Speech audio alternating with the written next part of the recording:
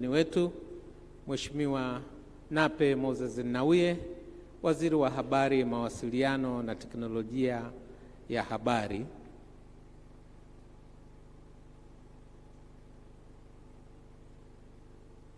Karibuni, karibuni.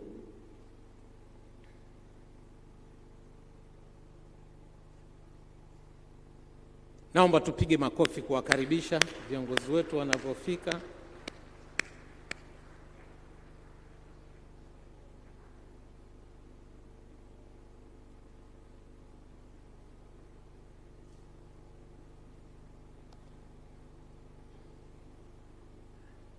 Naona ni watangulizi wake hao, lakini pia wakipata makofi ni safi. Hata nyinyi mnaweza mkajipigia sasa hivi kwa kazi nzuri. Haya, sasa ni mwenyewe kabisa anaingia. Naomba sasa tusisahau kupiga makofi na vigelegele tafadhali, kina dada, kama inawapendeza. Au mikutanoni hamna vigelegele? Haya, naomba tupige makofi tumkaribishe.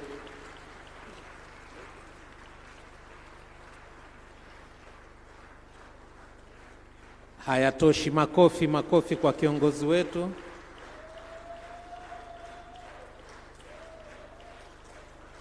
Nawashukuru sana. Naona na waheshimiwa wabunge wetu ambao wamekuja kumsindikiza Mheshimiwa Waziri. Msemaji mkuu wa serikali ana okay. Haya, naomba tukae tafadhali.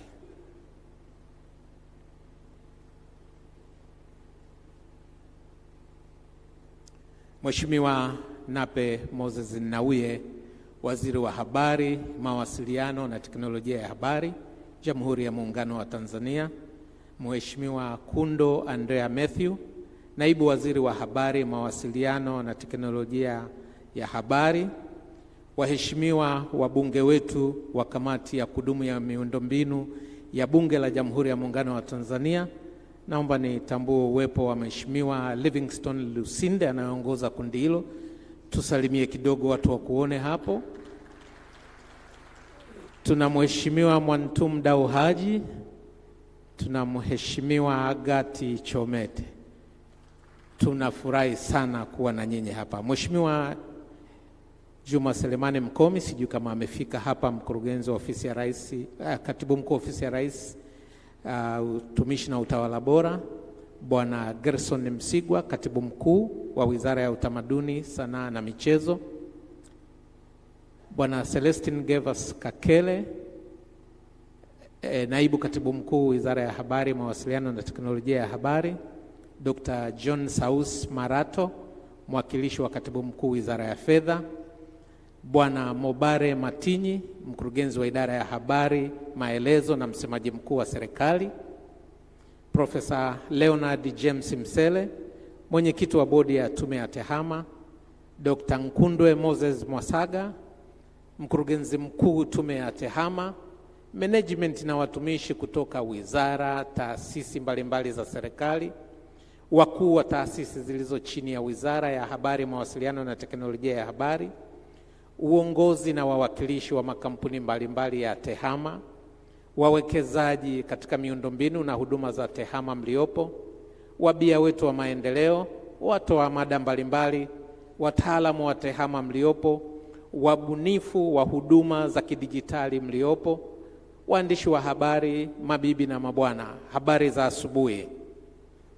Jamhuri ya Muungano wa Tanzania. Itoshi hiyo. Jamhuri ya Muungano wa Tanzania. Japo imependeza kidogo lakini nashukuru. Mheshimiwa mgeni rasmi, tuko hapa kwa ajili ya kongamano la 7 la TEHAMA Tanzania. Huu mwaka wa 7 mfululizo linafanyika. Kama unavyokumbuka, mwaka jana lilifanyika kule Zanzibar, lakini wajumbe walipendekeza linalofuata lifanyike hapa. Kwa hiyo tangu juzi Jumatatu tulikuwa hapa, na sitaki nichukue nafasi ya kutoa taarifa badala ya aliyeandaliwa. Niombe sasa tuweze kupokea taarifa introductory remarks on the 7th ICT Conference, taarifa za utangulizi kuhusu mkutano huu ambazo zitatolewa na mkurugenzi mkuu wa tume ya TEHAMA. Dr. Nsagwa, tafadhali karibu.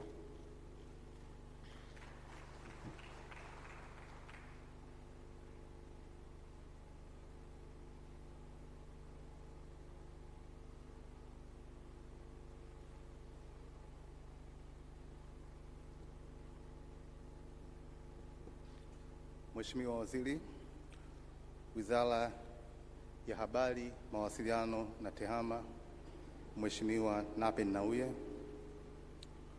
napenda nitoe taarifa ya kongamano hili. Kongamano hili ni kongamano la 7 la TEHAMA, ndio kongamano kubwa kuliko lote la TEHAMA Tanzania. Hawa unaoona wamekuja hapa ni watu wa kwenye tasnia hii ya TEHAMA. Kongamano hili tofauti na makongamano mengine 6 yaliyopita limekuwa ni la siku 5. Jumatatu tulijadiliana kuhusiana na mafanikio na changamoto zinazokuta wajasiriamali wanawake katika TEHAMA, na tulikuwa tuna mada nyingi, mada 8 tulizojadili, na mada hizo zilikuwa nagusa mambo mbalimbali. Tulikuwa tunagusa mambo ya jinsi ya kupata mitaji kwa kampuni changa zinazoongozwa na wanawake. Tulikuwa tunaangalia masuala ya uwekezaji katika kampuni za wanawake wa Afrika. Tuliangalia pia kauli mbiu ya kongamano hili inaigusa vipi wanawake, na watoa mada wote na waongoza mada kwa kiasi kubwa, kama naweza kusema 85% walikuwa ni wanawake wenyewe, na tumepata vitu vingi sana tofauti sana na makongamano mengine yaliyopita. Siku ya pili tulijadili kuhusiana na mafanikio na changamoto mbalimbali wanazokutana nazo vijana.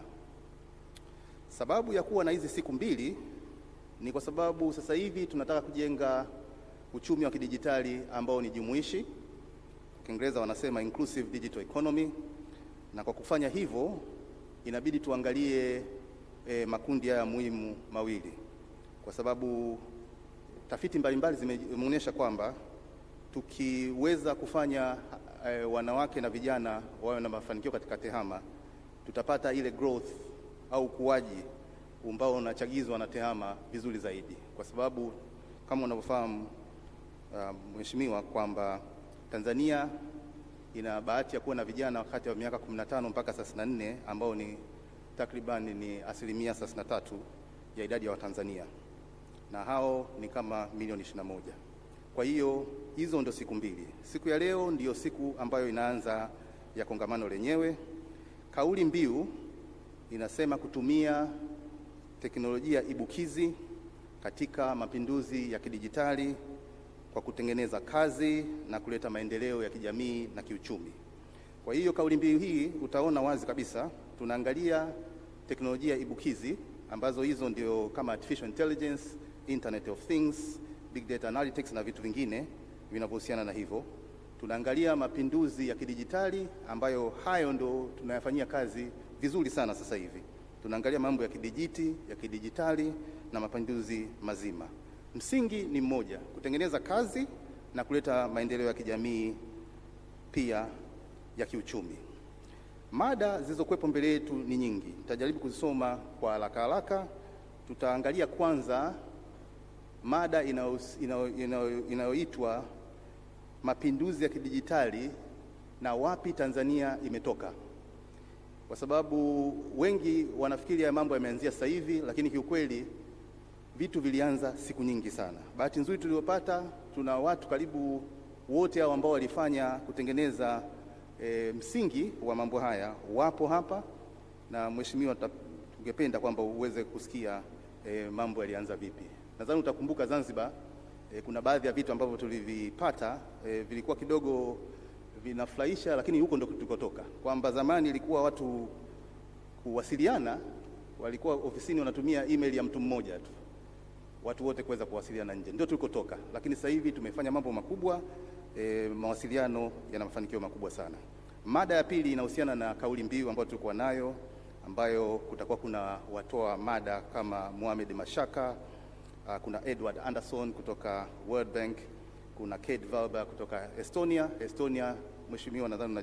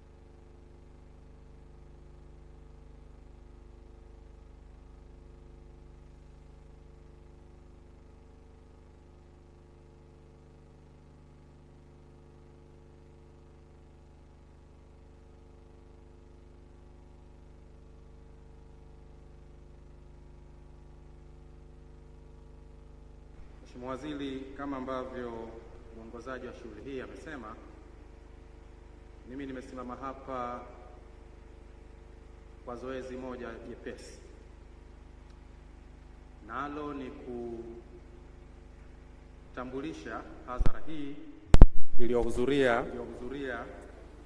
jukumu ambalo kwa kiasi fulani mwongozaji wa shughuli hii amekwisha kulifanya, lakini kwa kibali chako basi naomba na mimi nifanye jukumu hilo.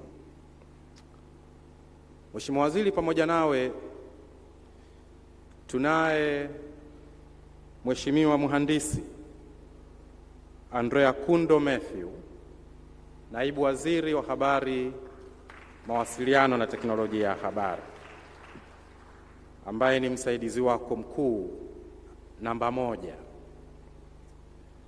Lakini kama ilivyokwisha elezwa, pia tunao waheshimiwa wabunge wa kamati ya kudumu ya Bunge ya miundombinu, ambao moja wajibu wao ni kuisimamia serikali katika sekta mbalimbali ikiwemo sekta yetu ya mawasiliano. Kwa heshima napenda kumtambua Mheshimiwa Livingstone Lusinde, pamoja naye tunaye Mheshimiwa Mwantum Dau Haji, lakini pia tunaye Mheshimiwa Gati Chomete.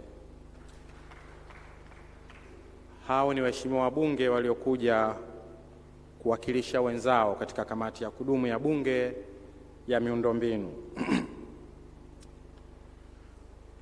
Mheshimiwa Waziri, tunaye pia ndugu yangu Gerson Msigwa, yeye ni Katibu Mkuu wa Wizara ya Utamaduni, Sanaa na Michezo. Karibu sana Katibu Mkuu.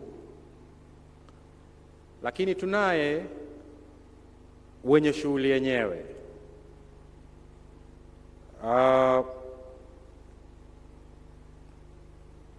Mkurugenzi Mkuu wa Tume ya TEHAMA ambaye ametoka kuzungumza muda si mrefu, lakini tunaye mwenyekiti wa bodi ambacho ndio chombo kikuu kinachosimamia tume. Napenda kumtambulisha Profesa Leonard James Msele. Tunao wakuu wa taasisi zilizo chini ya wizara yetu. Nakumbuka nimemwona hapa, nadhani yupo Posta Master mkuu, lakini tunaye mkurugenzi mkuu, kaimu mkurugenzi mkuu wa Tume ya Ulinzi wa Taarifa Binafsi, lakini wapo pia wakurugenzi kutoka makao makuu ya wizara. Namuona ndugu yangu Mabare Matinyi, mkurugenzi wa habari na msemaji mkuu wa serikali. Tunaye Mohamed Mashaka, mkurugenzi wa mifumo kutoka wizarani. Namuona Bwana Steven Wangwe na wengine wengi waliohudhuria hapa. Mheshimiwa Waziri, tunao pia wawakilishi wa makampuni mbalimbali, wakiwemo wafadhili wakuu wa kongamano hili, ndugu zetu wa Huawei. If you may rise up, Huawei, please.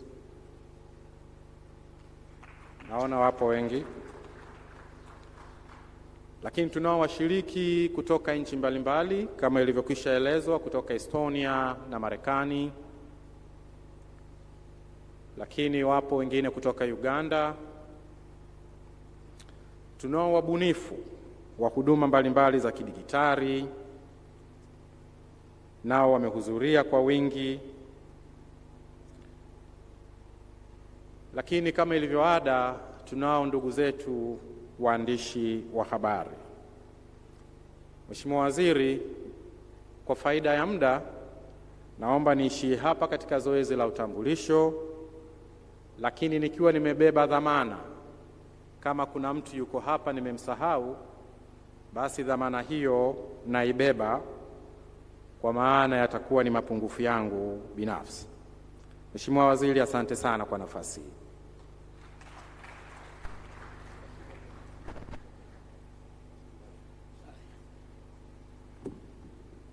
Asante sana Naibu Katibu Mkuu Bwana Celestine Kakere kwa utambulisho huo. Mheshimiwa Waziri, nilikuwa naomba kwa ridhaa yako nitambue uwepo wa wakongwe wa TEHAMA. Wakati Katibu Mkuu tunamwandalia taarifa hii ya utambulisho, nafikiri tulijisahau. Na wazee hapa, ningeomba kwa ridhaa yako waweze kusimama tuwasalimie, nikianza na mzee Kowero. Nafikiri wengi mnamjua huyu, wakati naingia kwenye sekta hii miaka 17 iliyopita, huyu mzee ndo alikuwa anatembea na slide zake kadhaa kuhusu postcode akiwa Wizara ya Habari. Tuna mama Mpatwa ambaye mpaka aliwahi kuwa mwakilishi wetu kule ITU. Tuna mzee Mlaki, kaka yangu, baba yangu, na tuna mzee Sawe. Mheshimiwa Waziri, hawa ndo wakongwe ambao wamealikwa maalum kwa ajili ya kuja hapa. Na kwa wale ambao mnakumbuka, wakati tulikuwa tunaitumia email moja ya taasisi, ikija mtu akisoma ndo anajua hii email hii imekusudiwa kwa fulani. Kama sikosei, nafikiri mzee Sawe atakuwa ndo mtu wa kwanza kunipa email address ili niagize gari kule Japani. Na sio miaka mingi, tu miaka kama 20 na kitu iliyopita. Vijana mlioko kwenye TEHAMA sasa hivi hamwezi kulielewa hiyo, kwamba hata email ilikuwa ukiwa na email wewe ni mwanamume kweli kweli, na kama ni mwanamke ni mwanamke kweli kweli. Sasa hivi watu mnazo 6 mpaka 7.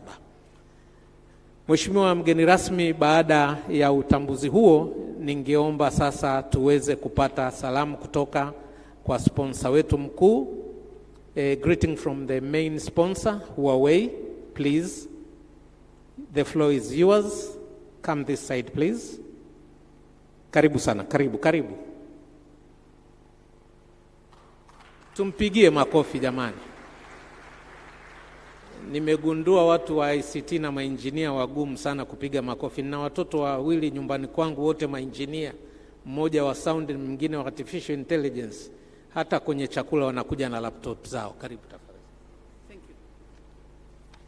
Thank you. Good morning. Honorable Nape Nnauye, Ministry of Information, Communication, and IT. Honorable Engineer Kundo Marshall, the Deputy Minister of Information, Communication, and Information Technology. Honorable Permanent Secretaries, Member of Parliament, Professor Leonardo Messina, ICT Board Chairman, Dr. Kundo Masaga, Director General of ICT Commission. Honorable speakers, distinguished guests, ladies and gentlemen, habari za asubuhi.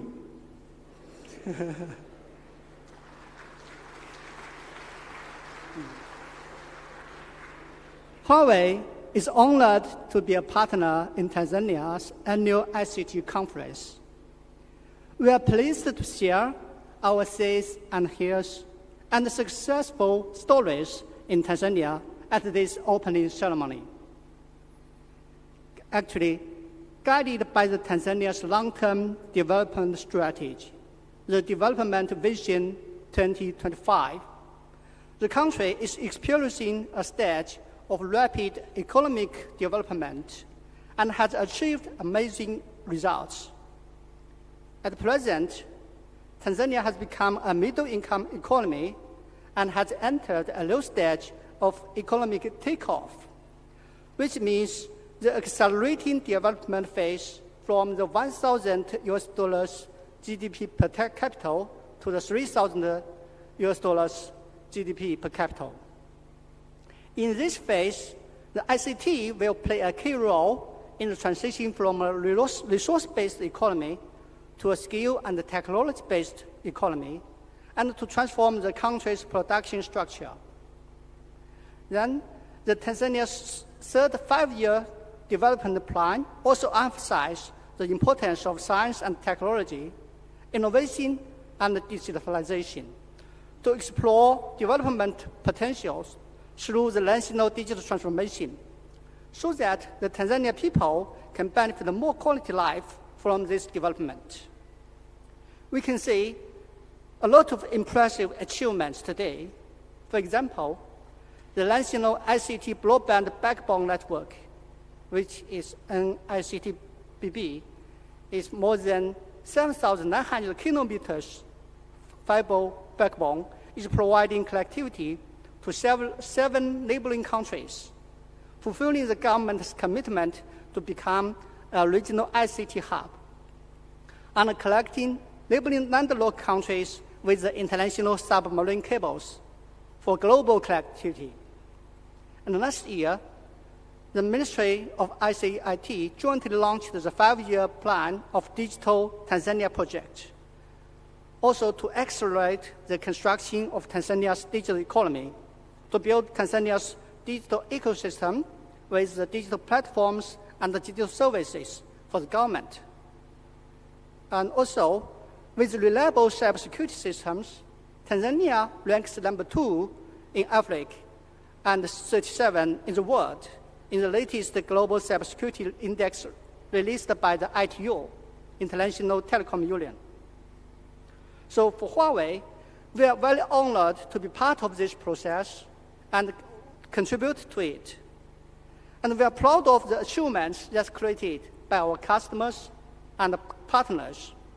We firmly believe that digital transformation is a driving force for innovation, inclusiveness, and sustainable growth. It will stimulate job creation, improve productivity, help to take poverty, and together to realize the Tanzania's Development Vision 2025. As a world-leading ICT company, Huawei has been rooted in Tanzania for 16 years, and we are now the largest contributor to Tanzania's ICT infrastructure, serving 75% of Tanzanian people. We supported operators to upgrade the network from 2G to 3G and build the fiber broadband network, collecting 26 regions, collecting millions of people living in the rural areas in the world, to the world. We are committed to bring state-of-the-art products and solutions to provide reliable communication services for Tanzanians by adhering the value philosophy of the in Tanzania and for Tanzania.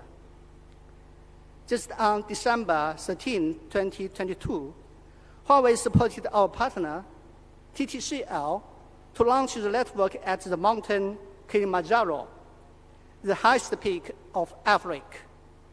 The high-speed network coverage is now available for the first time at the 5,985 meters elevation. Tourists can share the beautiful pictures when they reach the peak. The network coverage has further improved the quality of life of mountain people. Actually, in times of emergency, the tourists can call for help through the network. And we all agree that the excellent ICT talent is a cornerstone of the national digital transformation. So Huawei Tanzania is therefore committed to impacting ICT knowledge and skills to Tanzanian people, and working with the industry and academic partners to build the digital talent pool that was needed for the sustainable development of Tanzania. Currently, we have established partnerships with 19 universities and have built 4 ICT practice laboratories. More than 3,000 teachers and students have been trained by our ICT Academy. And we have provided ICT skills training for more than 2,000 ICT professionals and civil servants. Over the past few years, about 100 Tanzanian students have benefited from our program of SEAs for the Future. And more than 4,000 Tanzanian students signed up for the Huawei ICT competition. And many of them have reached the regional and global finals and won awards, including the first prize in Africa region and the second prize in the global final. In future, we will continue programs that's including the ICT training, the seeds for the future, and the ICT competition to enable more Tanzanians to benefit for the development of the ICT industry and provide more opportunities for work, study, and development. We are committed to invest more and bring the industry-leading technologies to Tanzania, helping strengthen the national ICT infrastructure and support the Tanzania government and enterprises in their own digital transformation agenda. Not only to support the hard connectivity to improve the infrastructures, but also will help the soft connectivity to develop rules and standards. As in 2024 is the 60th anniversary of the establishment of diplomatic relationship between China and Tanzania. We hope that through our efforts and cooperation, we will add a magnificent chapter to the friendship between the people of China and Tanzania. Thank you so much for your time. Asante Zana.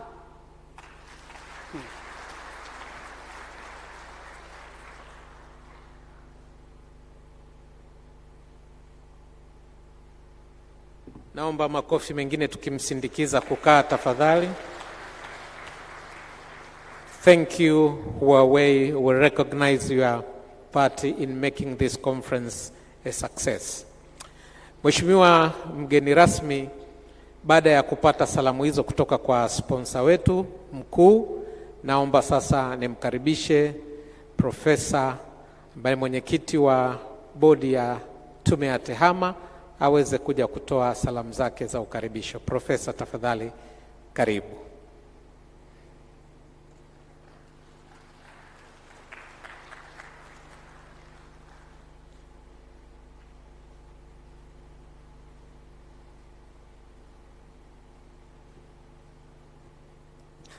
Mheshimiwa Waziri Moses Nnauye na ndugu wote ambao tumejumuika hapa, mimi nafikiri yaliyokwisha kusemwa yanatosha, na langu ni moja tu. Karibuni kwenye kongamano letu. Tujitendee haki ili tutakapomaliza tuwe tumebadilika, ili tuweze kubadilisha nchi na tuweze kuendeleza TEHAMA. Hayo ndio ya kwangu. Nashukuru sana.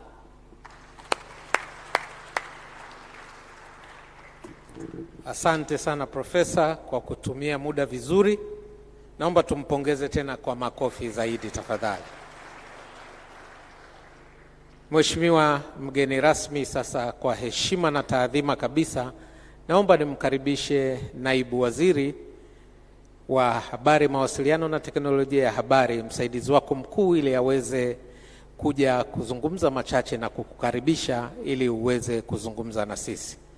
Engineer Matthew Ndikundo, tafadhali karibu sana. Makofi jamani kwa kiongozi wetu.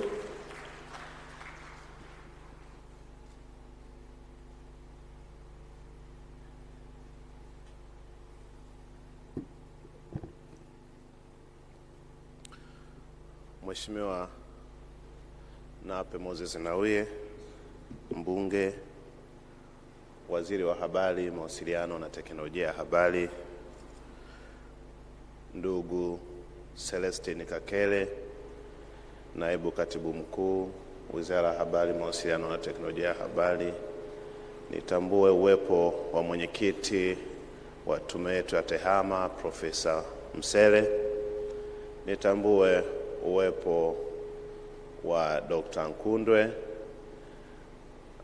DG wa ICT Commission, nitambue uwepo pia wa msemaji mkuu wa serikali, nitambue uwepo wa katibu mkuu Wizara ya Sanaa, Michezo na Utamaduni, ndugu yangu Msigwa, nitambue uwepo wa masponsa waliojitokeza, lakini bila kusahau wajumbe wa kamati ya kudumu ya bunge ya miundombinu akiongozwa na kaka yangu Livingstone Lusinde Kibajaji. Nimemwona dada yangu Gati Chomete nimemwona dada yangu Mwantum Haji Dau. Tunawashukuru sana kwa uwepo wenu hapa, lakini nitambue uwepo wa ndugu yangu Emmanuel Mkilia, Mashaka, pamoja na wengine wote na wadau wengine ambao wameshiriki nasi. Mheshimiwa Waziri, sina mengi ya kusema leo. Nimepewa kazi moja tu ya kukukaribisha, lakini pamoja na hivyo nitumie fursa hii kumshukuru sana Mwenyezi Mungu mwingi wa rehema aliyetujalia afya njema na leo tukafika hapa. La pili, naendelea kumshukuru Mheshimiwa Rais Dr. Samia Suluhu Hassan kwa kuendelea kuweka mazingira rafiki katika ukuaji wa sekta ya tehama na mawasiliano ndani ya nchi yetu. Lakini pia tunakushukuru wewe Mheshimiwa Waziri kwa kazi nzuri sana ambayo unaendelea kuifanya katika wizara yetu na ndani ya nchi yetu, pamoja na kwamba ratiba yako ni ngumu sana, lakini umeweza kupata muda wa kuja kushiriki nasi. Tunafahamu kwamba ukuaji wa tehama na sekta ya mawasiliano na ndio vinaenda sambamba na ukuaji wa uchumi wa nchi yetu. Mheshimiwa Waziri, sasa kwa sababu hadhara hii na kusubiri wewe, na mimi leo sitaki kutia neno lolote kwa sababu mwenye harusi ndio wewe mwenyewe. Nitumie fursa hii sasa nikukaribishe ili uweze kuongea na hadhara ambayo inakusubiri hapa. Karibu sana Mheshimiwa Waziri.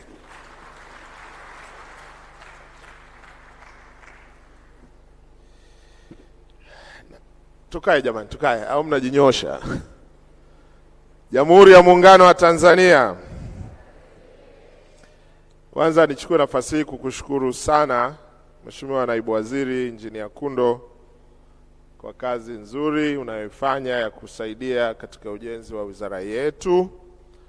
Natambua uwepo wa ndugu Grayson Msigwa, Katibu Mkuu wa Wizara ya Utamaduni, Sanaa na Michezo. Alikuwa mwenzetu hapa na nachukua nafasi hii kukupongeza kwa kuaminiwa na Mheshimiwa Rais. Nilikuwa namtania Ndumbalo, nasema bahati mbaya michezo wamekabidhiwa Wangoni watupu, sijui mambo yatakuwaje huko. Lakini natambua uwepo wa mwenyekiti natambua uwepo wa wabunge wa kamati yetu ya kudumu ya bunge. Hawa ndio mabosi wetu, wanapitisha mambo yetu wakiongozwa na ndugu Lusinde na wabunge wenzake. Asanteni sana kwa kuja. Natambua uwepo wa mwenyekiti profesa, lakini uwepo wa naibu katibu mkuu, watendaji mbalimbali waliopo. Natambua uwepo wa wazee wetu. Karibuni sana, tunafarijika kuwaona. Uwepo wa wadhamini. Nadhani utambulisho umefanyika, itifaki hiyo imezingatiwa. Kabla sijasema, kwa kuwa wako wasimamizi wetu hapa bungeni, naomba mniruhusu nimkaribishe mwakilishi wao mmoja ambaye ndio kiongozi wao, ndugu Lusinde, aje walau watusalimie kwa dakika 2. Karibu sana ndugu Lusinde. Hawa ndio wanapitisha bajeti zetu. Mkiona mambo yetu yanaenda, ni hawa jamaa wamecheka. Sasa na mimi sitaki waondoke wamenuna hapa.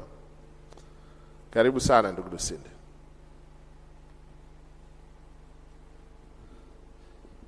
Asante sana Mheshimiwa Waziri Nape Moses Nnauye, mjumbe mwenzangu wa NEC. Niwashukuru sana viongozi wote kwenye wizara hii ya habari, mawasiliano na teknolojia ya habari. Lakini la kwanza, mimi nikiwa mwakilishi wa kamati ya miundombinu, nichukue fursa hii kumpongeza sana Mheshimiwa Rais wa Jamhuri ya Muungano wa Tanzania Dr. Samia Suluhu Hassan, kwanza kwa kuundwa wizara hii, maana hapo kabla hii wizara haikuwepo. Tumpigie makofi mengi sana, kwa sababu ile kutambua tu umuhimu na kuunda chombo kikubwa kama hichi, maana yake Mheshimiwa Rais ana dhamira kubwa kuona kwamba Tanzania sasa sio tu tunaelewa na tunanufaika, bali tunakuwa viongozi wa mataifa mengine katika TEHAMA. Kwa hiyo Mheshimiwa Waziri, mimi nawapongeza sana kwa kudumu katika kongamano hili kwa miaka 7. Sio jambo dogo. Hili ni jambo kubwa sana. Maana yake tunafahamu wote namna TEHAMA uvumbuzi ulivyokuwa mkubwa.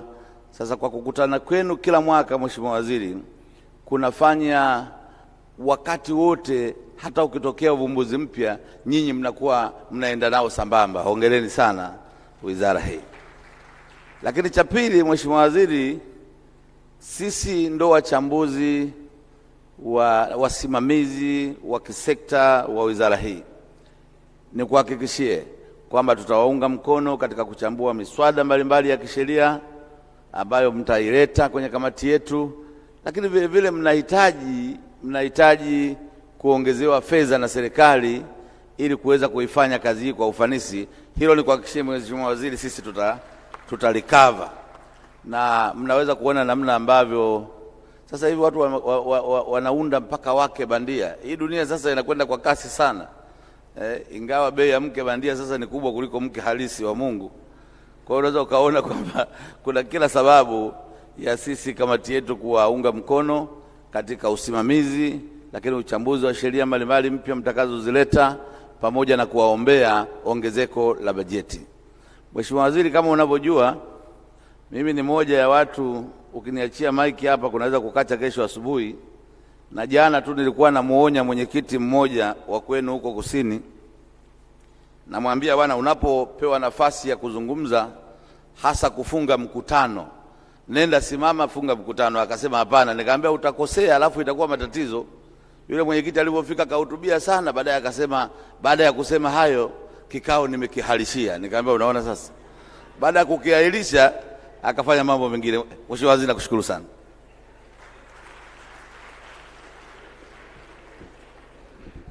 Ndugu Lusinde ni rafiki yangu, lakini sijawahi kujua ni Yanga au Simba.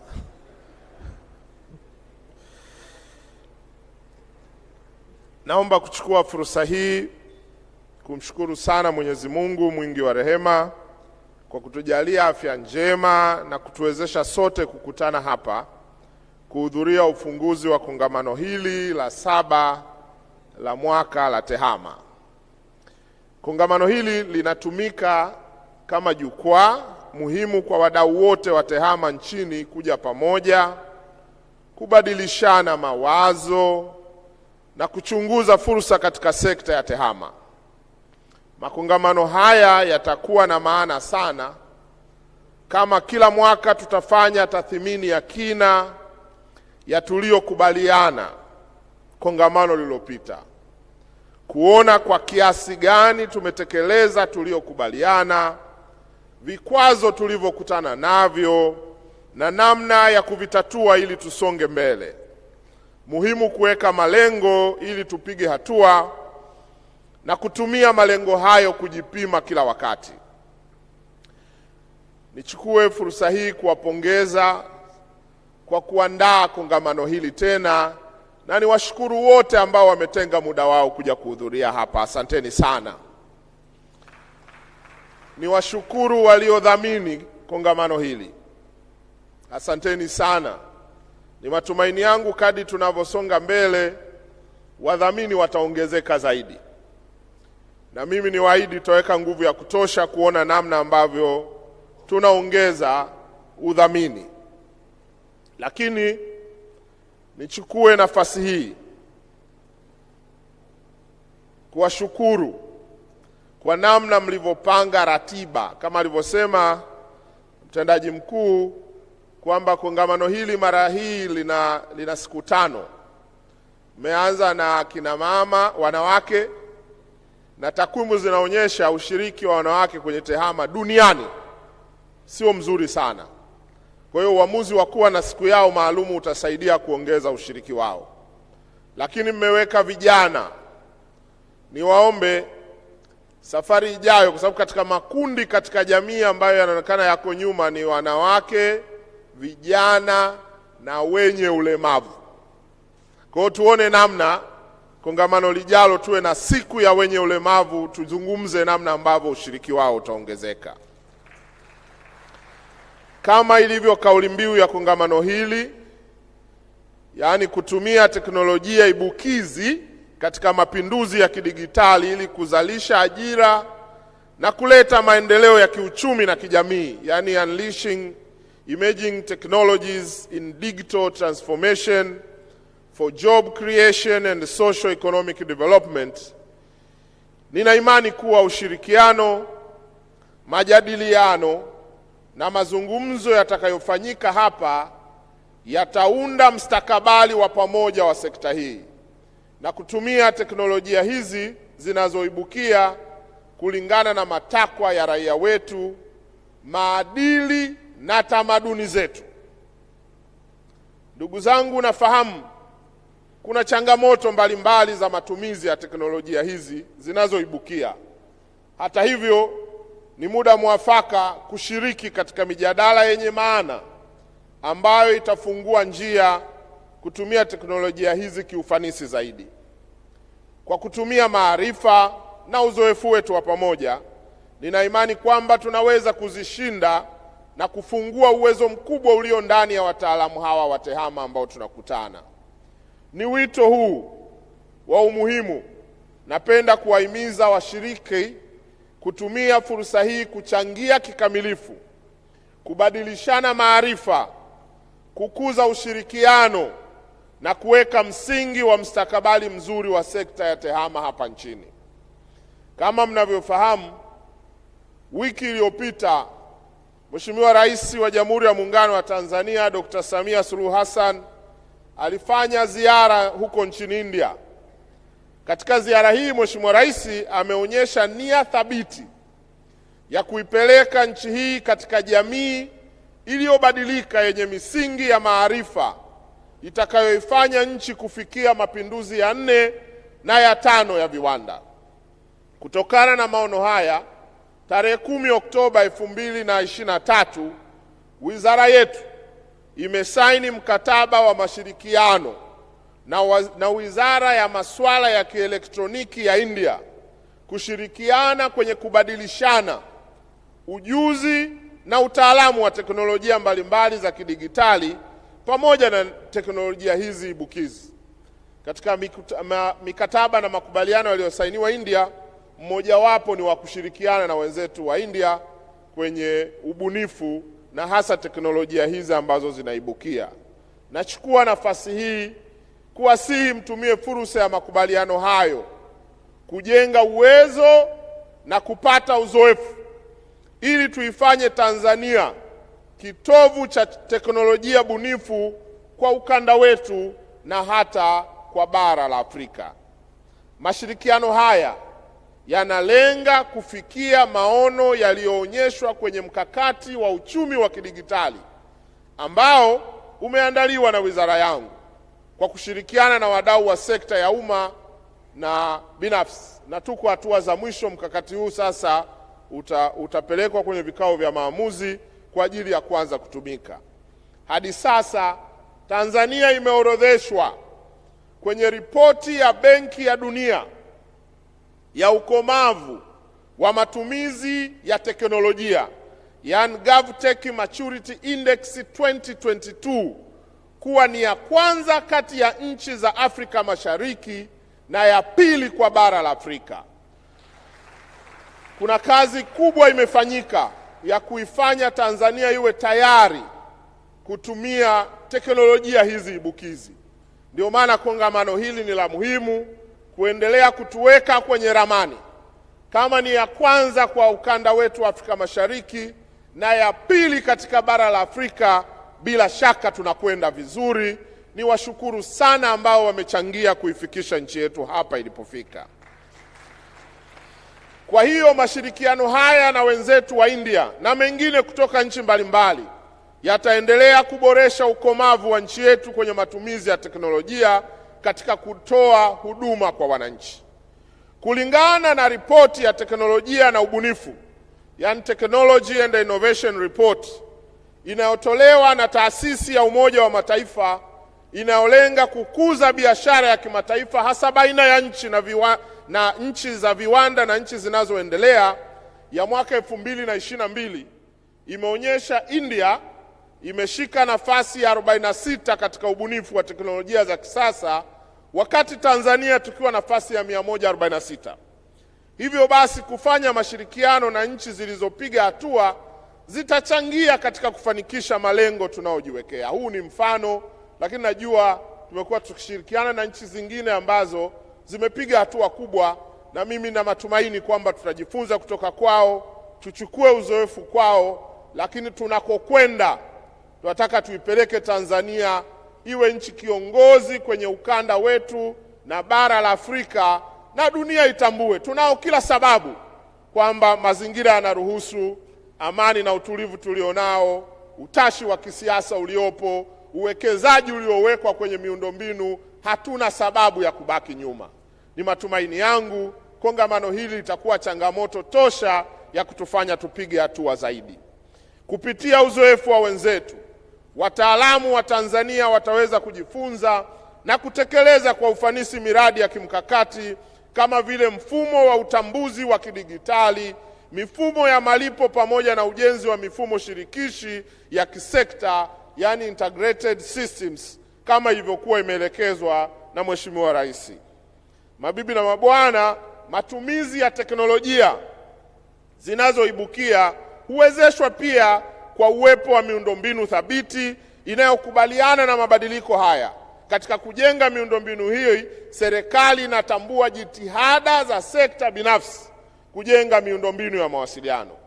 Na kama mnakumbuka, hivi karibuni chini ya mradi wa miaka 5 wa Tanzania ya kidigitali, tulitia saini mikataba ya kimkakati ya kutoa ruzuku kwa kampuni za mawasiliano yenye thamani ya zaidi ya shilingi bilioni 275.5 ili kuhakikisha upatikanaji wa huduma za mawasiliano vijijini na mijini, ambako minara 758 inajengwa na katika kata 713, lakini tunaongeza uwezo wa minara zaidi ya 304. Aidha, kupitia mradi huu maboresho mbalimbali yanafanyika na kazi inaendelea ya kuboresha miundombinu hasa ya data centers, kuweka mazingira mazuri ya uhifadhi wa data zinazozalishwa nchini ambayo ni muhimu kwa teknolojia hizi hapa nchini. Hivi karibuni nimesaini leseni nadhani karibia 4 za ujenzi wa data centers. Ni kuonyesha namna ambavyo wawekezaji wanaridhika na mazingira tuliyoyaweka hapa Tanzania, kuhakikisha kwamba sekta ya tehama inakuwa na ongezeko lake linaenda kugusa maisha ya watu. Kama kauli mbiu inavyoeleza, uwepo wa teknolojia zinazoibukia sio tu huleta fursa, bali pia huleta changamoto kwa maana ya matumizi yasiyolingana, yani usage gap, kwa makundi ambayo hayataendana na mabadiliko haya. Pamoja na juhudi za kupeleka miundombinu, juhudi za makusudi zinapaswa kufanywa kuhakikisha hamna anayebaki nyuma kwenye matumizi haya ya tehama, ili kuleta uchumi jumuishi wa kidigitali, yani an inclusive digital economy. Tanzania imepiga hatua kubwa kama nilivyosema katika kuweka mazingira muhimu ya kufikia dira yetu, ambapo takwimu zinaonyesha kuwa watumiaji wa internet wameongezeka kutoka milioni 29.9 mwezi Aprili mwaka jana hadi milioni 34.04 mwezi Juni mwaka huu, jambo linaloakisi ongezeko la 13%. Hata hivyo, mafanikio haya yanaenda sambamba na uhitaji wa wananchi kuelimishwa kuhusu usalama wa mitandao na namna gani wanaweza kujilinda na kutumia mitandao hii kwa manufaa yao wenyewe. Na nikiri kwamba nimefurahishwa na mlolongo wa mada zilizopangwa. Ni matumaini yangu mwisho wa kongamano hili tutakuwa na maazimio ambayo yatatupeleka hatua mbele zaidi. Ndugu zangu, napenda nimalizie kwa kusema kuwa matumizi ya teknolojia zinazoibukia yanaenda sambamba na uhatarishi wa taarifa zetu binafsi au data mbalimbali zinazokusanywa kwenye teknolojia hizi. Hivyo, jambo la msingi, hususan sasa tukiwa kwenye mwezi wa usalama mtandaoni, ni muhimu watumiaji wa huduma za mawasiliano kuzingatia maelekezo ya wataalamu na taratibu na namna za kujilinda na vihatarishi kwenye mitandao, ikiwemo makundi machache ya watu ambao wanatumia mitandao hii kufanya uhalifu. Kwa sababu watu wengi wanaenda kutumia mitandao, wanaenda kutumia tehama, watu waovu nao wanatumia fursa hiyo. Kwa hiyo ni muhimu sana, na usalama mtandaoni lazima uanze na mimi, uanze na wewe. Tukiamua wote kwa pamoja mitandao iwe salama, inawezekana. Na hii lazima iwe ni kazi ya watu wote kwa pamoja. Naamini sote kwa pamoja tukishirikiana, suala hili linawezekana. Hivyo niwatakie majadiliano mema. Niwaahidi kuwa wizara yangu ipo kupokea mapendekezo yenu ya namna Tanzania inaweza kutumia teknolojia hizi ibukizi kufanya maendeleo ya kijamii na kiuchumi na hatimaye kuongeza pato la taifa letu. Ninatamani kuona solutions mbalimbali za kidigitali zinazalishwa hapa nchini, zinasaidia wananchi na zinakuwa ni fursa ya ajira, ni fursa ya maendeleo, ni fursa ya mabadiliko tunayoyataka. Ni wito wangu kongamano hili lije na maazimio, lije na ushauri kwa serikali ambao utatumika kututoa hapa tulipo. Ningetamani lisiwe tu kongamano la mazungumzo peke yake, lakini liwe ni kongamano ambalo lina matokeo. Na sisi kama serikali, na bahati nzuri mazingira yapo ya kutosha, uwekezaji umewekwa, tuna sapoti kubwa ya watunga sheria, bunge hapa mmewasikia, utashi wa kisiasa wa Mheshimiwa Rais katika jambo hili mpaka akaunda wizara, uwepo wa usimamizi mzuri, mazingira yanaruhusu, tuko tayari kupiga hatua. Ninawaombeni kongamano hili liwe tofauti na makongamano yaliyopita, tuiwezeshe nchi yetu kupiga hatua zaidi. In conclusion, I want to insist that we find ourselves at a crossroads. The digital transformation driven by emerging technologies is both an opportunity and a challenge. By embracing it thoughtfully, we can create jobs, drive socio-economic development, and address some of the most pressing issues of our time. As we move forward, let us remember that the true potential of these technologies lie in their ability to improve the lives of people, to empower them, and to make the world a better place. Let us work together to ensure that no one is left behind in this digital journey. With collective effort and a vision for inclusive growth, we can unleash the full potential of emerging technologies for the betterment of our society. Baada ya kusema haya, nina furaha sasa kutamka kuwa kongamano hili limefunguliwa rasmi, na watakia kila laheri. Asanteni sana.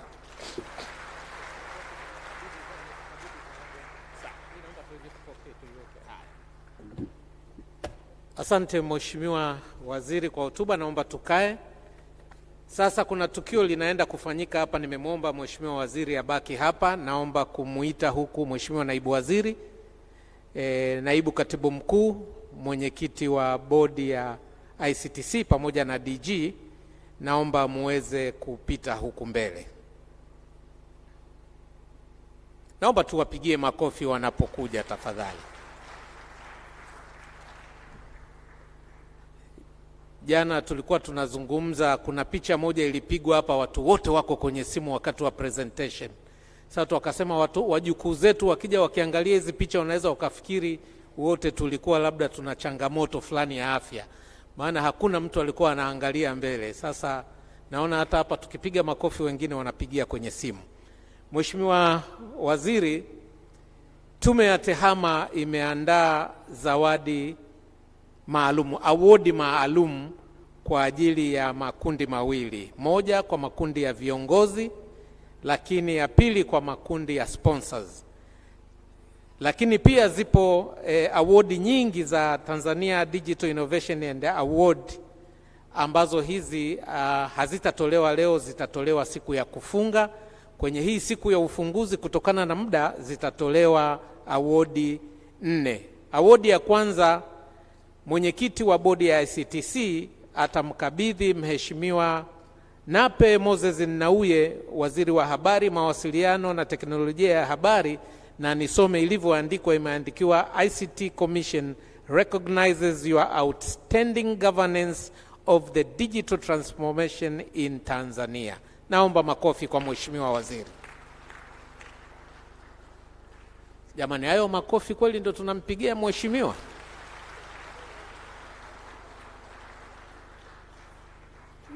Na sisi iko siku yetu, labda tutapata hizo nafasi, tupige tu kwa heshima. Asante sana. Ya pili inakwenda kwa Katibu Mkuu wa Wizara ya Habari, Mawasiliano na Teknolojia ya Habari, Bwana Mohamed Hamisi Abdullah. Naomba nisome ilivyoandikwa. ICT Commission recognizes your outstanding governance of digital transformation in Tanzania.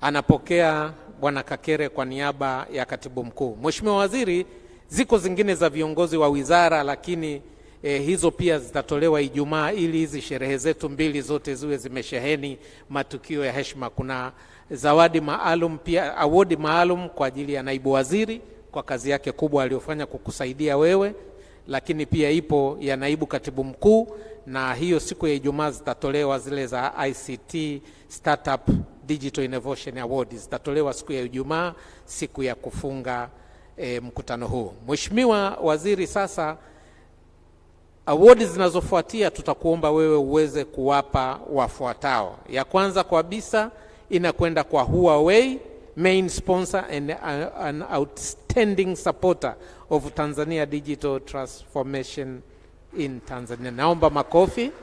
Huawei, please.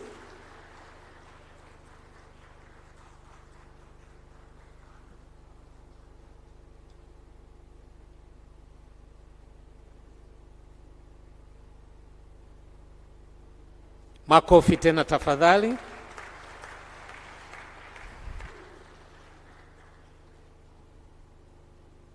Mheshimiwa Waziri, inayofuata inakwenda pia kwa Best Partner in Supporting ICT Innovation kwa mwaka 2023, inakwenda kwa He People. Sijui ni He People au High People. High People. Hao.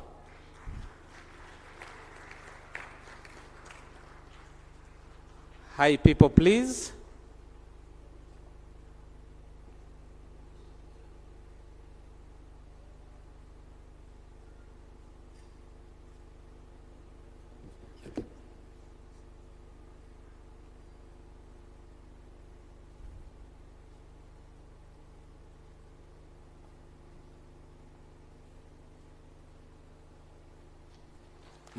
Makofi tafadhali.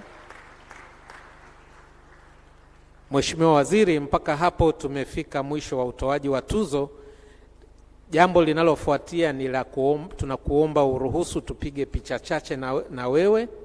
Picha nilizoletewa hapa ni chache sana, ziko 17, lakini nitaomba uridhia hata 5 kulingana na muda uliopo, na ningeomba wapiga picha mwasimamishe wazee wetu waliokaa high table hapo, hivyo viti vigeuke upande wa pili, watakaa hivyo walivyokaa, lakini wakaangalia huku, na watu watakaokuwa nawaita watakuja huku mbele juu kwa ajili ya kupiga picha. Mheshimiwa Waziri, naomba mrejee huko wakati viti vinasogezwa vikiwekwa huku. Naomba basi watu wa protocol tushughulike na picha hii. Itapatikana Mheshimiwa. Na hiyo screen pale. Wamesema itapatikana. Hapa zinakaa hapo, naangalia wapi? Tunaangalia leo, tuweke hapa juu.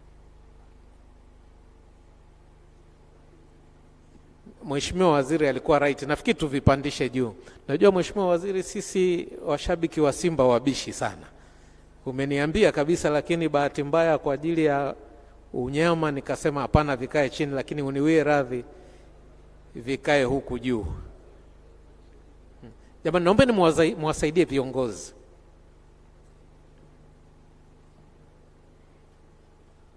Kuna vingine kule bado.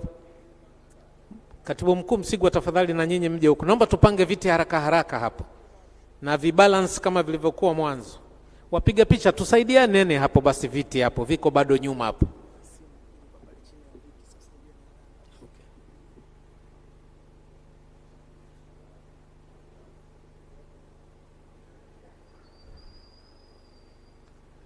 Yaani wapiga picha na watengenezea dili alafu hata kunisaidia viti, mnaona noma.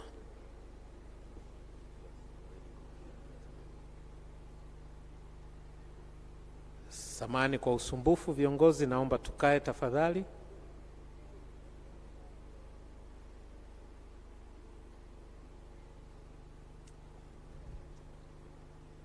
Naomba tukae kama tulivyokuwa tumekaa. Picha ya kwanza itakuwa ni ya hiyo ya high table peke yake.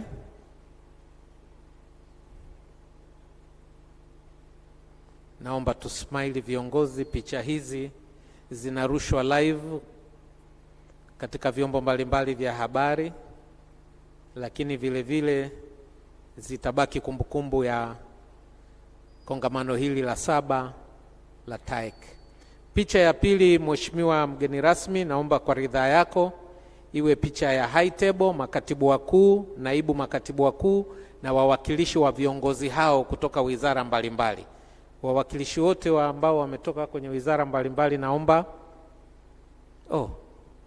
Kibajaji alikuwa amekosekana, Mheshimiwa, samahani. Kumbe na wewe Simba mwenzangu. Naomba hiyo picha irudiwe.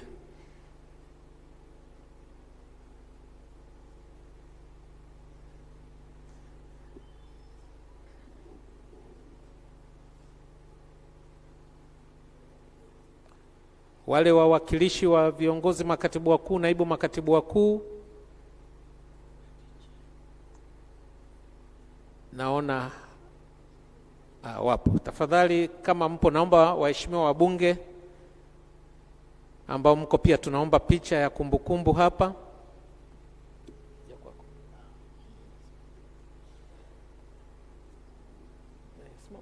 Naona anayemwakilisha katibu mkuu yuko mmoja, lakini ngoja basi tupige na waheshimiwa wabunge. Naomba niwaite pia wakuu wa taasisi zilizo chini ya wizara, wakuu wa taasisi zote zilizoko chini ya wizara, msemaji mkuu wa serikali, wakurugenzi wa wizara pale tafadhali, management, maana naona watu wachache kidogo hapo. Wakuu wa taasisi,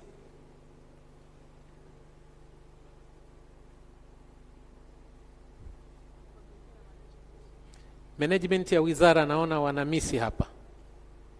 Wangwe,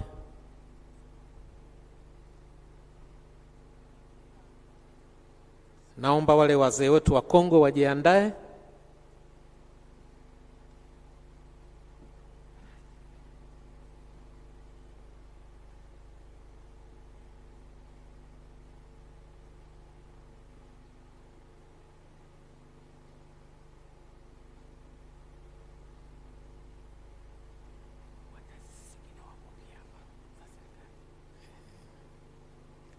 Ningeomba wazee wetu wa Kongwe, alafu wakuu wa taasisi zingine za serikali. Nimeona viongozi kutoka IGA wapi, wote wa viongozi wa taasisi zote za serikali. Asanteni, naomba tutokee upande ule kule wa kushoto.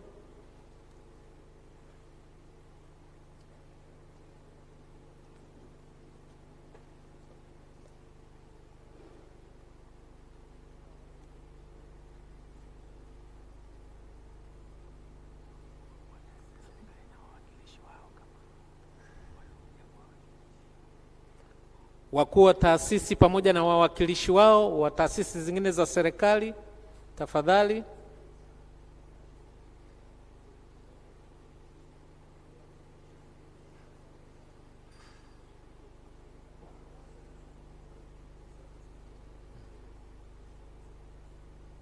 Wakuu wa taasisi hata njoo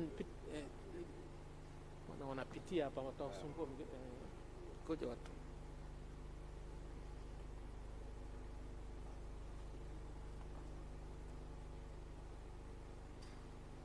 Naomba bodi ya ICTC ijiandae.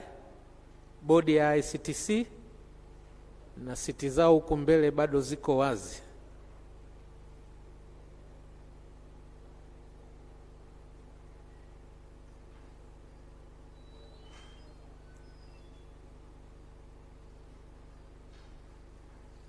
Asante.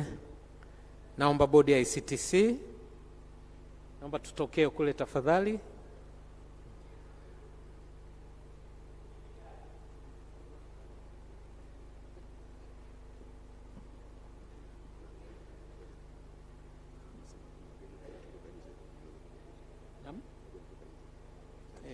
Sawa.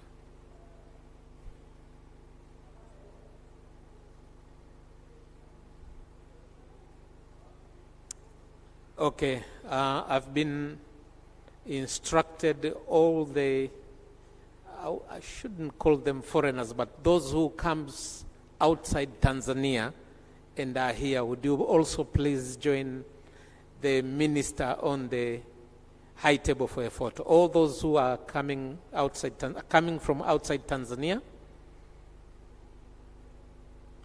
Yes, it includes you, sir. Yes, you. Ambassadors, I'm told there are a number of ambassadors here, but also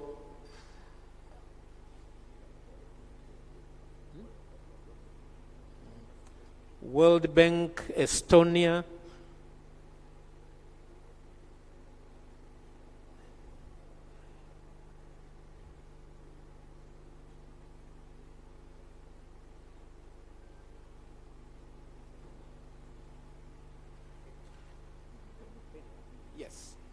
Finland, they are here.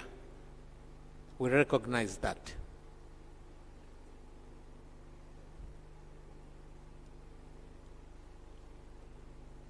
Watanisamehe sana, Kiingereza changu kimezaliwa Ilala hapo na kukulia Kinondoni. Nafikiri hawakunipata vizuri.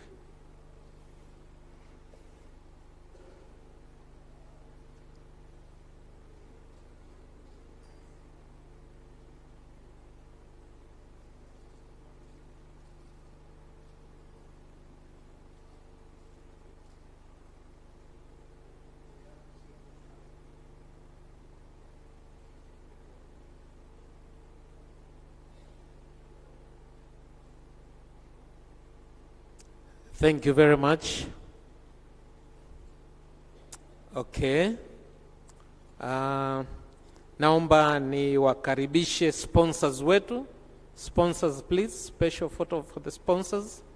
All the sponsors.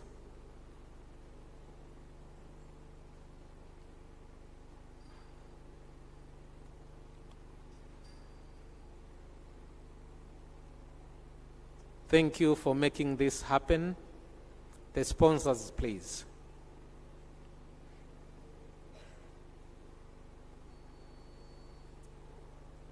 This conference is a success because of your generous support.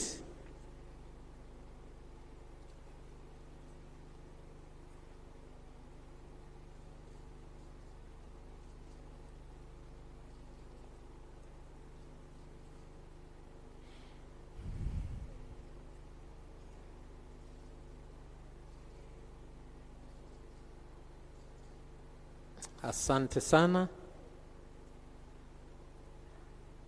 Naomba sasa wale watoa mada wote, sasa sijui kwa Kiingereza watoa mada ndio wanaitwa speakers May I have all the speakers, watoa madas,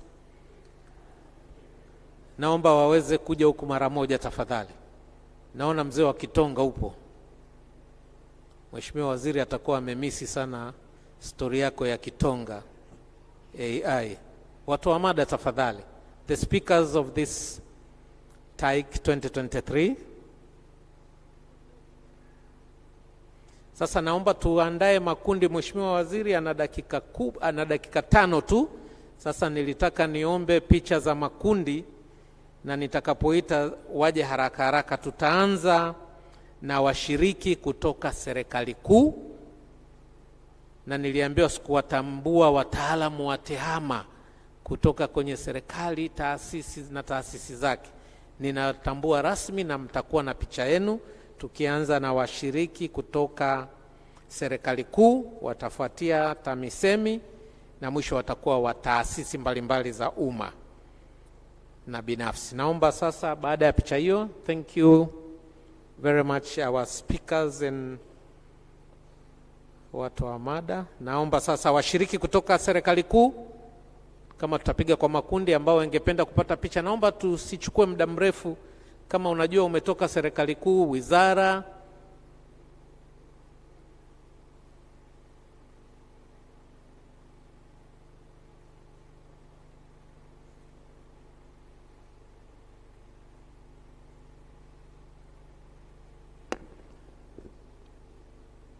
naona wako wachache. Naomba tukipiga picha hiyo, naomba wajiandae wa kutoka TAMISEMI na wa kutoka taasisi. Picha mbili za mwisho hizo.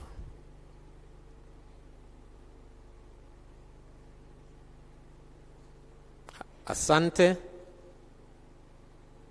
Kutoka TAMISEMI kama mpo tafadhali haraka haraka.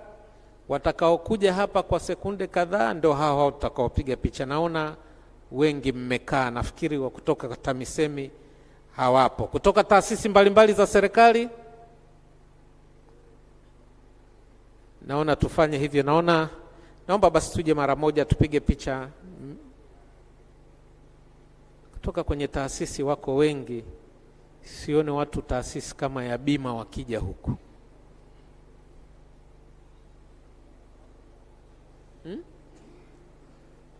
Ngoja wajae hapo nyuma tu.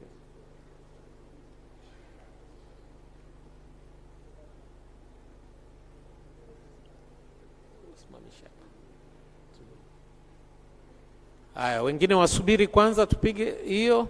Tutapiga picha mbili. Asante, naomba mtokee kushoto.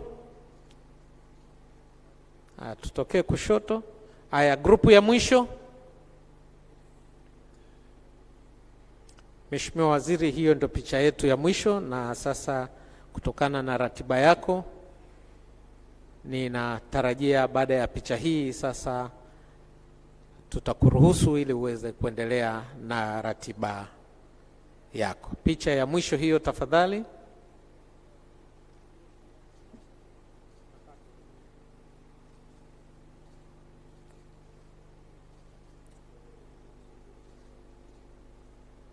Asanteni sana.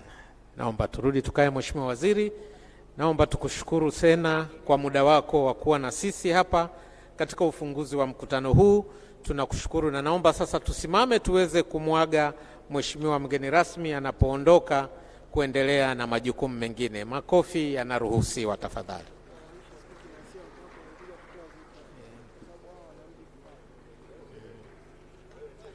Naomba watu wa protocol viti viweze kuchukuliwa kwa ajili ya wanaorudi kukaa pale tafadhali.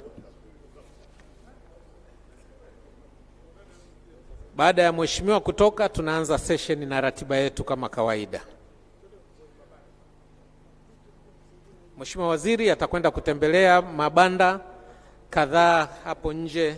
Kwa hiyo wale wenye mabanda tafadhali tunaomba muweze kwenda, lakini wengine tukae kwa ajili ya kuendelea na session. Naomba viti viweze kurudishwa kwenye eneo lake. Naomba viti virudishwe tafadhali.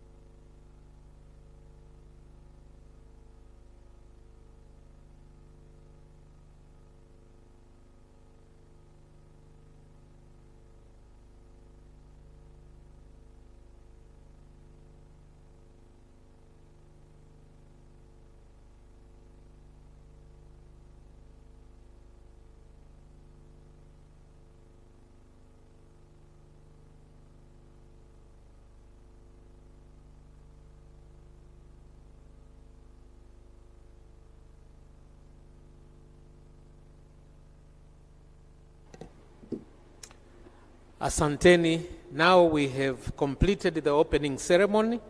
Now we are going to the business. And as you know, we have a number of panel discussions, but also some talks that will be given.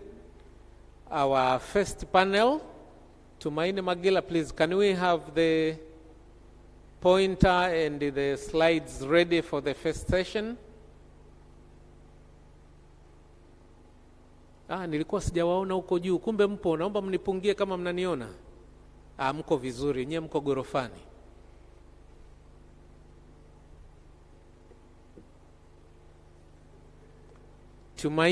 Tumaini Magila.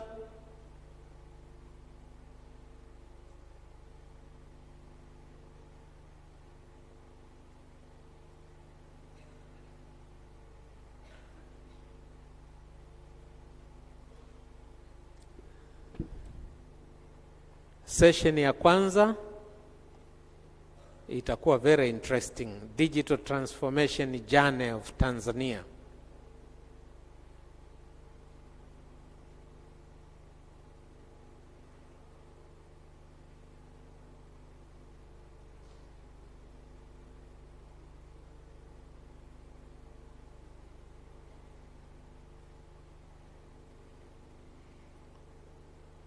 Zile slide kama ziko tayari. Tumaini Magila tafadhali. Na pointer iwe tayari.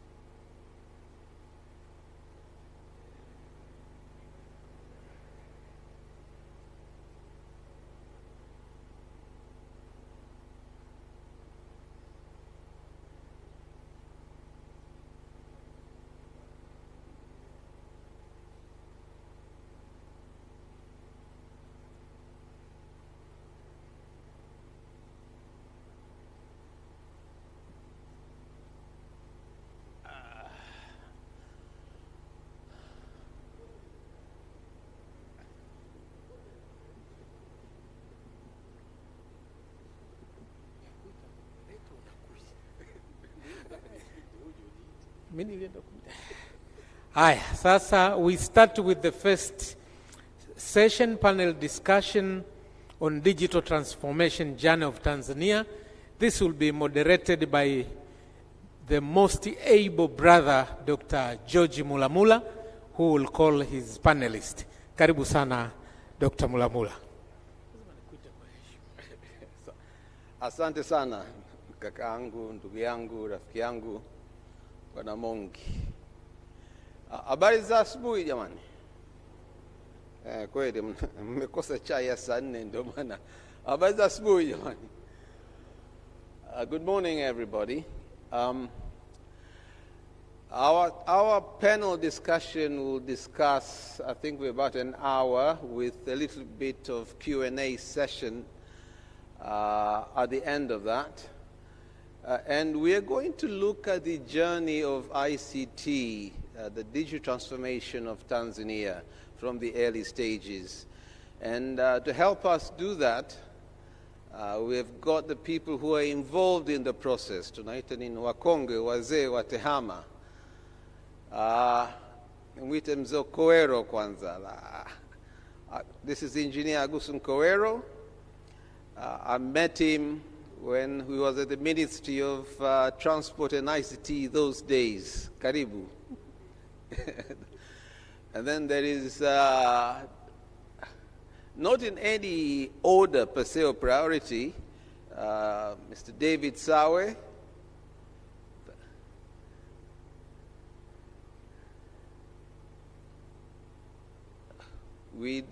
Those days, we worked with the Treasury, the basic computers, and he is the one, Naili Hadisi, the story of one email that is shared for the whole department.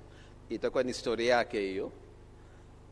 And then, please sit next to him.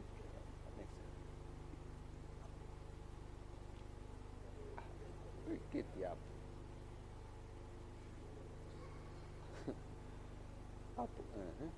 Then Mama Mpatwa. Mama Anaset Mpatwa. We had to have gender balance also, but she's very knowledgeable.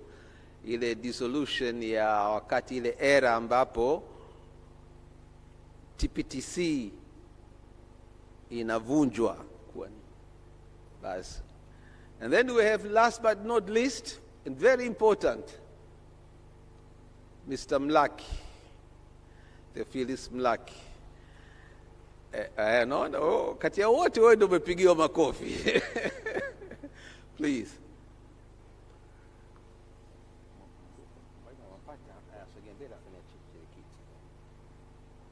So, tulikuwa na watu wengine wawili.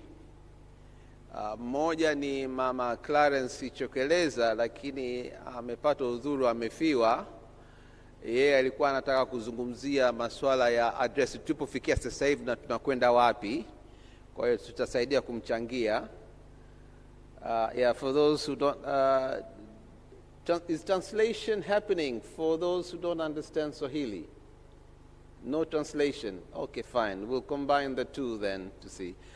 And then mtu mwingine, there was a lady called Mama Kamazima. She worked with David in the Ministry of Finance, Treasury at that time, and she couldn't make it. So there will be us discussing the journey and the history of ICT in the country for those who didn't know or who never knew that history. Now, this is part 2.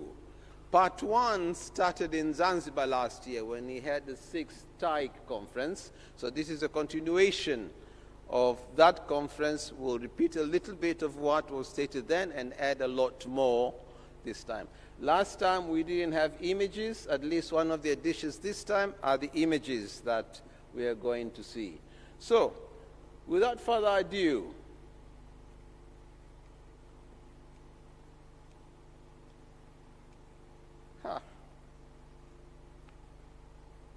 now I don't know, the machine is there, the pointer, yeah, man.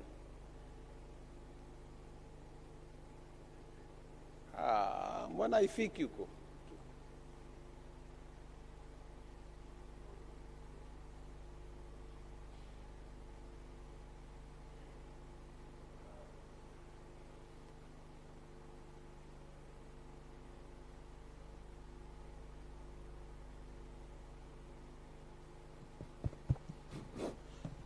Nansikia? Oh, yes, the mic is on. Let's start with Mr. David Nnauye.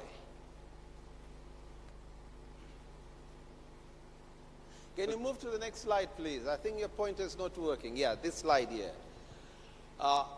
Those were the days when IT was punch cards. No. Stay on that slide, please. And this. The previous slide. The days when we used to use punch cards. Kama, nilipokuwa nasoma computer science, you write your program on those cards, which are to you, my right, on the big screen. Hivi, kuna anaikumbuka kama kutumia hizo jamani? Kuandika computer programs. David, take us through that. Yes, that's going back to the 60s and 70s or so. Our Ministry of Finance had a computer like is shown on, I think, the next slide, full of cables everywhere, a massive machine. And that was used for processing our payroll. I won't go into the brand names and details, but it took a while until it was migrated, I think in the late 80s, early 90s, into a more up-to-date Unix-based platform. And I entered the Ministry of Planning as an economist back in 1984. The whole ministry had only one computer, which, for those who may be aware of it from history, it's called an Apple II Plus. It had 2 diskettes, 5¼ inch, each carrying 128 KB of data.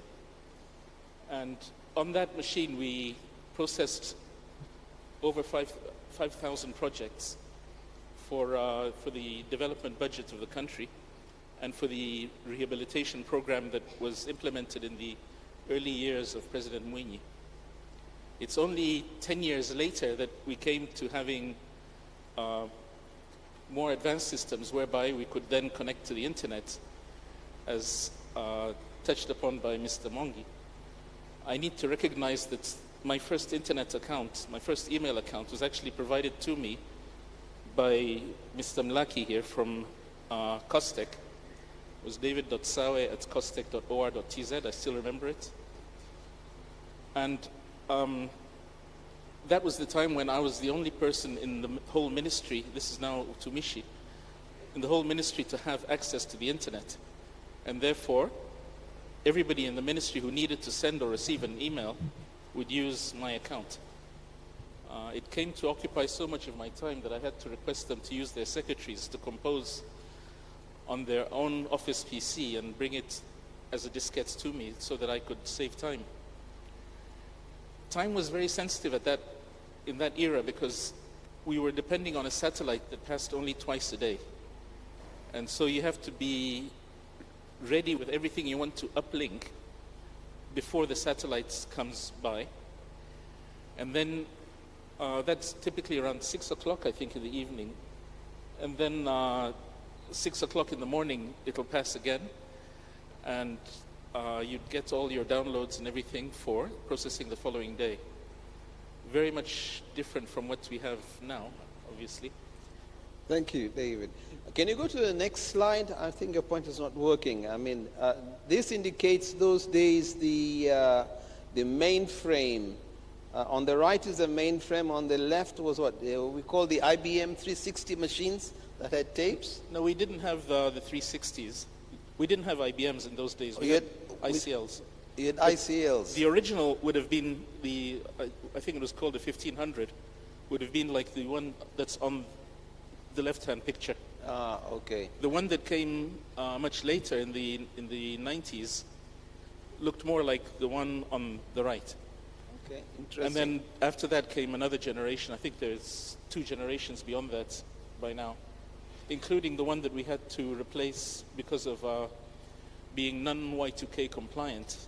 And we were fearful that come the 30th of June, when we go into the new financial year of 2000, we would be unable to pay salaries. So we had a rather exciting time in late 1999 to replace the whole payroll system with Y2K compliance. Before you go there, that you're edging towards the Y2K era, but if you mentioned Mr. Mlaki giving you an email, tell us about that at that time.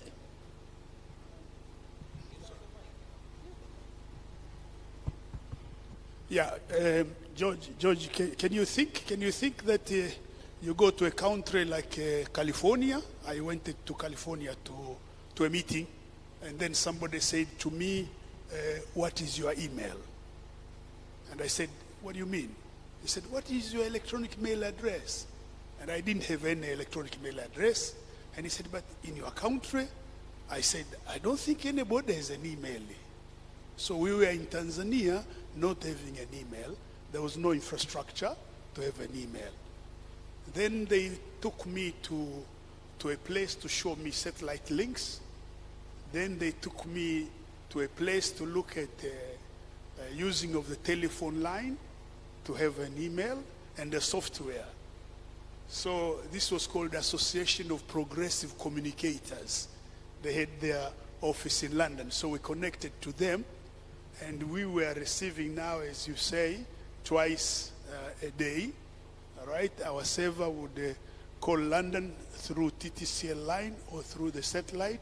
Then we would download one page of information. Then we would be happy and celebrate because we had things. Now I think you download, I don't know how many gigabytes you are downloading, and you take it for granted, but we started that. So I had now to look for people to take advantage of this, and David Isawe was one of them. I gave him an email address. If you had an email address, as Mungi was saying, ilikuwa kitu kikubwa sana. Yule ana email address, ana electronic mail address, hatumii box number. Hapo ndio fascination ambayo ilikuwepo. Mimi nilikuwa nafanya kazi tume ya sayansi, na kazi yetu ilikuwa kuangalia hizi technologies namna gani tunaweza kuzipromote nchini. Hakukuwa na resources za kufanya hivyo, kwa hiyo tulikuwa tunatafuta wafadhili. Canadians walikuwa wanatusaidia, IDRC na UNESCO pamoja na watu wa Commonwealth Telecommunication Organization kuweza kufanya hiyo. So can you go to the next slide, please? Yeah, go ahead. Go ahead, continue. So wakati ule tukianza hiyo vitu ilikuwa kama vile tunaota ndoto, watu walikuwa wanasema. Nakumbuka hata hizi telephone lines tulipokuwa tuna encourage serikali kwamba iruhusu tuwe na mobile phone. Yaani unazungumza na Ministry of Communication kwamba tuwe na sera ya kuruhusu mobile phones companies zije. Zilikuwa hazipo. Ya kwanza ilikuja ile Tritel, alafu ile nyingine sio ilikuwa inaitwa nini, Mobitel au nini, ndio zilikuja. Lakini kwamba watu watakuwa na simu wasikilize, wabebe mkononi wakisikiliza. Nakumbuka tulifanya presentation kwenye bunge, wabunge fulani wakatuambia astaghfirullah, unasema kwamba mtu atakuwa na simu ambaye anaendesha mkokoteni? Maana wakati ule tulisoma documents zinatuonesha how the price is going to fall down miaka inavyokwenda. Zilipokuja Tritel ile ilikuwa dola 800, dola 800 mpaka dola 1000 ile equipment yao. Ukipigiwa simu wewe ukipokea unalipwa, unakatwa pesa, na yule aliyokupigia pia anakatwa pesa. Hizo ndio kampuni za simu tulizoanza nazo, na ile simu yenyewe ilikuwa kubwa. Sasa ukisoma zile Harvard Business Reviews zilikuwa zinaonesha kwamba pricing ya mobile phone itafall mpaka tutakuja kupata simu kwa shilingi 20,000. Sasa ukitaka kuintroduce hicho kitu kwenye society at that time ilikuwa ni kitu kama unazungumza kitu cha ajabu. Lakini miaka ilivyokwenda ilishika pace haraka, lakini nakumbuka simu kwa kuongelea ilikuwa ndio zaidi, lakini sio kwa kupata SMS. SMS ilipokuwa introduced nayo ilikuwa ni kitu cha kufurahisha at that time. Lakini tulihangaika kufanya hiyo hali iweze kubadilika, na baadaye nitaeleza kidogo jinsi ambavyo tulivyoingia kwenye efforts za kufanya multi-sectoral approach katika kila sector, kuingia kuintroduce ICT katika kila sector. George, looking at this diagram, hivi the storage wakati huo mna store data zimekuja, hivi nyie mlianza wakati gani? When did you start? You had the UNICEF, then you had the tape drives, and then we had the cassettes. Then we had the floppy disk, 8-inch floppy disks. That was a lot of storage then. And then we went to CD-ROMs. And now we've got little flash disks unaweka kwenye simu, and then you get your memory 200. Those are the days, you know. Next slide, please. I just want to show. And then the computers that we used at that time. We started with the what? The Macintosh, Apple. Sorry, George. Yeah. The slide omits the computer I mentioned that I began with, which was an Apple II Plus. It was a precursor to the Macintosh. The IBM? No, Apple II Plus. Apple II Plus. It was a precursor to the Macintosh. It was about 1982, I think. The Macintosh came in the mid-80s, if I remember correctly. And now your phone can have the same power as what they had at that time. You know, Many times more. Many times more. Wow, we move forward. Next slide.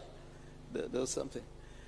And this, you talked about ile umekwenda California kule, ile simu yako ile, your modem ndio ilikuwa kwenye simu hapo. Ndio, alafu unachomekeza pale sasa.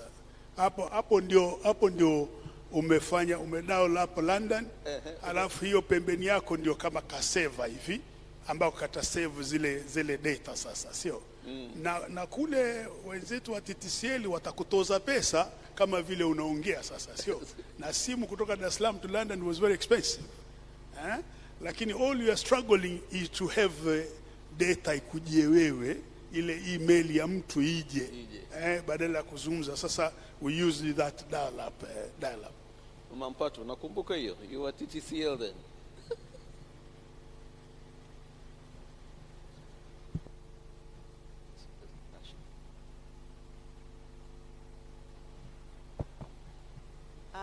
Asante sana.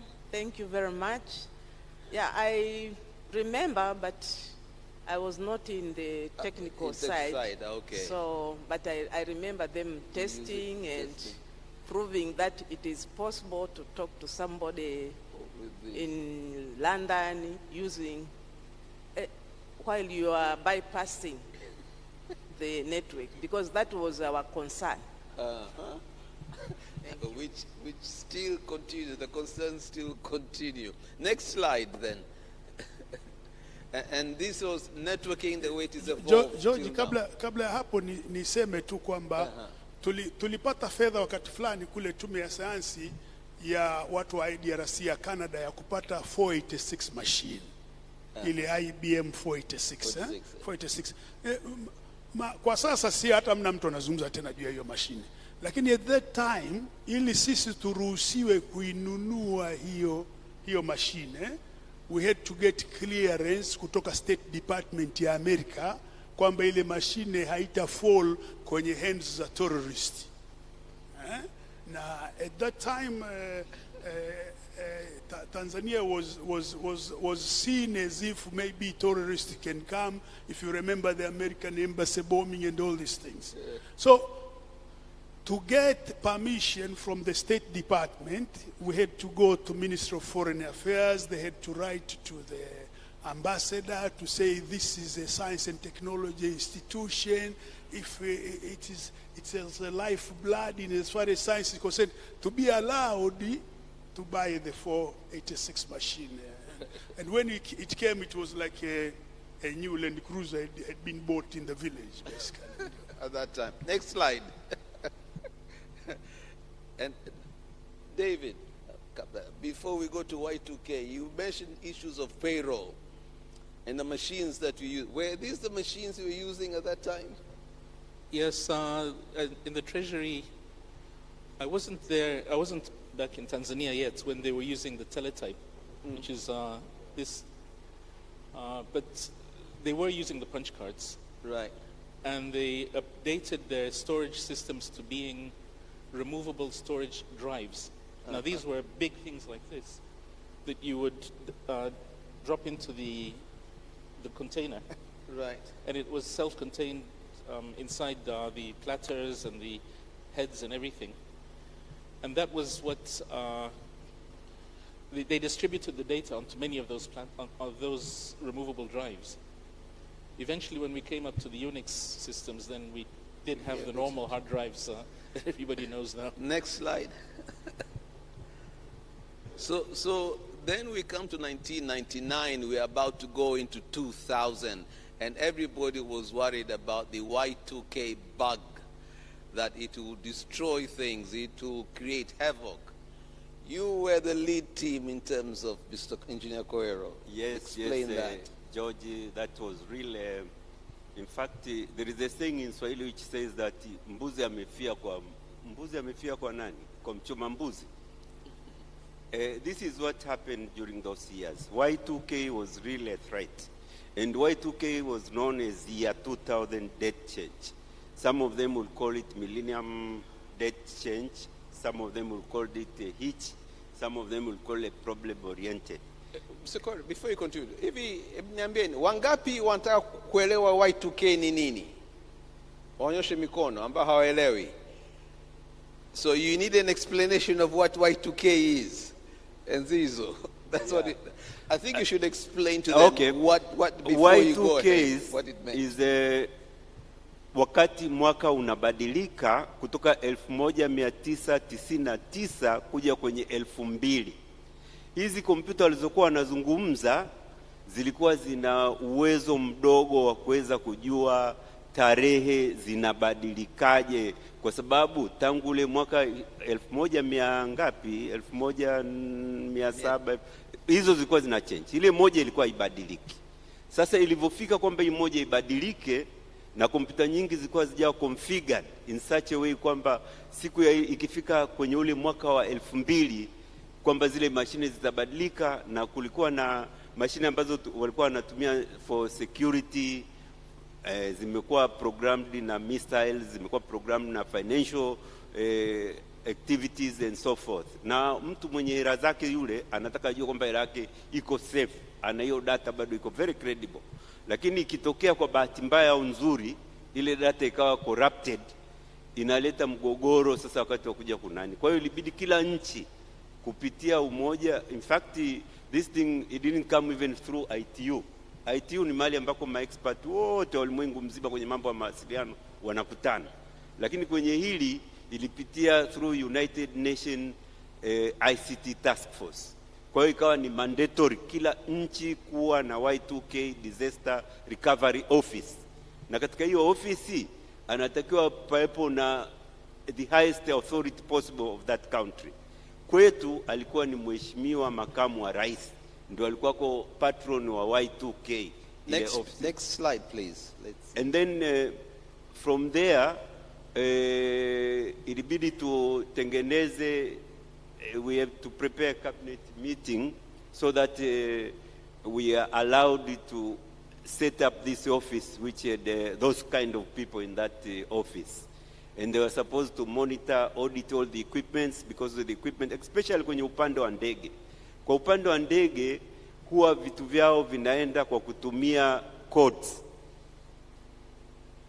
Taarifa nyingi zinakuwa zimewekwa kwa mtindo ambao unakuwa secured, mtu hawezi kuingia kwenye ile akaona kitu gani gani. Maana unataka kujua ndege imebeba watu gani, inaenda wapi, itapita saa ngapi na iko wapi.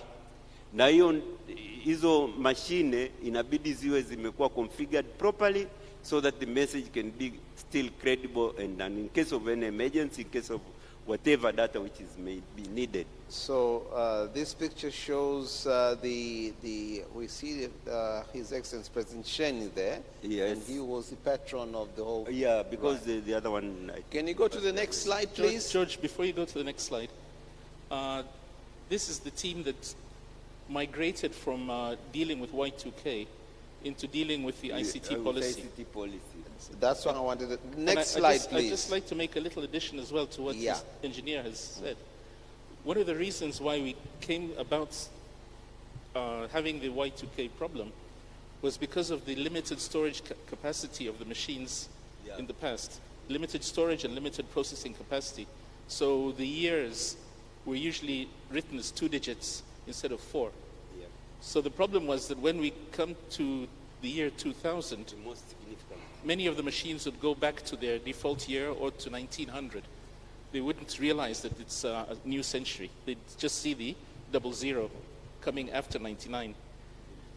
And this had an impact across all sectors. And we had, with COERA, we had to make meetings with people in different sectors to explain to them, and even to go to the regions and explain to the regional administrators. And thankfully, as a result of the work we did then, we didn't get the disaster that occurred in Uganda, where one preacher convinced his congregation that it is the end of the world. And they all, unfortunately, had a tragedy. So then, and these are some of the members. From that, we went to the developing the ICT policy of 2003. And this is part of the members are these ones here. Yeah, and there were others who were not there. But can I just say how it came about? Okay, yes, go ahead. President at that time, he was President Mkapa. President Mkapa alisafiri akaenda kwenye mkutano wa Benki ya Dunia kule Washington. Alipofika kule akaulizwa na wale wataalamu wa mambo ya maendeleo wa Benki ya Dunia kwamba nchi yako inatumiaje masuala ya ICT kuleta maendeleo, kuleta mabadiliko na maendeleo ya nchi. Akaambiwa ile jina ICT. Uzuri ni kwamba Mheshimiwa Mkapa, Mungu amrehemu, alikuwa ndio waziri wetu wa sayansi na teknolojia kule tume ya sayansi. Kwa hiyo alikuwa chairman pia, kwa hiyo aliweza kuona tukistruggle na vitu vya ICT. Nakumbuka hata once tulimuonesha how one computer communicates with another computer. Kwa hiyo tuliweza kuweka message kwenye kompyuta moja, tukaenda kwenye another room, akaiona ile message. Tukamwambia hii imeletwa electronically. Kwa hiyo alipokuwa president, alipoambiwa kule Washington mambo ya ICT kwa maendeleo ya nchi, akasema hiki kitu nikirudi lazima tukizungumze kwenye cabinet. Ndio akazungumza na Mwandosi, akampa hiyo, akamwambia watafute na wale watu wa tume ya sayansi walikuwa na vitu vinafanana hivi. Ndio Mwandosi alipopewa ile responsibility, ndio hiyo drive sasa ya hapa nataka kuonesha kama leadership ni very critical kwenye maendeleo haya ya teknolojia hii ya habari na mawasiliano. Leadership is very critical, and when you sit and discuss, always you have to look about the element of leadership. Na mkiangalia kwenye policy mambo ya leadership yametaja, na tuko hivi kwa sababu ya good leadership iliyokuja wakati huo. Do you want go ahead, do you want to say something? I wanted to nilitaka kuzungumza kwamba serikali inafanya kazi kwa utaratibu fulani, na ule utaratibu huwa ni mgumu sana mpaka serikali iweze ndani. Kama alivyosema Bwana Mlaki pale kwamba bahati nzuri rais wetu alikuwa ni mtu kidogo, alikuwa ameshapitia mambo ya technology. Kwa alivyokuja pale aliruhusu kila kitu ambacho tulikuwa tume request. Ya kwanza tutaka tuweze kumchukua mtu yote katika Jamhuri ya Muungano wa Tanzania ambaye anajua haya mambo more than anybody else. So we had to collect the professors, kina Professor Mgombelo, kina Professor Matthew Luhanga, Dr. So-and-so, wengi tu engineers and everybody who really was nani. Na bado kilichokuwa kikubwa zaidi, tulikuwa tunapa honorarium. Yani unakuwa na mshahara wako alafu unapewa hela za ziada, so that these people could work day and night to see exactly what we are supposed to produce. Katika kufanya hivyo ikatusaidia na sisi sasa kwenye nchi yetu mpaka tukaje tukachaguliwa kwenye kitu alichoita Digital Opportunity Task Force. Ilikuwa ni nchi 4 tu katika Afrika zilichaguliwa. Moja ilikuwa ni Tanzania for English speaking countries na kwenye upande wa East and Central Africa. Ya pili ilikuwa ni South Africa kwa upande wa Southern. Ya tatu ilikuwa ni Senegal kwa French speaking countries, na ya 4 ilikuwa ni Cairo, Egypt. Kwa hizo nchi ndio peke yake zilikuwa zinaruhusiwa kwenda kwenye nani kule kupeleka zile ripoti na kuweza kunani. Kwa hiyo tukawa tumepata a lot of assistance kutoka Sweden, kutoka UNDP, World Bank and so forth. We got, the sky was the limit. I was running that office na ilikuwa imekuwa full funded with cars, with everybody. We traveled anywhere where there was that meeting or requested. Na baada ya kumaliza hiyo ndio tukaja na ile ICT policy. Baada ya kumaliza ICT policy ndio tukaanza sasa kila mahali tunapokwenda watu wanachukua ile ICT policy yetu ndio wanaiduplicate and they continue with nani. Bahati mbaya hapo ndio katika huo ndio wakati wanafanya na restructuring, reforms and privatization, tukawa tumeitoa our national carrier ambaye ndio mama alikuwa pale anafanya humo, tukaibinafsisha. Sasa baada ya kuibinafsisha tukawa tumelose ile edge ambayo tutakiwa tupate. Lakini katika vikao hivi ambapo tunavyoenda vya ITU ambako kuna specialist, I remember one of the guys approached me and say, Engineer Koero, hapa mmeliwa. Alikuwa ni Mwethiopia, alikuwa na position kubwa kwenye ITU. Akaniambia privatize nani yenu kabla mjafanya maandalizi mazuri. You know how much you have lost? Kwa kweli nakumbuka a year later Nigeria privatized their national carrier, and for each license, which they gave 4 licenses for mobile phones, kila license walitoa $1 billion USD na zilikuwa 4 na wakabakiza na moja. Sisi tukazitoa zote bila kuelewa implication yake. And then did you know that kuna kitu wanaita numbering system, numbering whatever, those are also resources for the country. Ni vitu ambavyo kwa kweli kumbe ukichukua hizi namba zote ambazo zinatakiwa ziwe za Jamhuri ya Muungano wa Tanzania, ukaweza kuchukua, kama unaweza kuchukua internet ya mtu ukaweka neno zuri akataka kulitumia na kulipa, kwa sababu unaenda unalinani kwa nani. Kwa hiyo kwa vitu kama hivyo ndio hapo tulianza kuona jinsi technology was so powerful na vitu. Alafu ya pili walikuwa wanatuambia kwamba huko nyuma, na mimi nilikuwa najaribu kufikiria hivyo, huko nyuma wakati wa Stone Age English, and then during the Stone Age development, and then you come to the iron development, and then you come to industrial development, and then now you are coming to digital development. Kwa hiyo kila hiki kitu kila baada ya miaka fulani there is something which is changing, and we thought that this is what they told us also, or this is what we found out, kwamba sisi kwa sababu we are digitalized tunakuwa tumeruka stage 2-3 kuingia kwenye upande wa technology, so we don't need to go through the same process like our colleagues, the developed country which did. And this is what we are supposed to take care of it, and this is artificial intelligence and so forth. So now you mentioned the issue of the outcome of the ICT policy, and one of it was the dissolution of TPTC, I think it was called, Mama Patwa, right? Tell us your experience with that. And this pointer, bado inanigomea hii kitu hii. Nabonyeza mpaka kidole kinauma sasa. Sasa ndio inakubali. Wewe ukija karibu ndio inakubali. Ukienda mbali inakataa. How it's tied into your suit. That's why it works only when, okay, fine, let's try. Outcome of ICT policy. I think if you'll allow me, I would like to go back to a bit of history.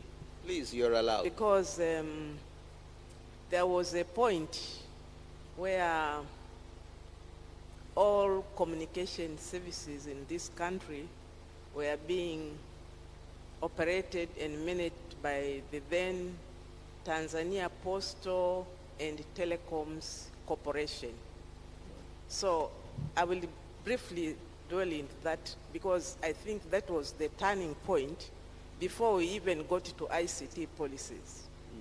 So how did we get involved? For example, we were in post TP and TC as part of government, because the government owned the company, the corporation 100%.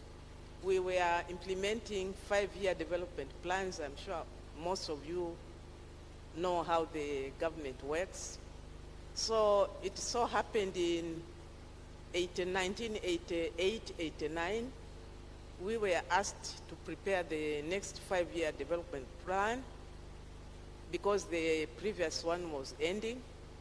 So we sat down, prepared something, but this time we also did a review of the previous plans, and we realized how little was implemented compared to what was planned. And this was also, of course, reflected in the poor services, postal and telecoms, which were being offered at that time.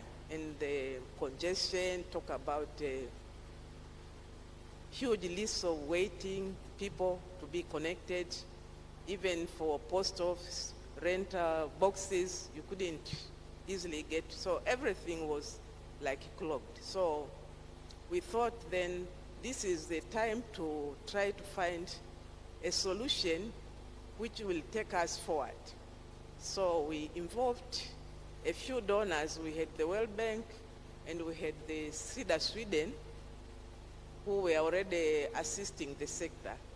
So we sat down together and we developed a big project which was more holistic in approach, because it looked at the three functions which the corporation was providing, that is telecoms, postal, and regulation. So in that project or program, which was called Tanzania Telecoms Restructuring Program, everything, each sector was included. We even had postal services get some funding from the World Bank, which is, it had never happened. I don't know if they are continuing. But this was important to separate the company, or to split the company, the corporation, from regulation, postal services, which went with the postal bank, and then the telecom remaining on its own. So after that, there was a lot of activities which had to happen before the split happened in 1994. First of all, the postal and telecoms TP and TC law had to be repealed. So we had a new law enacted, Act number 18, if I'm not mistaken, 1993. So we had the postal going with the savings bank, the regulatory authorities on its own, telecoms on its own. And then we had support services like the motor vehicle workshop. You had a number of them, the security and everything, which were all connected. So we hired consultants from the funds which were allocated by the donors to help us carry out manpower allocation to the three institutions. So this is how we then came to have the Postal Corporation, TPTs, Tanzania Post and Telecommunication Company, which was a limited with the shareholding, as opposed to being 100% government owned. So from there, each of these three institutions, since they were each given funding under this telecoms restructuring program, they set out to implement their parts. The regulatory authority continued to establish itself, and then a postal was doing what they used to do, and TTCL also was doing the telecoms expansion based on the funding, and all these things were going on at the same time, hand in hand with the government and the donors. In fact, we had, at the end of the day, we had 7 donors who were funding this big program. Now, from there, during this time, in the rest of the world, things were happening. We had the Bell company in the US, which were the first ones to be broken up. They were broken up. Then we had the other Western countries following suit. So Tanzania also thought maybe this is the time we should start looking at these things so that we can be more efficient. The driving reason for all the split and the development was to improve the services and also to enable the sector to support the economic development of the country. Oh, thank you. I think we also, there was a postal bank also, I think, in the breakup, was part of it. At that point, at the initial point, the postal bank went with the postal services. And then so it was later when that it was. Yeah. Yeah. I'm told we have limited time. Can you go to the next slide, please? This gadget is not working. Yes. Maybe. And then so we need to be quick and short now because of time. One of the things that an outcome was the 2016. No, I think it was out of this policy that the ICT Commission was formed. Okay. It was recommended to be formed, and then it was later formed in 2015, I think. Maybe something also to add there. Right. Is something after what she has talked about after we tried to privatize the TTCL, then that's when we had this national infrastructure backbone. This is what they told us.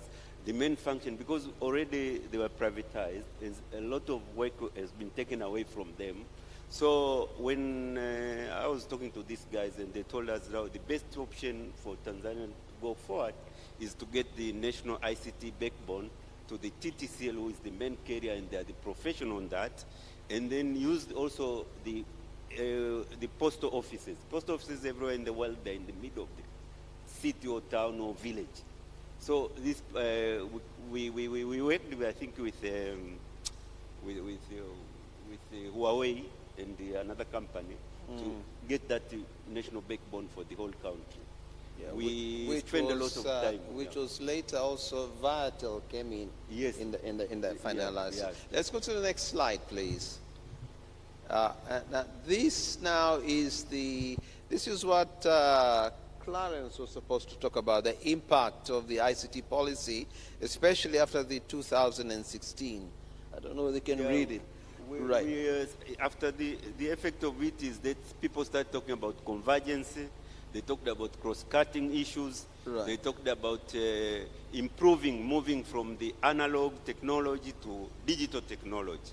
This is what was the impact of ICT, because they put some ground rules so that a lot of mashirika and agencies, the authorities, to include it into their development. Which is highlighted here. If you look at the bottom line, we see that with those Vodacom, TTCL, and then the formation of the GPG lately, this Postal Duma, several projects have been done. I think as of now, 109 startup firms, 51 firms unregistered with BRELA.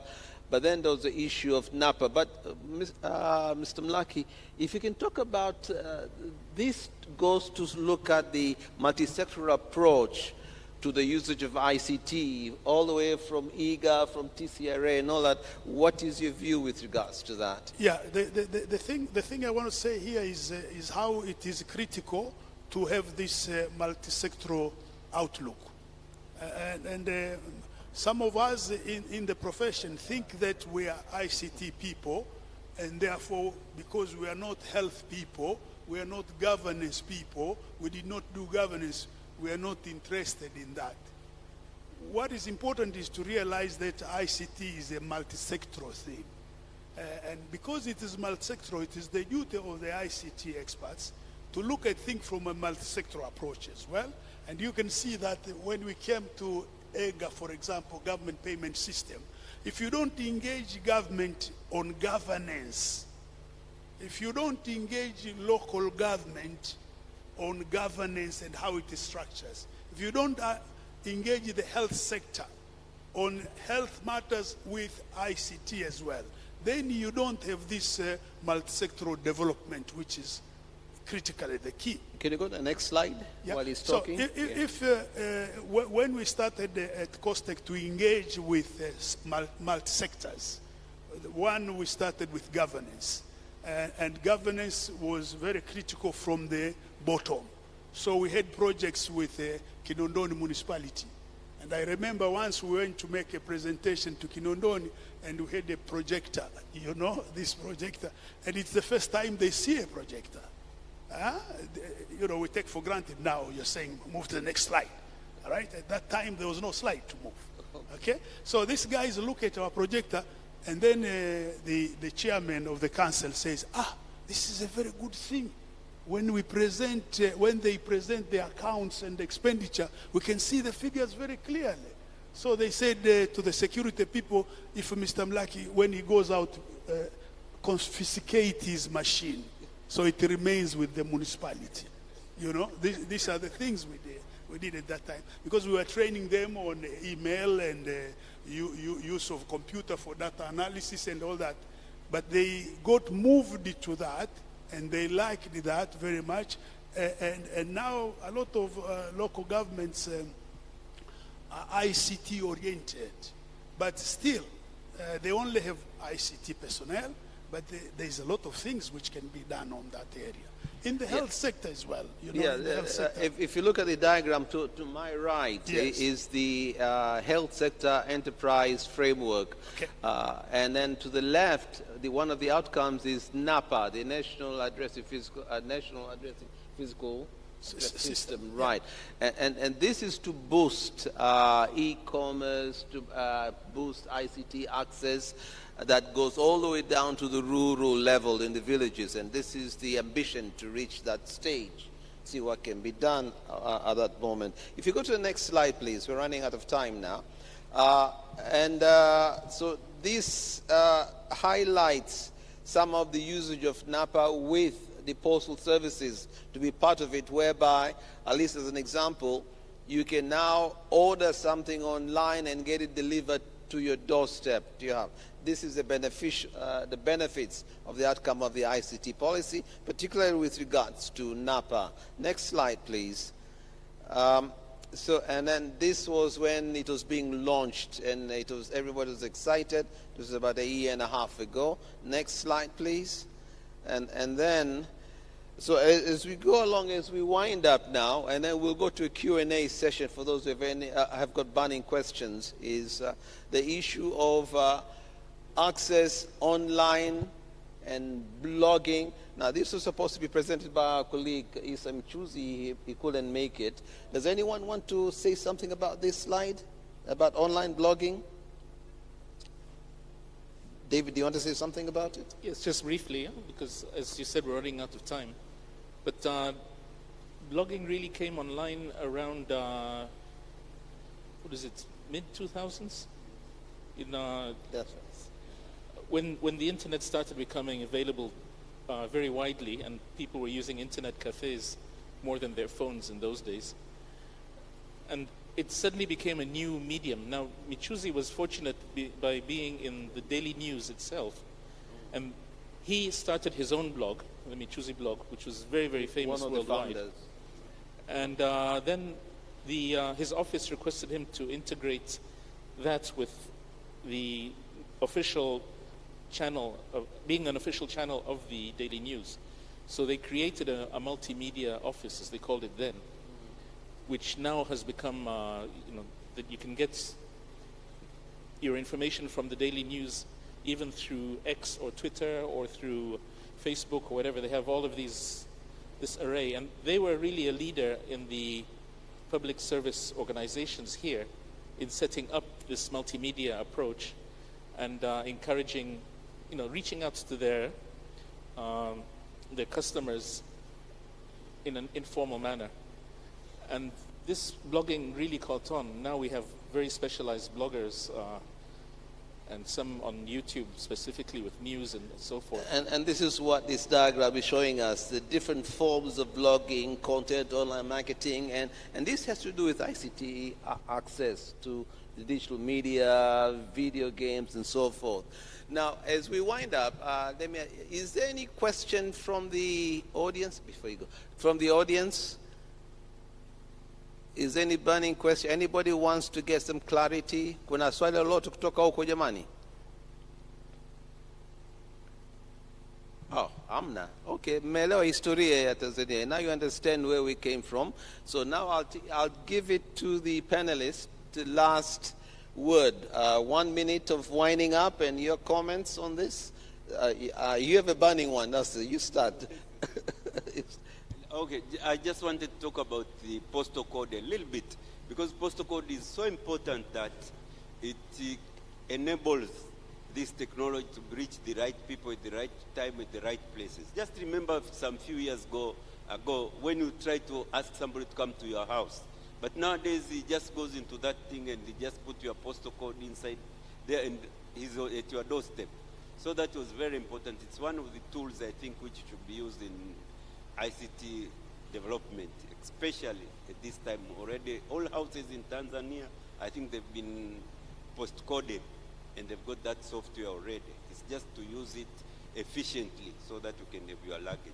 You know, you're right. I once asked somebody to a new place I'd gone to, how do I reach a particular house? He told me, go straight, turn the first right, turn left, you continue going, and then when you reach where the tree used to be, you turn left there.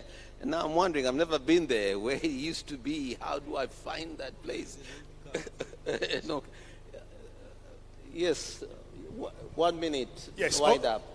All I want to say is that for ICT specialist, ICT expert, your work is much more than your profession. Your work is involving other professions as well. You have to stimulate other professions to use the technology as well. Otherwise, if you remain inside yourself, then you don't have what we call a socio-economic development. If we want to change our country, then it means all the ICT guys must have a dual role. They look after themselves, then they look after others. And they have to know what others are doing, what others are missing, what others have weakness of which case now they go there to try and work something to change. I read yesterday that watu wa mwendokasi wanataka kutumia intelligent transport system. Sasa haitakiwi wakae wao ndio wafikirie intelligent transport system. Sisi au nyinyi expert ndio mnatakiwa muzunguke kule kwenye kila sector. The multi-sectoral approach, please. Mama Mpatwa, last comment before we go. For me, I think I would just like to stress that whatever we want to do in ICT, we should look at the benefits to the users, the contribution to the economy, and things like that. And therefore, we have to make sure that we have a holistic approach. Don't remove my last slide. I want to address it. Can you go back to my last slide, please? Yeah, continue. So we should always look in a holistic manner, just like it was done when we were trying to diversify the economy, the sector, because it impacts everybody, you and others. So you have to be aware. In meetings like this, I encourage them, share your view, your knowledge, share what your thoughts are, because then you will be able to come out with something which is beneficial to everybody. Thank you. And you have to know where you're coming from in order to reach where you're going to. Lessons learned. David, last 1 minute.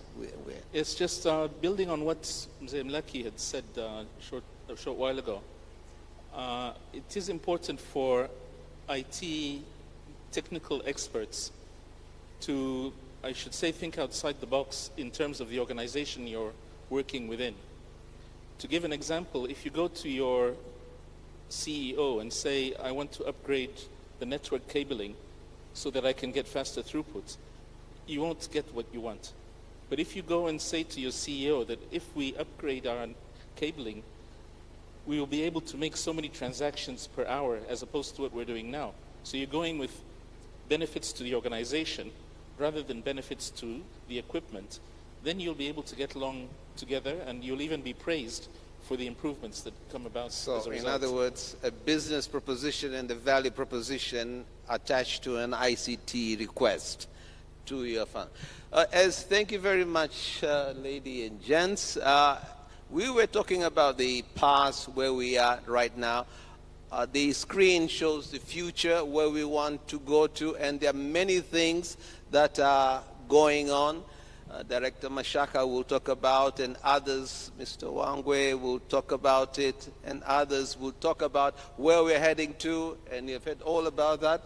Please, thank you very much. Please give a hand. I know Mr. Mongi is there. Give a hand to our panelists. Thank you very much. Oh, till next time. That was wonderful. I can see standing ovation from some of these people here appreciating what you guys have shared with us. Makofi mengine zaidi tafadhali.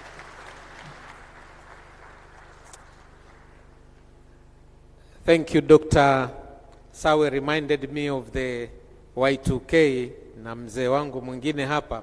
I used to work at Air Tanzania those days, and all the flights were grounded by 10:30 in the evening, so that nothing can happen to an aircraft traveling, coming to Tanzania or going anywhere. So all the airlines grounded their aircraft before midnight. You can imagine how hectic that was.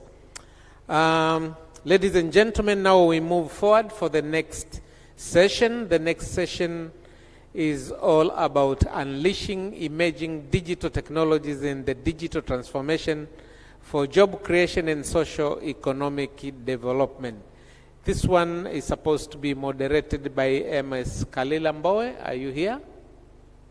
Kalila? Hayupo? Oh, then I think without your permission, I'll just appoint Engineer Wangwe to moderate this session. Engineer Wangwe, please, if you may take the chair here. Jamani, tumkaribishe basi kwa makofi. Let's put our hands together for Engineer Wangwe.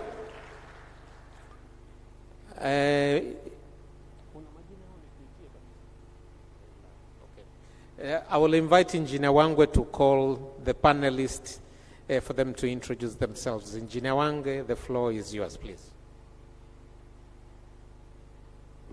Good afternoon. Good afternoon, everybody. Thank you. I'd like to take this opportunity to congratulate all of you for attending and participating in this important event for us ICT professionals in the nation. As said, with our senior citizens, they are telling us where we're coming from, and I'm sure a lot of us have gained a lot, because you cannot go where you want to go before you know where you're coming from. So without taking any further ado, I'd like to first welcome Mr. Mohamed Mashaka. Mr. Mohamed Mashaka is the Director for ICT Systems Development and Services under the Ministry of Information, Communication and Information Technology. And after I have all my panelists on the podium, I will give Mr. Mashaka an opportunity to give us a small presentation. Mr. Mashaka, karibu sana. Tumongeze makofi jamani. Thank you. The next one that we'll have here is a representative, an expert from the World Bank, and this is Mr. Edward Anderson. Please, Mr. Edward Anderson, come and join us at the podium. The next one that I will have in my panel is the CEO of Actors from Estonia, and these are the establishers of X-Road. X-Road is a data integration framework which has been implemented successfully by Estonia, and Ms. Keri Valba will share some insights into this, because this is also the direction that we want to go. And the last one that we'll be having in my panel is our host and Director General of the ICT Commission, Dr. Nkundwe Mwasaga. Karibu sana, Doctor.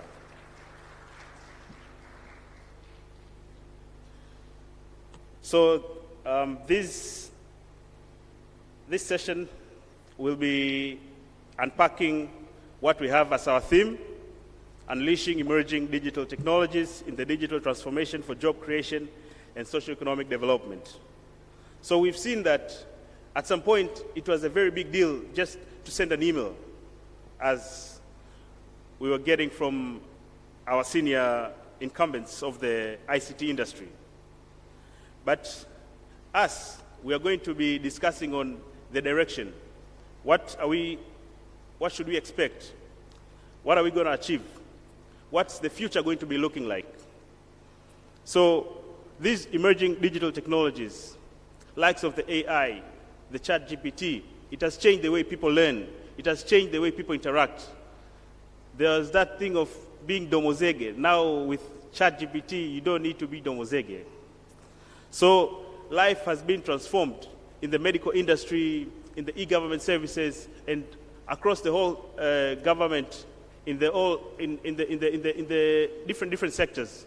Call it agriculture, call it mining, call it health, education, any sector, you name it. These digital technologies play a very, very vital role.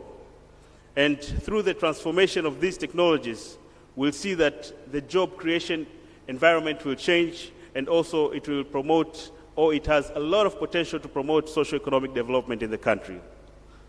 So let me take this opportunity now to welcome Mr. Mashaka. He will give us a presentation on insights on the direction that the government is taking us, and after that we'll have a discussion. Karibu Mashaka.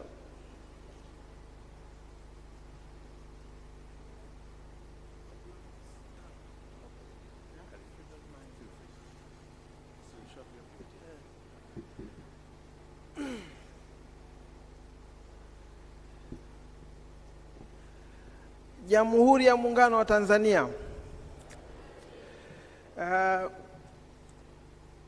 Nashukuru kupata nafasi hii kidogo na sisi. It's kind of hard, especially unapokuwa tayari umepata wazee wetu walikuwa mbele hapa wameeleza the history.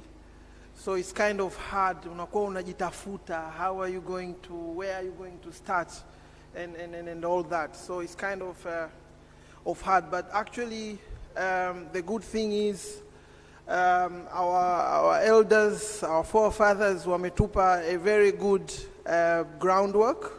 The foundation they've built on us is actually a very good one, and that makes us at least have an authority today to stand before you to say something. But this is because from what they've actually built.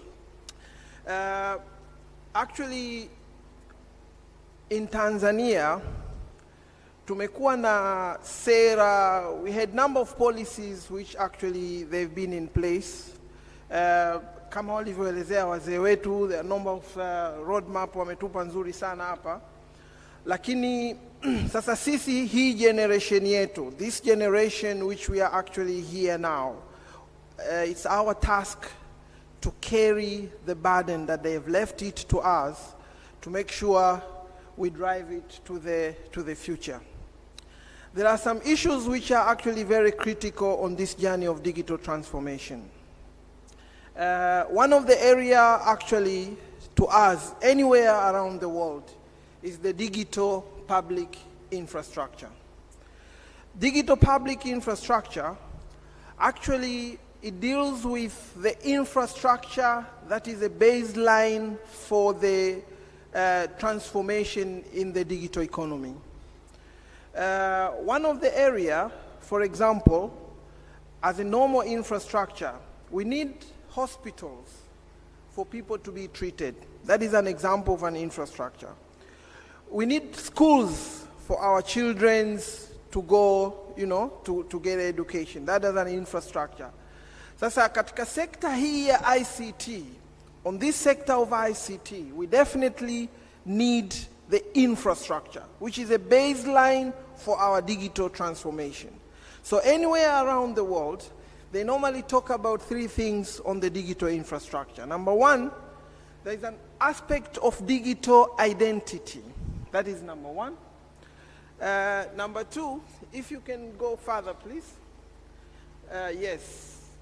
Now, just before that. Just before that. Yes. So on the digital transformation initiatives, these are the two important frameworks that we have developed as a ministry in cooperation with our key stakeholders to make sure that they are in place as far as the digital transformation is concerned. As I said before, this burden is on us. How are we going to drive it forward? So the key areas that we felt are very important for us to start on is the enabling environment part. Now, we have National ICT Policy 2023, which is actually, we are reviewing it right now. And we have Digital Economy Strategic Framework. The guest of honor, Mr. Nape Nnauye, said that that framework is actually completed. We are now developing Tanzania Digital Public Infrastructure, which I've just explained right now. This is actually the core for digital transformation anywhere around the world. On the digital public infrastructure, we have some of the components which we really look into them. And this framework, actually, we will share it to you so that you can add some more comments into that. We have 7 pillars here. But as the foundation of the digital infrastructure, mostly around the world, they look into 3 things: the digital identity, digital payment, and data sharing. But to us here in Tanzania, we've come out with the 7 pillars that actually will help us to drive forward to build that baseline of the digital transformation journey. And these 7 pillars, the first one, we felt that there is a need for connectivity. We need to lay out the connectivities, the infrastructure. As as our minister explained here earlier, for example, this year, we are now on the run of building 758 towers in remote areas, the rural areas. That is part of the connectivity that we need. When we talk about the digital economy, where no one should be left behind, we must talk about how are we going to connect this community we are talking about. They need to enjoy the digital economy era. So the aspect of connectivity to us is very crucial. The second pillar is the digital identity. If you remember, our president, Dr. Mama Samia Suluhu Hassan, actually insisted that it's our time now, we need to have a unique identity as Tanzanians. We need to identify every citizen. Whoever is going to receive the services needs to be identified. So to us, the digital identity part is very important. Here in Tanzania, we have a number of initiatives which are actually currently running. We have National Identification Authority, who are actually dealing with the digital identity, and with the directives of Madam President, that means we are using the national identity platform as a means of identifying every citizen in Tanzania. And with the digital identity, currently, as the ministry, we are supervising the digital identity platform, which is actually built. And this platform, we believe that to identify someone, it's not necessarily to give them a number, but you need to know even where they live. So there is integration going on with the national identity platform with NAPA, which is the physical addressing system. So the digital identity platform is the second one. The third one is the digital payment. As you are aware, we've got the GPG. We also have the TIPS, which is actually Tanzania Instant Payment System. Now, we are actually, as the minister explained here earlier, we were in India last week with the signing ceremony of with the India. One of the areas that we are going to coordinate with, to cooperate with India is the aspect of the digital payment. India is very successful on the UPI. They use UPI on all of their digital payment. And it's one of the best countries in the world who have the best digital payment model. Another part is the digital system development and integration. Currently, there are a number of initiatives which are actually going on here in Tanzania. We have the data exchange platform. As you are aware, currently we have the government enterprise service bus, whereby all government institutions, if they want to share data, they go through the Gov ESB. But with that, we are now coming with the Tanzania Enterprise Service Bus, which actually, this is an enterprise service bus that connects or enable the private sector and the public sector to share their data together. So the Tanzania Enterprise Service Bus is actually coming, and we also do encourage the sectorial enterprise service bus. For example, our friends with the local government, they've got Muungano Gateway. You know, the finance, Ministry of Finance, they've got a financial enterprise service bus. So we do encourage all these sectorial enterprise service buses to be built. And when one sector wants to communicate with another sector, then the GovESB come in place. But when the public institution or whether a sector wants to communicate with the private sector, then we've got the Tanzania Enterprise Service Bus. So that is a very simple architecture that we are going to build in this data exchange platform. Another part is the research and innovation. There are a number of initiatives going on, and we really do encourage a lot of research to proceed. For example, right now, after the directives of the Madam President to make sure that the system talks to one another, there is a research going on how now we can establish Tanzania Enterprise Architecture Framework. And we've got a number of doctors who are actually working into that currently. And we will share with you as government institution and the private sector on how we are going to elaborate that. And we are really pushing into that, every sector to have its own enterprise architecture framework. Because with the enterprise architecture, that's where you get the revolution of the ICT in your organization. Because with the enterprise architecture, you talk about the security, you talk about the data governance, you talk about the application, technology that you're going to use. So all those aspects are there. So as a ministry, we are going to set out this foundation on how the Tanzanian enterprise architecture framework should look like. So, and this document will be released to you for your inputs very soon. Another last area is actually enabling environment. With enabling environment, this is where now, how do we set the grounds ready for us to play? We have a number of initiatives here. On the side of the government, we've got the e-government policy, which is actually going on. On the side of the nationwide, now we are reviewing our National ICT Policy 2023. Now, to go very quick, because of time, if you can go next, please. Next again. This is, just before that, yes. This is the National ICT Policy 2023. I just want to walk through to you to see how it looks like, because it's very important for you guys as well to know what's going on. We have a number of pillars on the National ICT Policy 2023. Number one, we have got the digital infrastructure. This is the first policy issue which we have identified as a way forward to this digital transformation journey. With the digital infrastructure, we divided it into two. Number one, we have hard infrastructure, and number two, we talk about the soft infrastructure. So the hard infrastructure actually is all about the connectivity, the fiber optic, building of the cell towers. All these goals fall into the hard part of the infrastructure.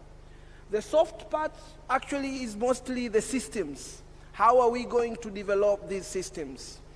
As a policy right now, on the government side, we really encourage the public institutions as well to use the technology that we have on board to make sure all the services that we are conducting, they go digitally. So that is the part of the soft infrastructure. Another part is the security. On this National ICT Policy 2023, we've also identified the part of the security. We also have research, development, innovation, and entrepreneurship. On the part of the research, we're actually going this year to develop National ICT Innovation and Startup Policy, just as a separate document apart from the National ICT Policy we have. Because we feel like we need to focus more on the innovation aspect. Another part is the data governance, which is very important. The issue of data, this is where all the crises are there. We need to know about how do we protect the data, how do we create them, how do we share the data, how do we use them. All those aspects of data are well laid out in that policy statement area. And on that part as well, on the data, we are planning to develop something called Ngorongoro Data Lake, which will actually also share it with you. With Ngorongoro Data Lake, just to give you a very brief, this is where all the exchange of information will occur. This is a platform where all the data exchange will be occurred. The output of the Ngorongoro Data Lake, we are going to have educational statistics information, health statistical information. So all statistics data will be generated on the Ngorongoro Data Lake platform. And this is also well explained onto our digital economy framework. So in case you don't have the framework for the digital economy, please, you can ask us, we can share it with you so that you can also, you can read it more. Another part is the ICT governance, whereby we talk about the ICT legal and regulatory framework. We are aware now we have got the E-Government Act of 2019, but that's concerned much to the government alone. But now we are coming with the National ICT Act, which actually will go to the broader part of the private sector as well. Another part is the digital skills and talent management.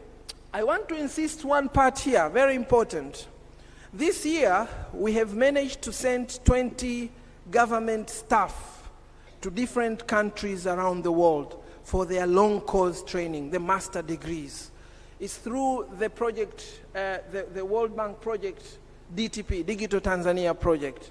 Now, we are actually heading into, another season, which is actually next year. We are expecting to send another 30 government staff. Therefore, actually, it's your opportunity to make sure you visit the website for the ministry and you apply for that, because all of us are entitled to do that.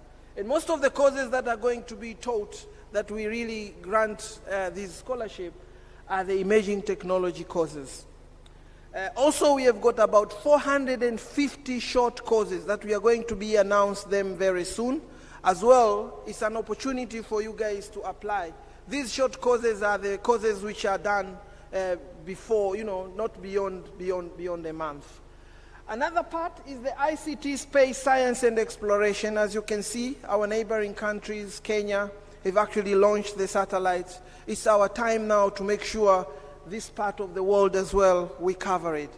The intention here is to make sure we are sending as many people as possible for the training, and at the end of the day, we launch our own satellites. So that is in the policy of 2023. Another part which is very important, and we always miss it, is the digital financial services and trade. This time we have actually identified right now. There are so many. When we talk about the digital economy, Most of the area that we talk about is how people even conduct their business online. Now, how do we manage that? How do we promote that? So those areas have been well stated into our digital financial services and trade. But we also have cross-cutting issues. We found out in this policy of 2023, we have number of issues on the ICT sector that they cross, you know, across all other issues, pillars, and the rest. The first one is the environment. How do we protect our environment? That is another thing which we've actually identified. As far as ICT is concerned, we need to, here we look on the specification of the equipment that are actually brought into the country. What standard do we need? How do we dispose our ICT equipment? All those aspects are looked into the component of the environment. Another part is the ICT for good governance and public service delivery. This is actually now, it's also a cross-cutting issue because we feel like the service delivery is very important to the citizen. The citizen satisfaction to make sure the service delivery is enhanced. So we made special area for the service delivery. Another area is the gender and social diversity. In here we talk a lot about how are we going to promote. And just a very brief, this year alone, we have managed to have a guideline for safe usage of ICT for people on a diversified group. You know, the people with the special needs, we have drafted a guideline for how they can safely use the ICT. So the guideline actually is ready, and now is the stage of sharing with you so that you can actually put a comment on that. So whoever doesn't have one, please, before you leave, ask us, we can share it with you. Another area is the disaster management, which is actually very important as far as we talk all about the ICT. How are we going to protect our data? How are we going to have as a fallback plan? For example, us as a ministry, right now, this is actually the second month I've never touched a physical paper to sign my document. We all do it digitally. So the component of disaster is very crucial because once you are going digitally, that means you need to make sure that you have a proper mechanism for a backup as well. Another part is the public-private partnership, which is very important. We need to cooperate with our private sector, as the minister this morning explained here, that we need to have more private sector on board, especially the mobile operators. Another part as well is the regional and the international collaboration and the cooperation. A good example is what we have done quite recently, signing the MOU with the India, but also we have our friends here from Estonia as well, who are actually giving us a little knowledge on how they implement their X-Road too. So that is very brief, just to tell you, this journey, the burden that we are carrying from our good elders who have actually explained here, they were on the floor before, we feel this is the road probably we need to take for us to kufikia ile nchi ya ahadi. Asanteni sana. Thank you. Thank you very much, Mashaka. A hand of applause again, please. This was a very enlightening presentation. So it was very key before we dive into the discussions for us to be in the same ship so that we speak the same language. So that was an enlightenment of the ICT policy. We are from the National ICT Policy of 2016. Now we are going to have an ICT policy of 2023. And still it is open for comments and reviews. So please have your copy and provide your comments so that we can further improve it. But also we've heard of the Digital Economic Strategic Framework, which is also in the final stages. And again, you can also have your copy so that you can know the direction of our country in the next 10 years. Because this is a strategy on how we are going to deploy the digital economy of our country in 10 years from now. But also we heard of the National Enterprise Service Bus. It is very key for in data exchange, as we want to interact services to make sure you can have as much services in a single point. It is important to have a single standard of data. It is important to have a unique identification, and those are the initiatives that are currently upcoming, as Mashaka has explained. So coming to this theme of unleashing emerging technologies in the digital transformation for job creation and socio-economic development. So, Edward Anderson, I know you are with the World Bank, and we have a project also, the Digital Tanzania program, which has a lot of initiatives that are ongoing. Could you please give us an overview of, first of all, what you do, but your experience, and you being in this region, at least you know the context and the environment. But also, we want to learn from you the experience from other places and the journey from our side. What can you give us as a piece of advice? Please, Edward, Karibu. Well, thank you very much, and good afternoon, everyone. First of all, on what do I do? I'm currently a technology and climate disaster management specialist at the headquarters of the World Bank. But I was in 2014 to 2016 the ICT policy specialist. So I want to congratulate the government on the progress that has been made. It's very heartwarming for me to come back to Tanzania. Makofi jamani. Thank you, Anderson. And I remember the first ICT policy and a lot of the work being done and the establishment of the ICT Commission. So I'm very impressed with this event, and on behalf of the World Bank, I want to express my congratulations.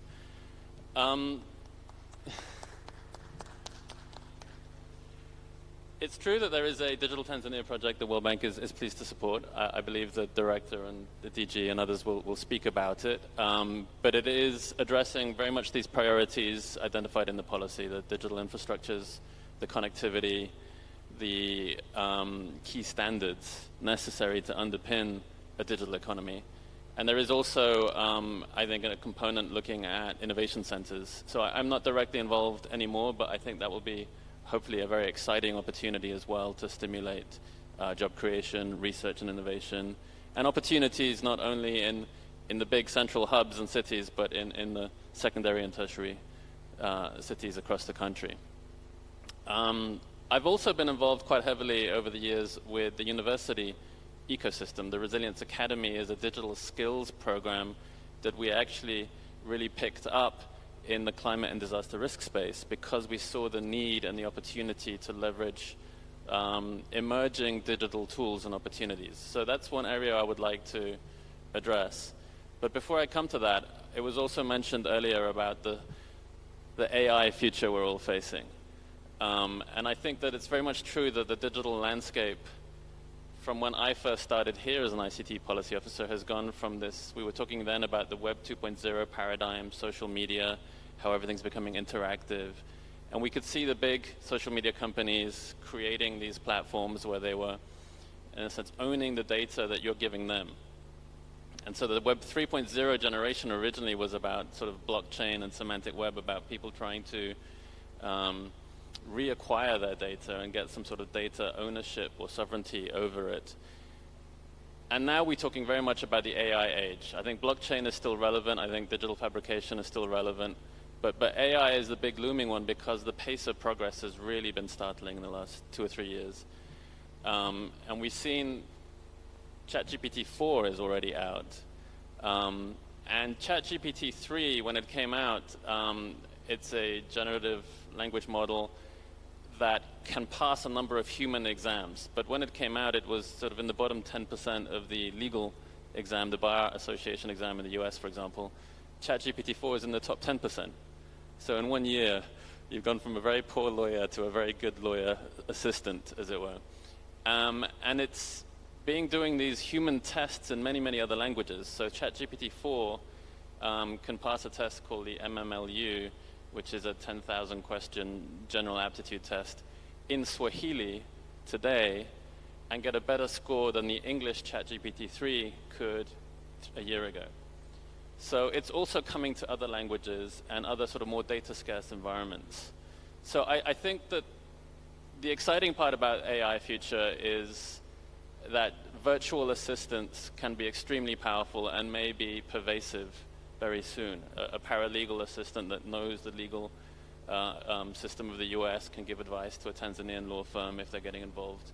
But also in the medical space, doing diagnostics, doing sort of radiology sort of screenings, doing all sorts of kind of advice.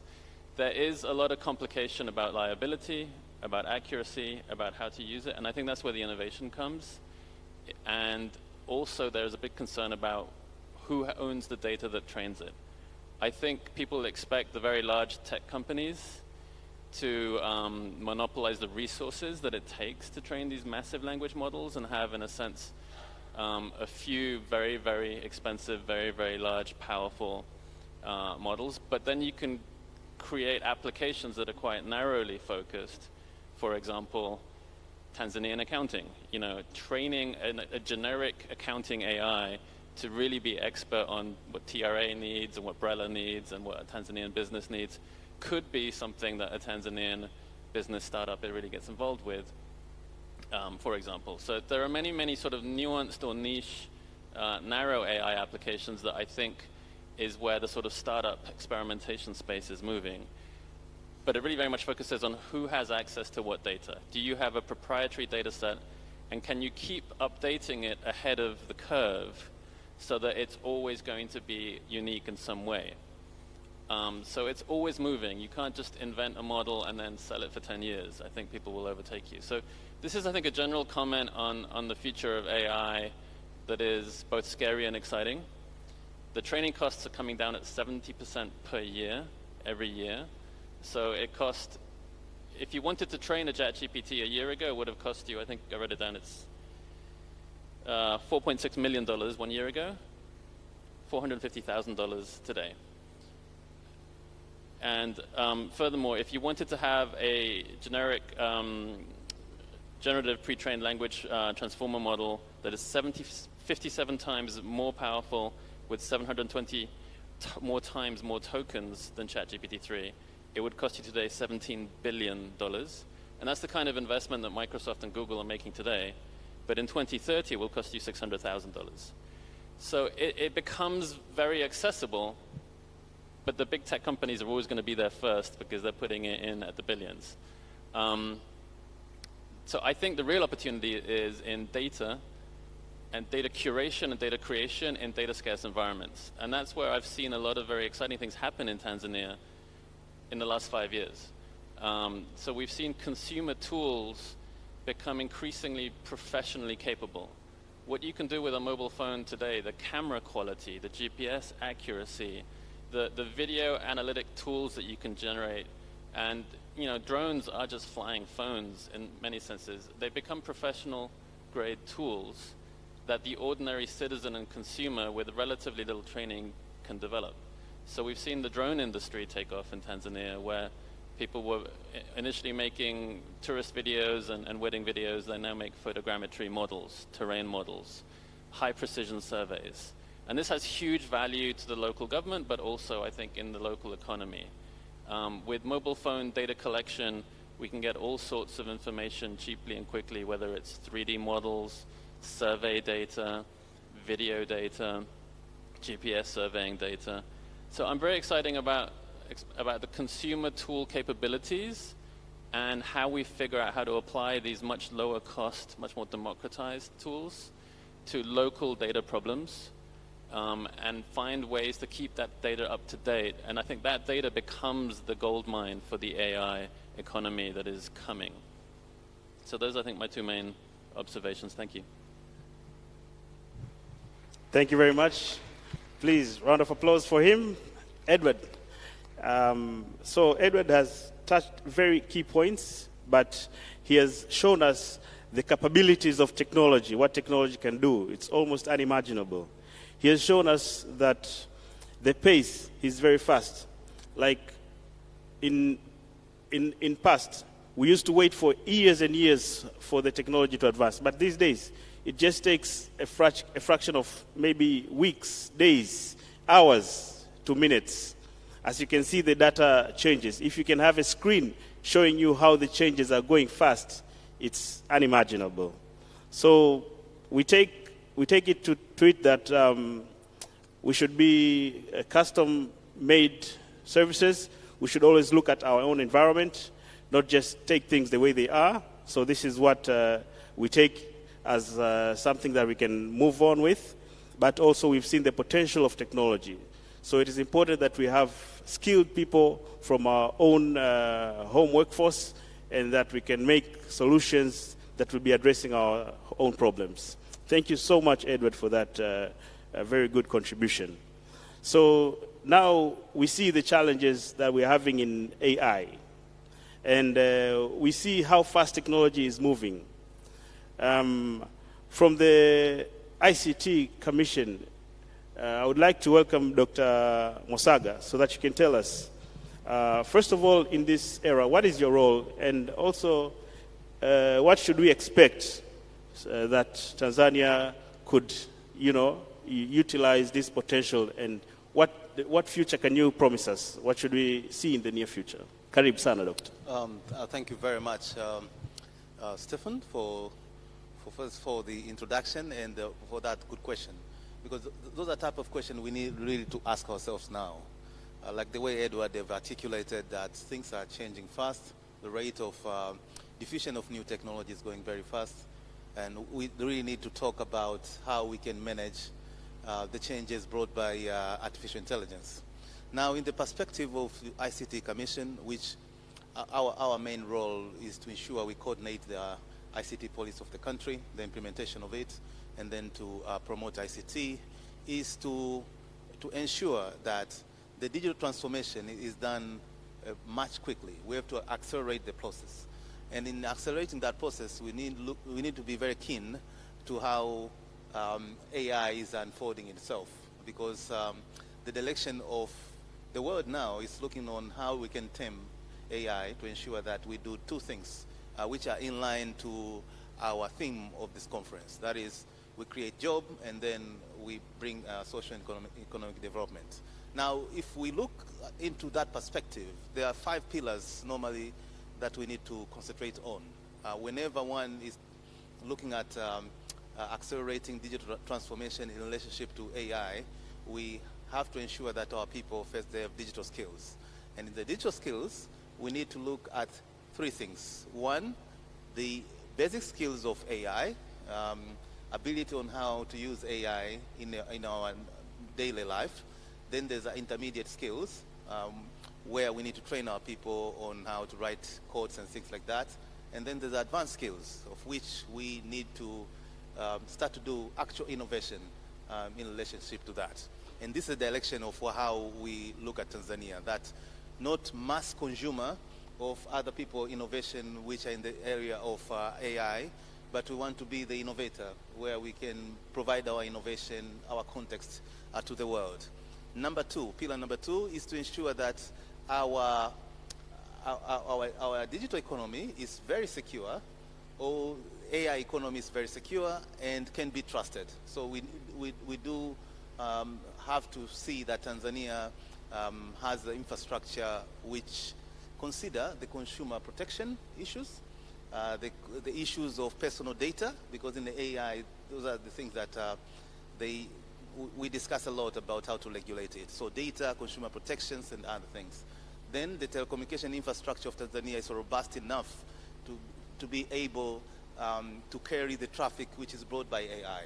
We know that AI consumes a lot of data, and it consumes data which are residing in different places. So we want to look at Tanzania that has a future where the infrastructure can withstand that.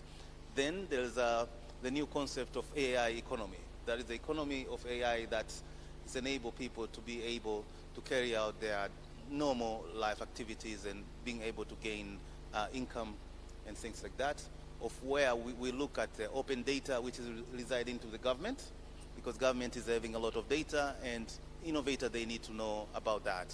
And then there's the last pillar, which talks about AI research and AI innovation. We have to encourage institutions to do research so that we can have the best algorithms that will give us an edge over other people, and then to enable our youth, who are our driving force for transformation of our economy, to be able to create startups, to create solutions that are relevant to the world, and being able to do that. So that's the Tanzania that we are looking at in a vantage point of our ICT Commission. Makofi jamani. Thank you so much, DG. DG has expressed that we want to make from our own, not only acquiring and consuming what is from outside. But also he has expressed the importance of security and confidence and trust in the cyberspace of our country. So having comprehensive legal and regulatory frameworks. He mentioned about the personal data protection and the areas of cybersecurity, but also he's shown that how much the economic opportunities are laid in this and how we are planned to exhaust them, but also about the AI research and development and supporting startups and innovation. Thank you so much. Now, in this development of technology, it is very key for having a seamless data exchange platform. Our fellow citizens from Estonia have made a very huge progress in this. They've established or built what is called the X Road. This is a digital exchange platform that they've built, and it is among the most successful ones in the world. So we have the CEO of Actors, who are actually the people who are behind this and who actually built it. So we want to hear from Ms. Kedi on their experience in deployment of the X Road in Estonia, and what piece of advice could they give to us who are just on the commencing stage. We're just at the beginning, infant stage of establishing our own X Road. Please, Ms. Kedi Valba, Karibu. Hello from my side as well.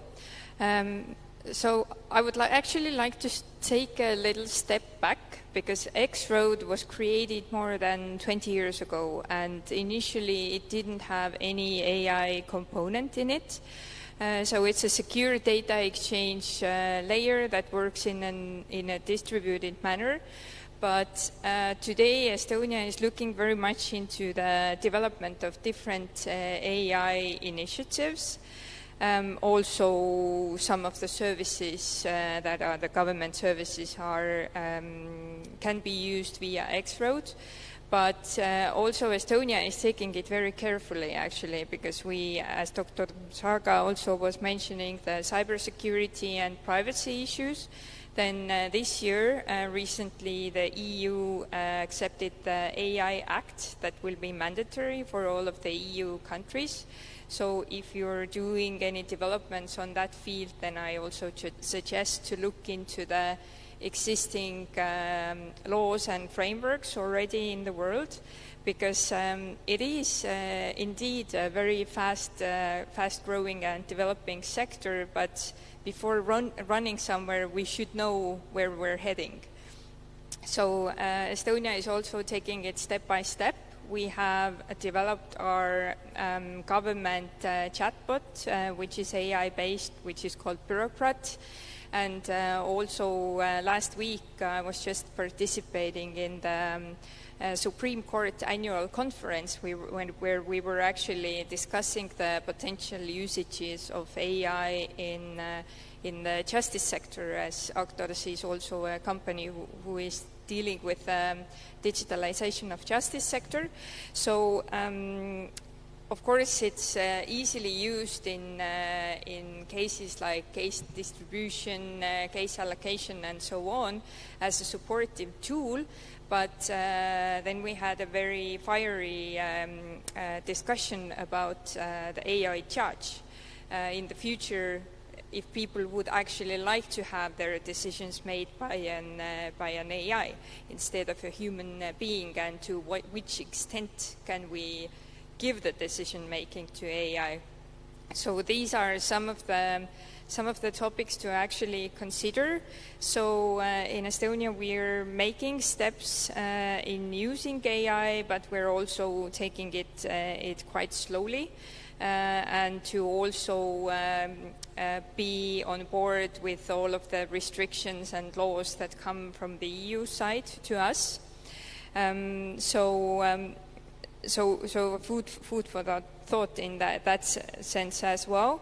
But definitely, as mentioned already earlier, an investment in research and development on that topic is necessary. So in Estonia also we collaborate with the academia, also the private sector and public sector and civil society in developing all of those things and making the steps in that sector. So investment in R&D and putting those policies and frameworks in place before actually implementing would be crucial. Thank you from my side.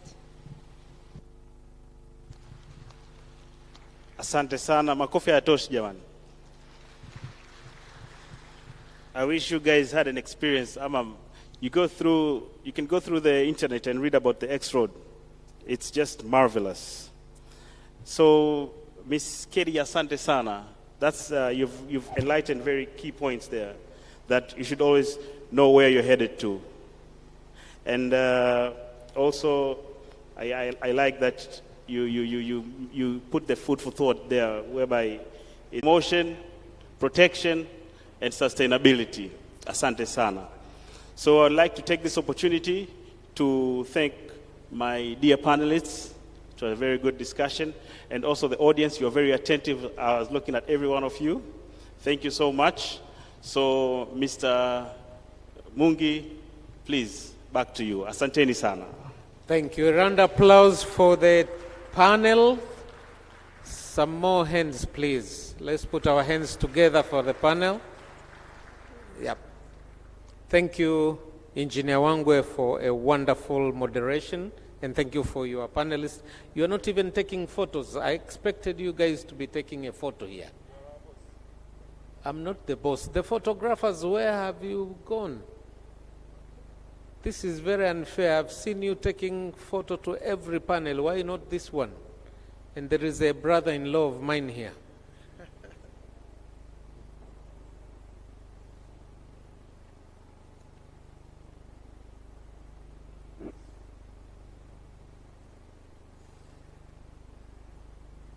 Again, thank you very much, Mr. Engineer Nnauye, and your panelists for a very insightful panel discussion that was on unleashing imaging digital technologies in the digital transformation for job creation and socio-economic development. Next, before we go to lunch, we have about 45 minutes session that will be moderated by Mr. Paul Damocha or Damoka. I'm sure I haven't pronounced it badly. And this one will be on FinTech for Who? Demand for Digital Financial Services and FinTech in Tanzania. May I invite Mr. Paul, please, to call your panelist and moderate the session for 45 minutes. You are between us and our lunch, which is at 2. Thank you very much. Karibu. Thank you very much. I'll try and make this as interesting as possible. I'm Paul Damocha, working as a digital finance specialist with the United Nations Capital Development Fund. And before I say much, we have two main agenda in this session. So one is we are going to share a study titled FinTech for Who? Demand for Digital Financial Services and FinTech in Tanzania, which will be done by our research and insight specialist, Caroline Muro. So please welcome to the stage Caroline Muro, the author and our panelist on this topic. So after Caroline presents that, so I'll give an opportunity first to Caroline to take us a little bit through that before our panelists then can come on board. So karibu Caroline.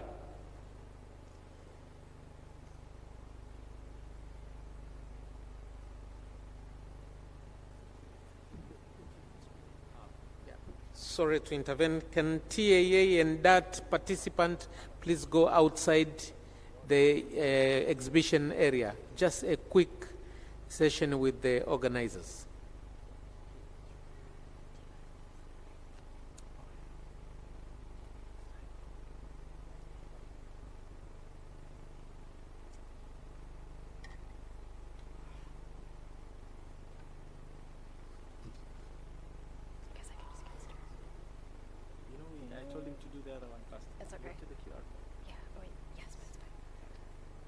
Okay, thanks, Paul. Good afternoon. Habari za mchana. My name is Caroline Morrow, and I'm a research specialist working with UNCDF on the Tanzania Inclusive Digital Economy Project, which is part of the EU's Digital for Tanzania program. So on behalf of UNCDF and the EU, if I may, we are excited to be here convening around an important topic and excited to share the release of a new publication on demand for digital financial services and fintech in Tanzania, which I will be quick to run through and encourage you all to check out online. So in 2021, UNCDF conducted a landscape study that looked at enablers and inhibitors of fintech sector growth in 4 areas: demand, talent, capital, and policy and regulation. Of course, none of these exist in a silo, but this paper is a bit of a follow-on, doing a deeper dive into demand-side constraints to DFS and fintech usage from a consumer and provider perspective. And we focus on demand in this first follow-up because widening gaps between available digital infrastructure and digital usage, as well as gaps in or lags in converting trial use of DFS into regular use of DFS, is suggesting that demand-side constraints are some of the most significant.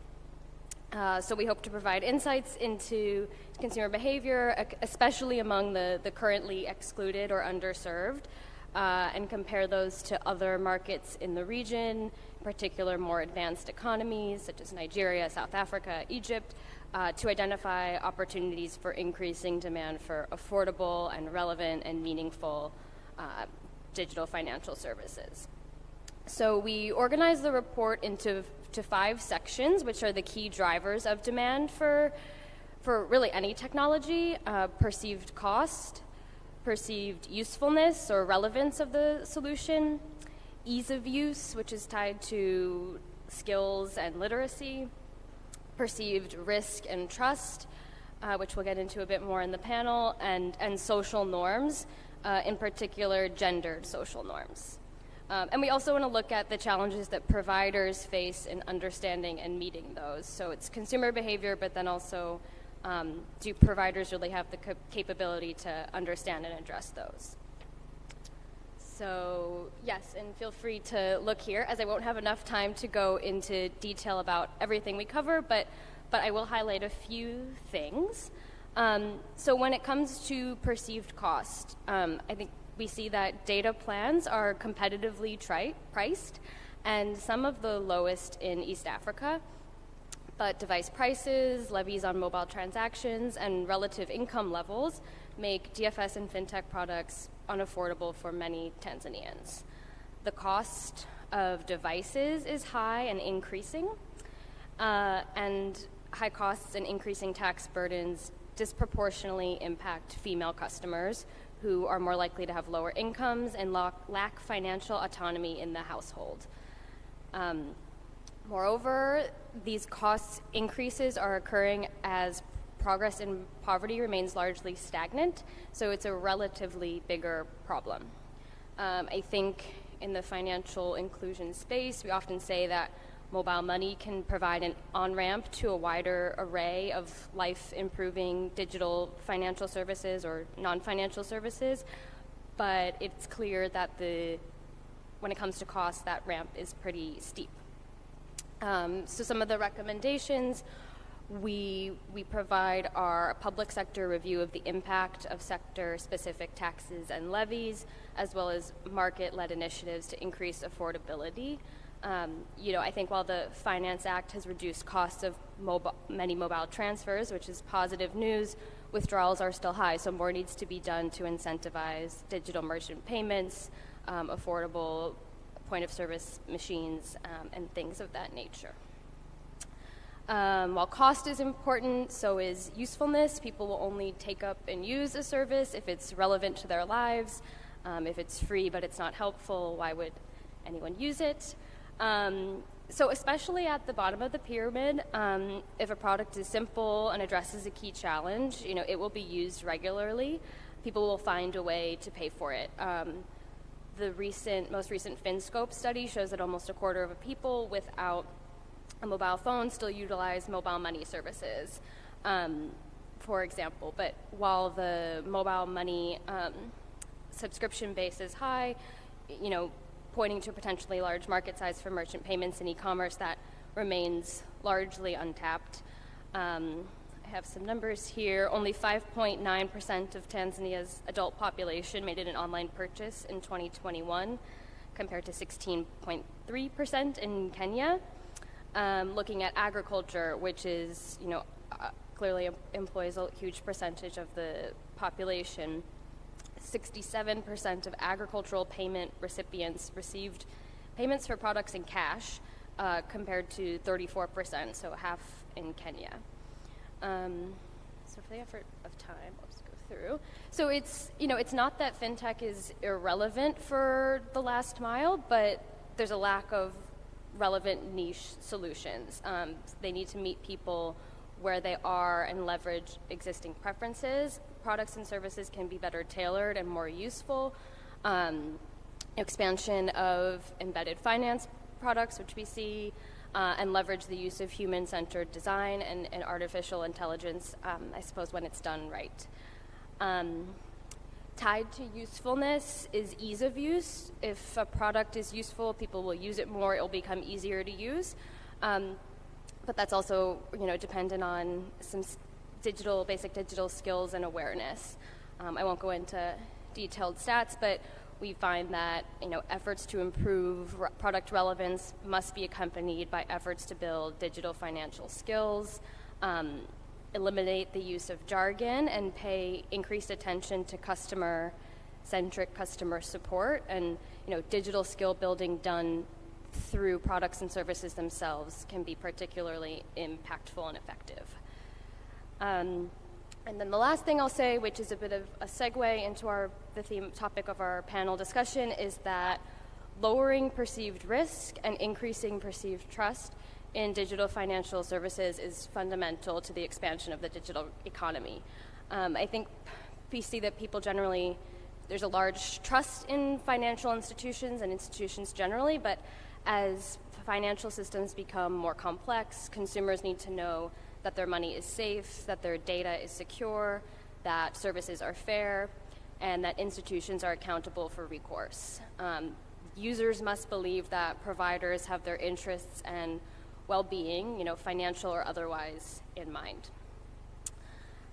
So I guess to conclude, we see the DFS and fintech sector rapidly expanding. There's a lot of potential for fintech to bring financial services to those who continue to remain underserved or excluded by the financial sector.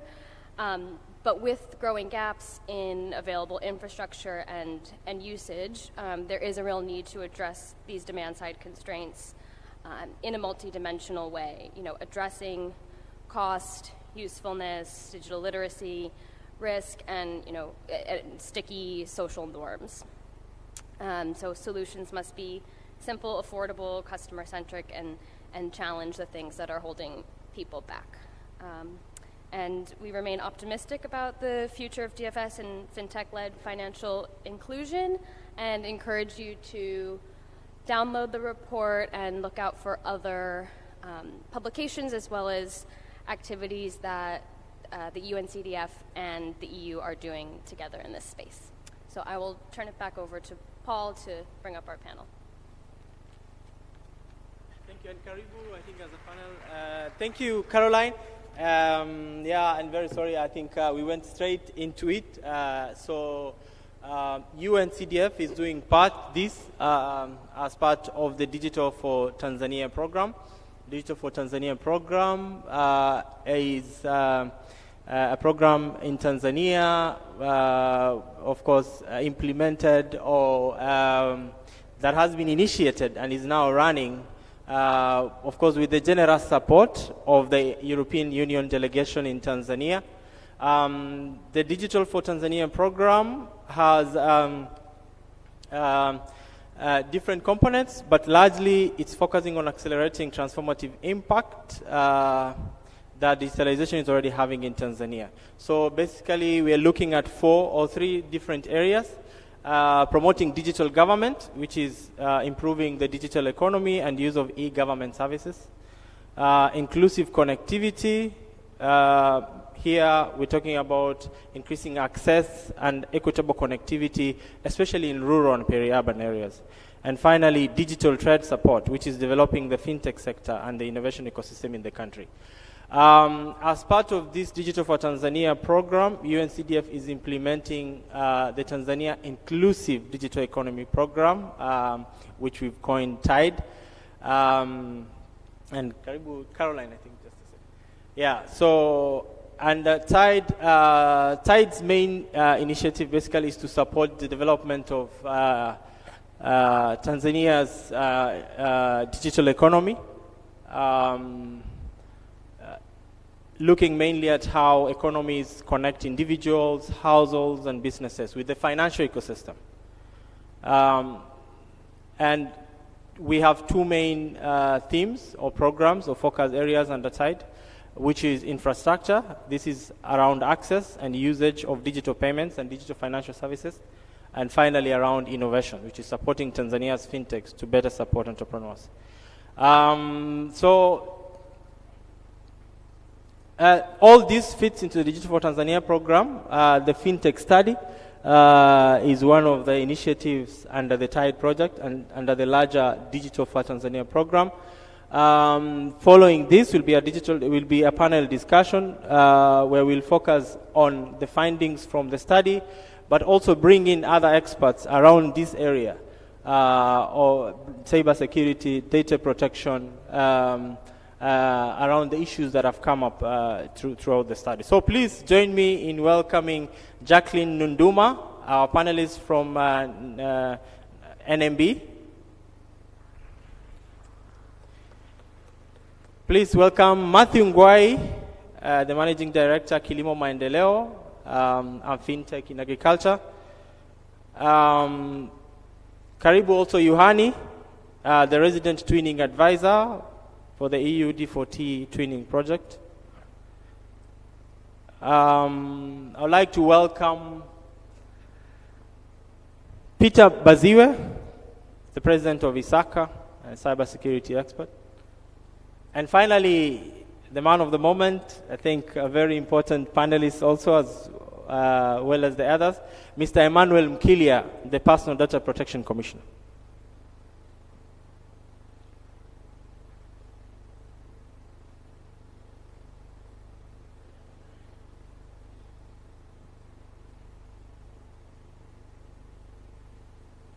So maybe the first question to Caroline.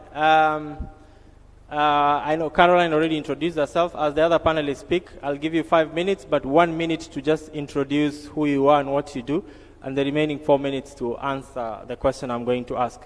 But for Caroline, you already mentioned the link between financial and digital literacy and perceived risk or trust.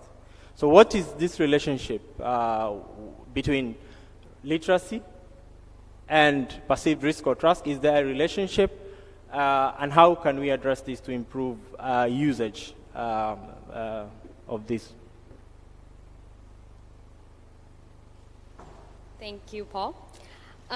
So I think what was interesting about looking at perceived risk and trust for this report was that a lot of the data wasn't particularly straightforward, or there were some conflicting insights. I think, some data and reports suggest that real concerns around trust is preventing growth in the e-commerce sector, for example. Valid concerns around deceptive information, misleading advertising, poor recourse mechanisms, and that's a big problem. On the other hand, there are those that say that, especially at the last mile, people are very willing to try a new product or service if they see it fits a need and is affordable.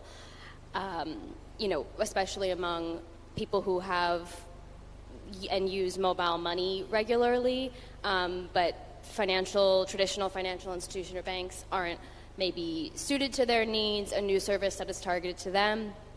can be something they're willing to try.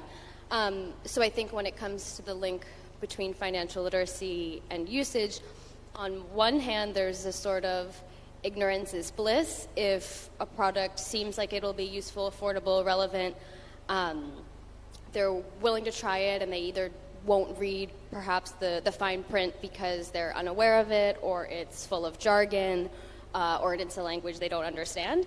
So in that sense, it's not a good thing because, or it's tricky because as soon as you have a bad experience, either firsthand or secondhand, then you lose trust. So in some ways, low literacy can correlate to usage, but then on the other hand are people that do have financial literacy, and they do have these real and valid concerns that I mentioned before. So in that sense, increased literacy and awareness may limit trust and increase perceived risk. So I think what we need are parallel efforts to build financial literacy and skills and digital awareness while also addressing the real and valid concerns. So whether that's on the public sector side, consumer protection, regulation, fair access, data protection, and ensuring people are aware of that and know what it means.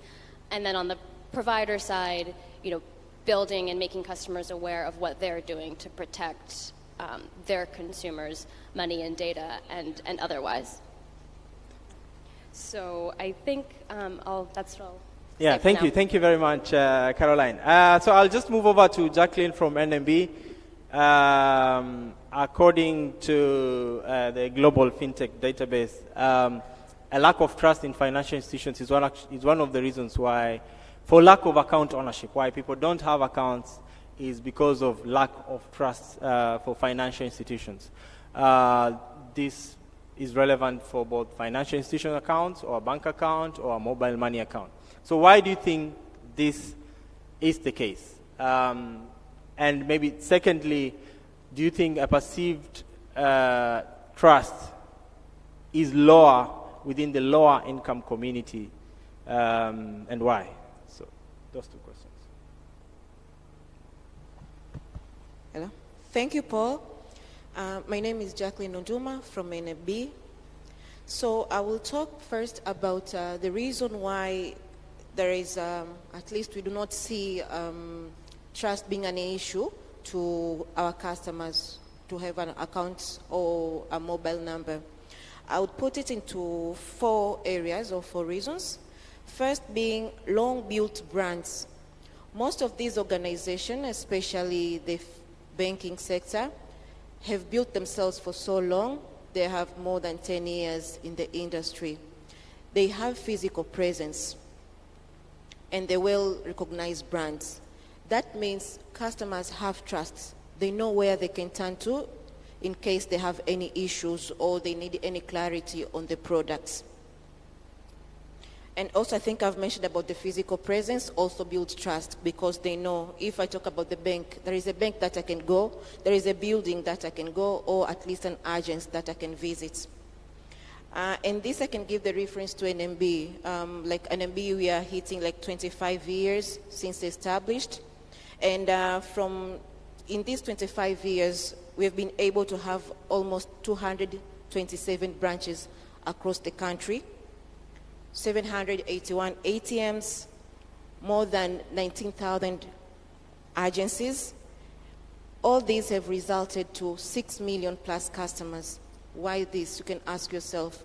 It's because we have presence. That's why we have the slogan, NMB Karibiako, means they tend to trust the brand.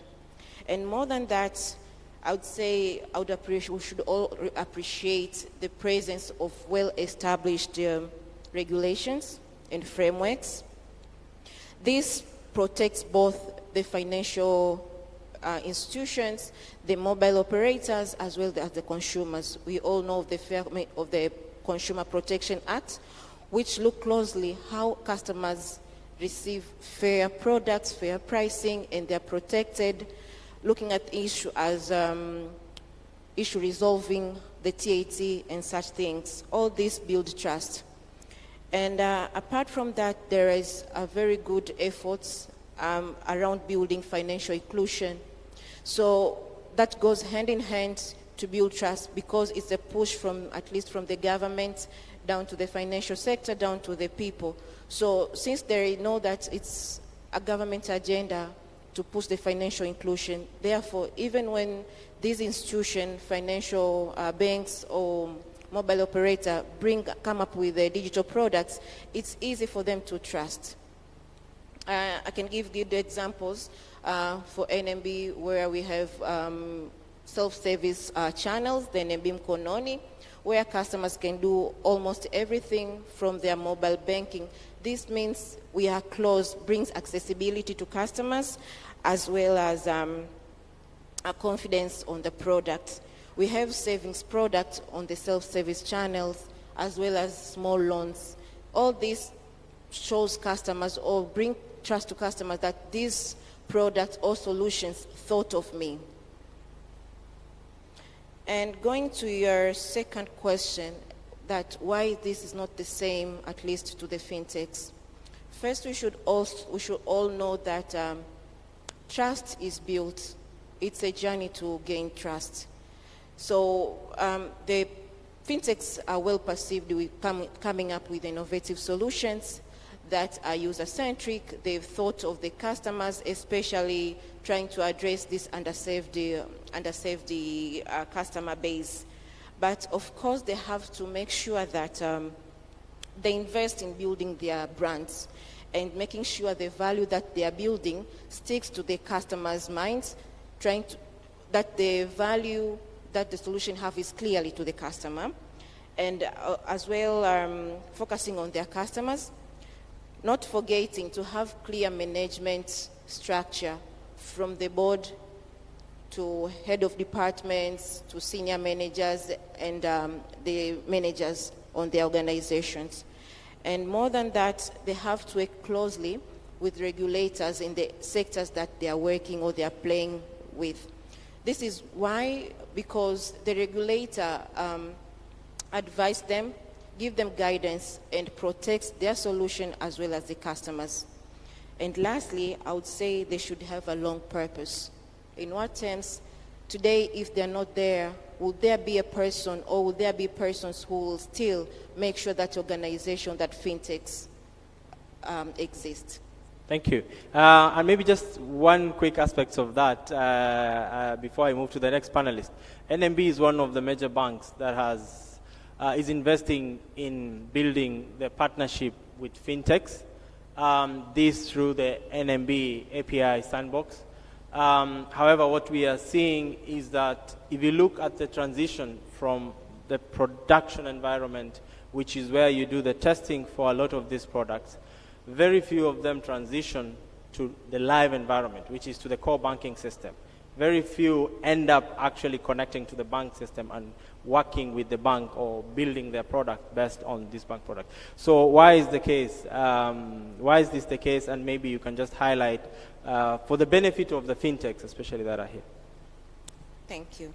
So first of all, for the case of those maybe who are not very clear what is NMB Sandbox, the NMB Sandbox environment, this is an environment purposefully made for fintechs to give them room to validate their ideas and applications.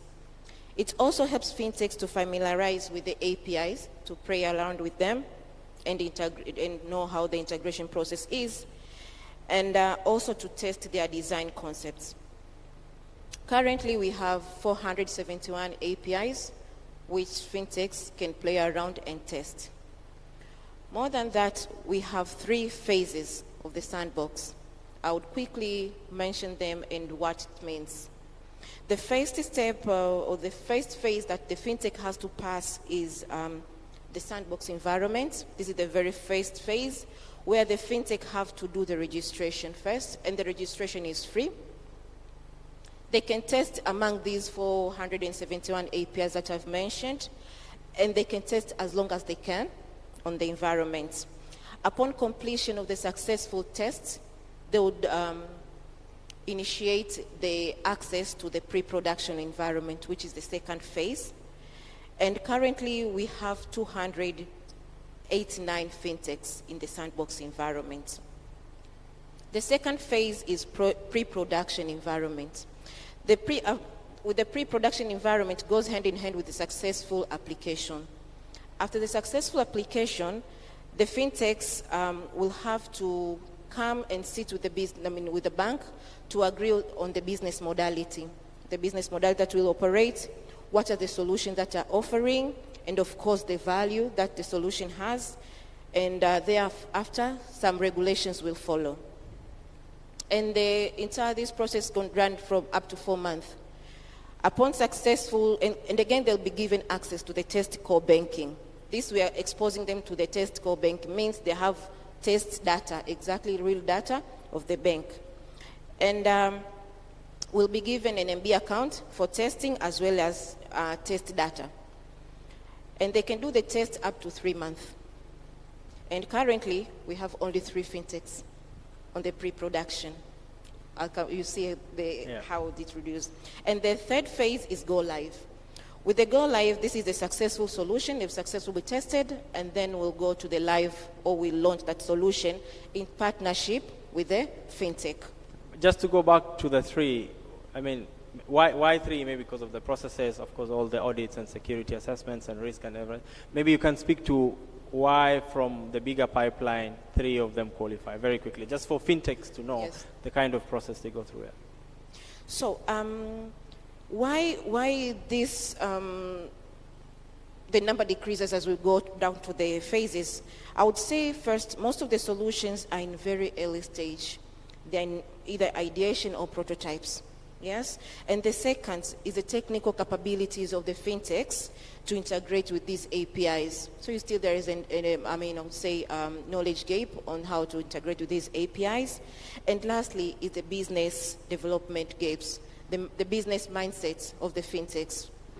So with this, it's why we have taken a couple of initiatives to ensure that the good numbers migrate from one phase to another.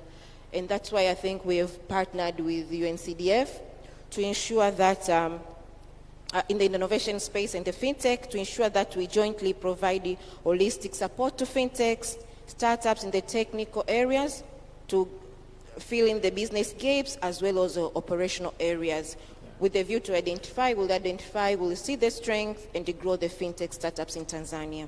And more than that, we also have strategy internally to expand the fintech units within the bank. So means we'll have more time, more people to go and meet these fintechs, create awareness, share the skills and so, as well as we'll also, I think, run the hackathon sometimes later. All this is to create awareness, ensure that people or the fintechs move from one phase to another with the right skills. Yeah. Thank you very much, Jacqueline. And maybe just very quickly, and sorry we've taken time at the NMB Sandbox, because I think there have been lots of questions also from fintechs and interest around this, and that's why I gave a few more minutes there. But very quickly to Peter, the president of ISACA, 30 seconds to say what ISACA is about, but 2 minutes to say these fintechs have to do multiple integration in today's world.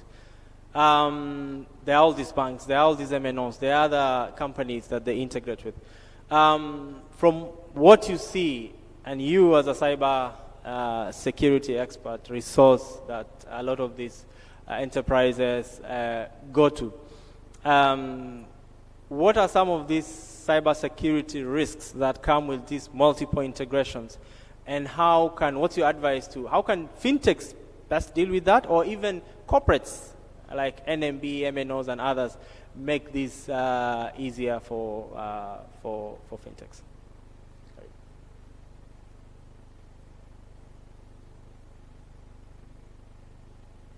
Hello? Okay, thank you very much. Before I speak, I always have a disclaimer. What I say remains here. If you go and use it somewhere else, that's your problem. I'm usually a bit controversial. So anyway, fintechs have a lot of challenges. Like we've seen the ones working with NMB, 230 something, and then only 3 are in pre-production.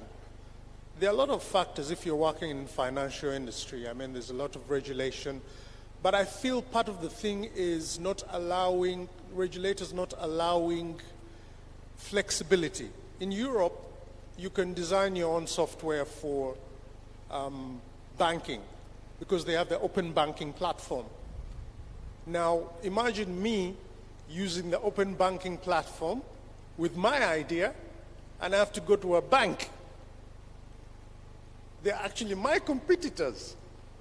So if my idea is to create an online bank from start to finish where nobody has to go in the bank, imagine how much difficulty I have if I have to go and test that idea in the bank itself. You know? So anyway, there are other challenges, but those are some of the challenges. Some of the other challenge that she mentioned was actually technical ability. So many of our techies that we have, they'll design something, software, maybe most likely open source. They've downloaded the code from somewhere, and that's how it works. When you now tell them that you have to change this code for this business process, yani pale yule programmer paka mkute pale and say, subiri, then you see them asking on Stack Overflow, Ivi, how do you change this API from this to this?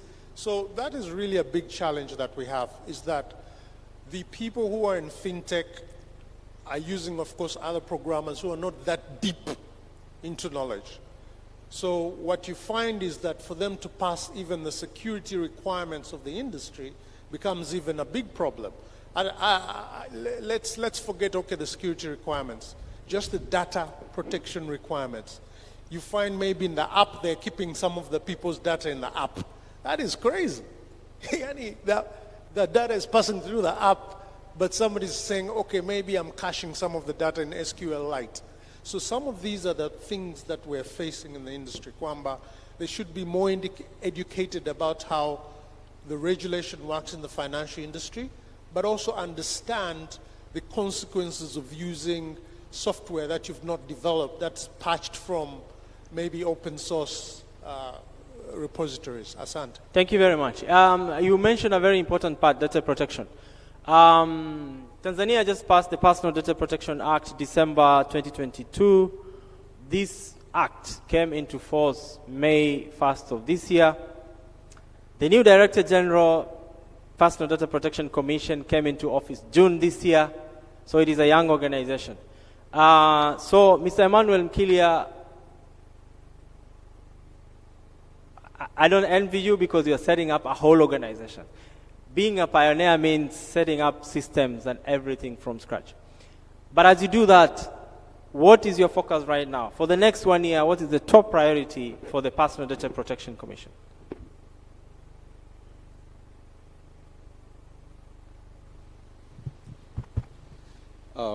Thank you very much. As you have said, the Personal Data Protection Act was enacted last year in December 2nd and come into effect in 1st May this year. So as I'm talking now, it's almost 3 or 4 months being on the office.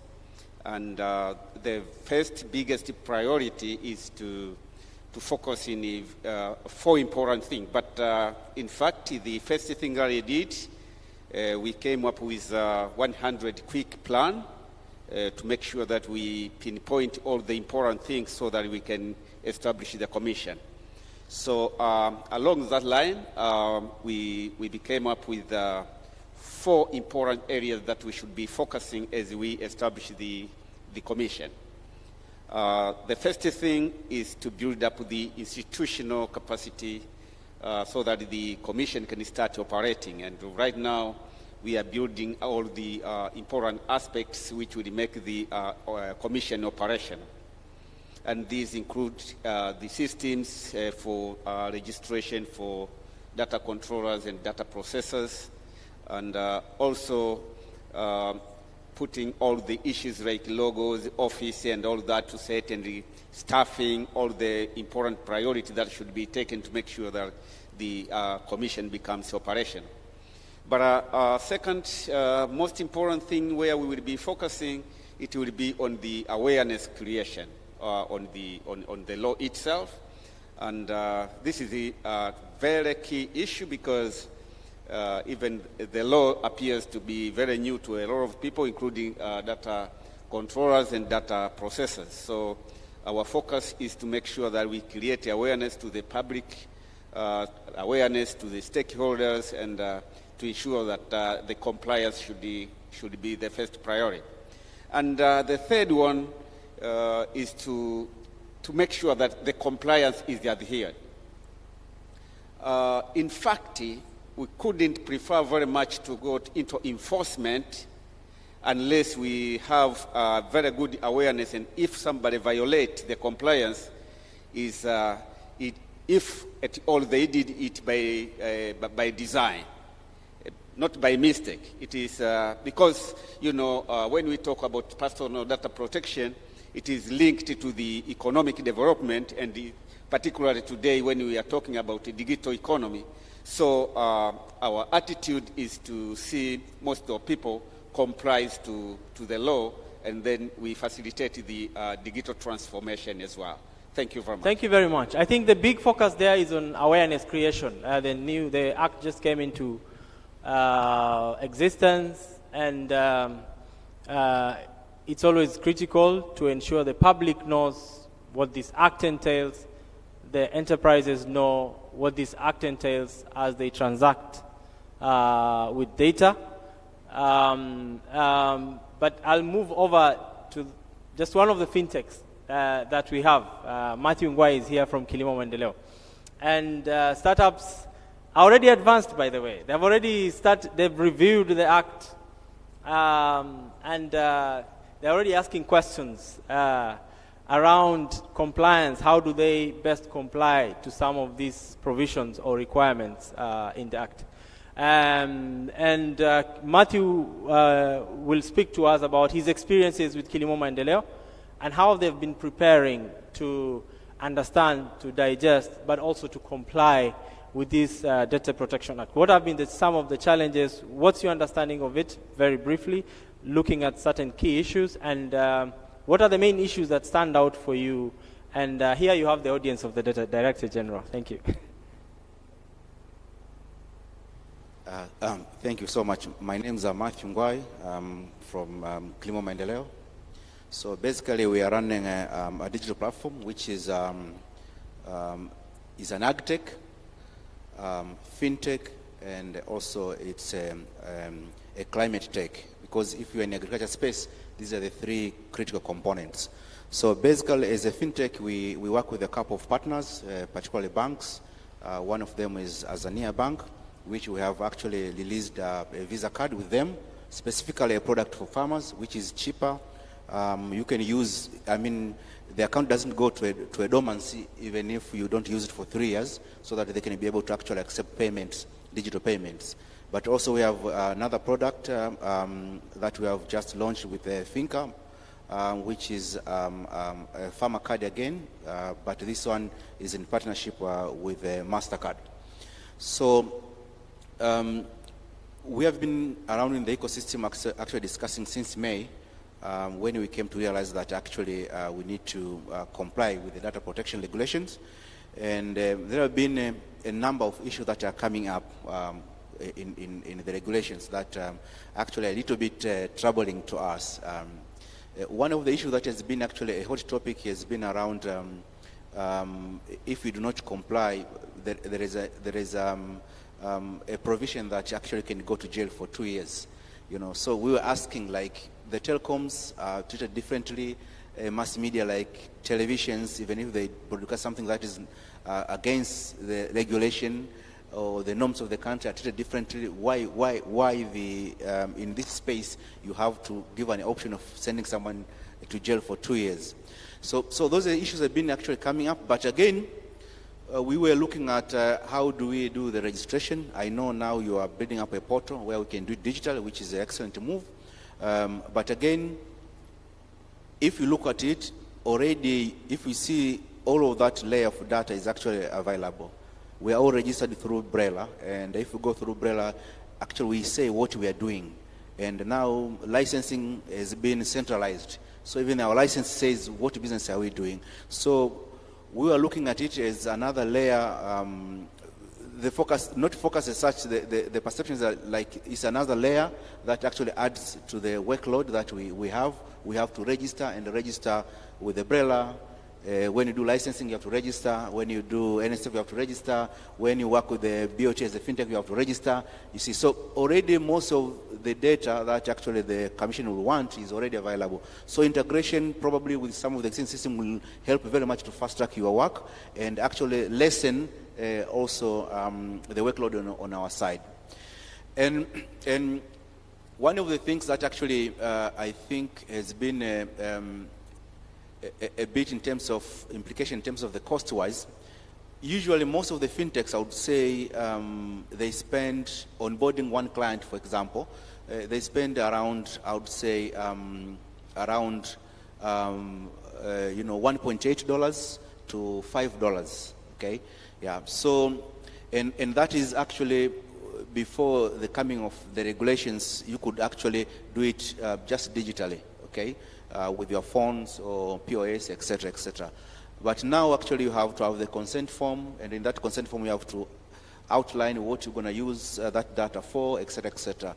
And that is actually the traditional banking model. So basically the regulation is kind of telling us like we have to go the traditional banking model of having the physical forms. And based on the experience that I have had with some of the banking partners that we are working with, for them, it costs them around 45,000 to 52,000 shillings to actually onboard one client.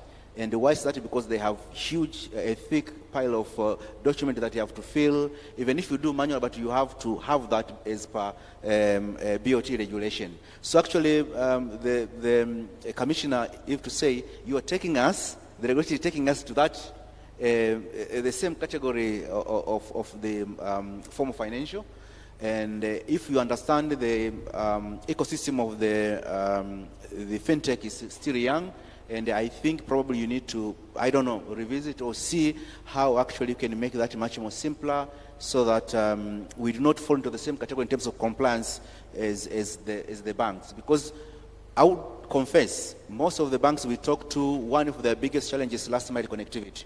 How do they get clients? And especially in rural space where we work, most of them are not there. But the reason is very expensive to onboard someone from the rural space. There are a lot of solutions that we see, but the requirement of the paper documentation has been taking toll and increasing the costs. Yeah, so I think that's, if we are looking into the digitization really and the digital inclusivity, we need to think, I don't know how we're going to do this, but we need to think a way around that. Maybe, I don't have the answers, but it will be very nice actually to reduce that. And also, so if now we are moving into that in terms of onboarding the client, okay, it means we won't be in terms of efficiency or in terms of the economies or the cost, we won't be different from the banks. And us, when you go to the banks, actually that's our, what we call, that's our proposition. I'm saying I work with, let's say, I have onboarded or I work with 20,000 farmers, and these farmers are cultivating X number of acres, this particular crop. This is how much they are getting per acre. So it's a proposition, you see a business there. So I said the bank, these farmers, they have to increase their productivity, they don't have enough capital. So would you care to invest on them? The first question is, oh, so I need to open for all of them an account. I would say, yes, I can give you, I can give you a solution for that. I can give you last mile connectivity. When I'm on board on my side, a client or a farmer, that data can come straight to you, and then you can open an account, and then you can offer an account and a card to this. So for that, as a bank, it's easier. They say, so I will have to go only once for them to sign the form, but at the same time, I give them their card and also their account. So that's actually the biggest proposition that we make, but with this regulation now, we are seeing like, basically, we are not going to be able to do that. And if we have to do that, it means still we will have to spend almost the same or similar amount. By the calculations that we have done, our cost of onboarding for a farmer or a client has gone up from $1.8 right now to $12.2. So you see, it's already adding the cost, and it's really making us sweat, considering in road space you have to have motorbikes or you have to have cars, etc., etc. Yeah, so that will be like some of the practical experiences that we have had, but we are more than happy. We are discussing, and probably very soon you will receive a delegation from our side. Some people are trying to organize. They want to come to understand how to invite you in on our side, actually, to get more understanding of what is going on. Because for us, it's really important. And in the digital space, the fintech space, we see a lot of youth are coming in. And thank coming you, up with that. Matthew. Thank I have to cut you short there because we need to wind up. But before I give 2 minutes to Yohani to introduce, to bring another dynamic, which I'll just mention, I'll be unfair not to give 30 seconds to the Director General to just respond very briefly to the issues, some of the issues raised. Yeah, of course, interoperability. How does this speak to other systems? There's BRELA that we have to register for all these systems. The Commission requires a new registration, of course, online compliance requirement, but one of the issues is interoperability as well as the other issues. Yeah, in fact, to be very brief, the issue is not registration alone, it's compliance. And what is very important here is not the, as I have said, registration. It's about preparedness to ensure the data subject that you will protect the data that you are using. Because as we talk about the technology development and all this, the bottom line will be the business between an individual. And that individual have got, you have to protect his privacy. And the privacy is most important. If you can remember today, we were talking about coming with the digital identity. It means all the services will be pinned to the personal information of an individual. And that is somebody's privacy. And then, if you are privileged to become a data processor or data controller, you have to use those data according to what you have agreed with the data subject. So it's not just registration. And that's why the Act is there. Thank you very much. Thank you. Thank you very much. And now, of course, Tanzania is part of the global system. One of the most referenced data protection standards is the GDPR by the EU. Yohani is part of the twinning project. I deliberately mentioned two aspects of the Digital for Tanzania project, the budget support project implemented by the Ministry of ICT, and the Inclusive Digital Economies project, TAIC, implemented by UNCDF. And the third component is the twinning project, which is a 2-year project coordinated here by Yohani. So maybe briefly tell us what twinning is about in just 1 minute, and just take another 1 or 2 minutes to talk about GDPR. How is this relevant to Tanzania? Is there one important thing you can mention that as we implement, as we go on this journey, we take into consideration? Thank you. Thank you, Mr. Chairman. Thank you, Paul. First of all, I wish to thank you for inviting for this panel. I think it's a great honor and pleasure to be here discussing about these issues and matters. Well, I'm coming from Finland. I have about 25 years background in digitalization of various roles. But here I'm for this Digital for Tanzania twinning project, which is going to focus on cybersecurity, data protection, and also privacy. And there's also issues on topics on interoperability and data management. So we have just started this project. We haven't progressed very much yet. And we are doing this project with 3 EU member states, from Finland, from Estonia, and from Germany. So, as I said, we are focusing on data protection. In fact, operator can change the slide for the next one. And we have 3 components here: cybersecurity, privacy, data protection. And what are those issues in the public and private sector? I do know that Tanzanian government has done already quite a lot in this area, so we are mostly looking for that. What are the challenges, remaining challenges and issues that might be there? And please do not change the slide yet. And so the second component is about interoperability and data management, and which we are focusing and working with our Estonian colleagues. And then the last component is also about cybersecurity and privacy and data protection, but we are then focusing on the more on the private sector. And how this is linked, you know, in the previous discussions here, because, well, in the fintech or financial services or banking sector, data protection and privacy is a crucial thing. If there's some problems with those, so then you might lose the trust. I think trust was referred to here a couple of times. Trust is also very, very important and crucial, you know, in order to maintain service that people are using services. So we are focusing on these topics, and how we are doing so. We are sharing our knowledge, our background, what we have learned about data protection, for example, or privacy and cybersecurity, sharing our experiences, know-how, and that sort of thing. But we are not saying that you have to do it this way or that way. So it's up to the Tanzanian authorities and government then to decide what to do.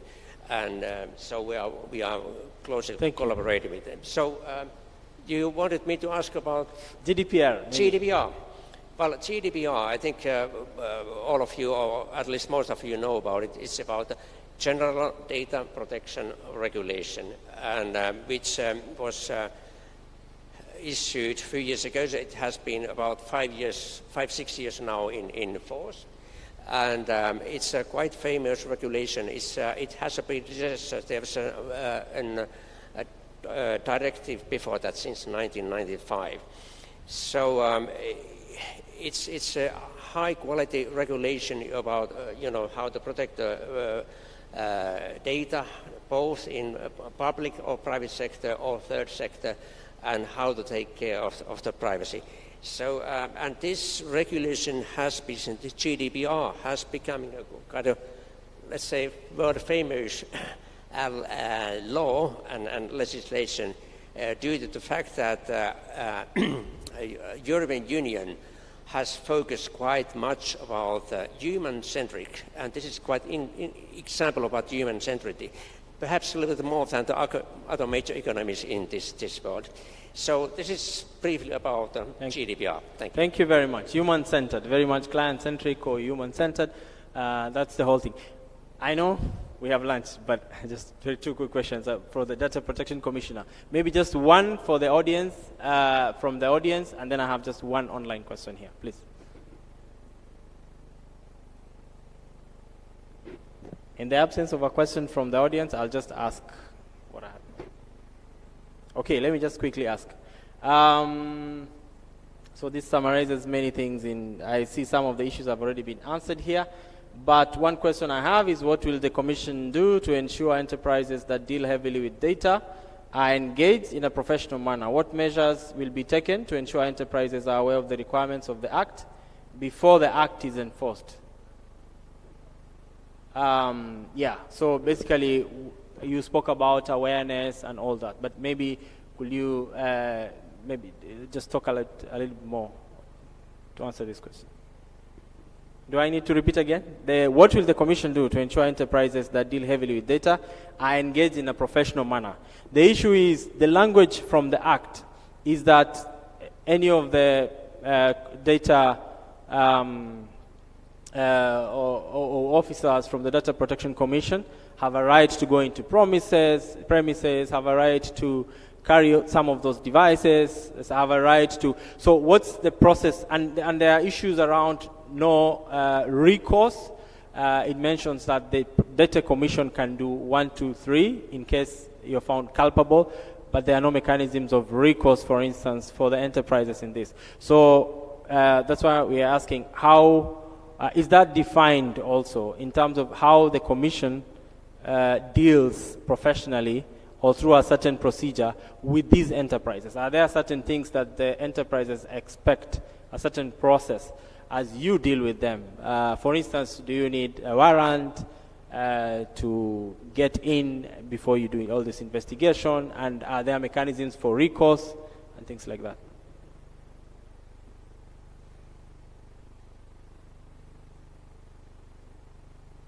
to Mr. Emmanuel. Sorry, but Yohani, you can help if you want. Let me just give it first to Mr. Emmanuel. Okay, thank you very much. What I can assure you, everything will be handled professionally, because the establishment of Personal Data Protection Commission has got almost 3 directorates. The first directorate is on research and innovations, because when you are talking about data, it's about something to do with electronic. It is so the technology must be there. And the second one is handling of complaints and investigation and all that. So everything will be handled professionally. But importantly, as I have said, the law is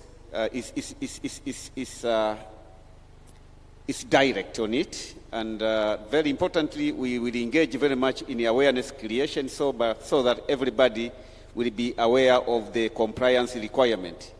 And if you violate, it means you have decided to do so, and the investigation will be done professionally. And just to ensure you that, even myself, I'm Assistant Commissioner of Police. Thank you very much. Thank you very much. So you'll hear that professional conduct in carrying out the assessment and, of course, in ensuring compliance to this. So sorry I've gone over time, but I would really like to thank each of the panelists. Thank you very much for this. Thank you all for listening. Asanteni sana. Thank you.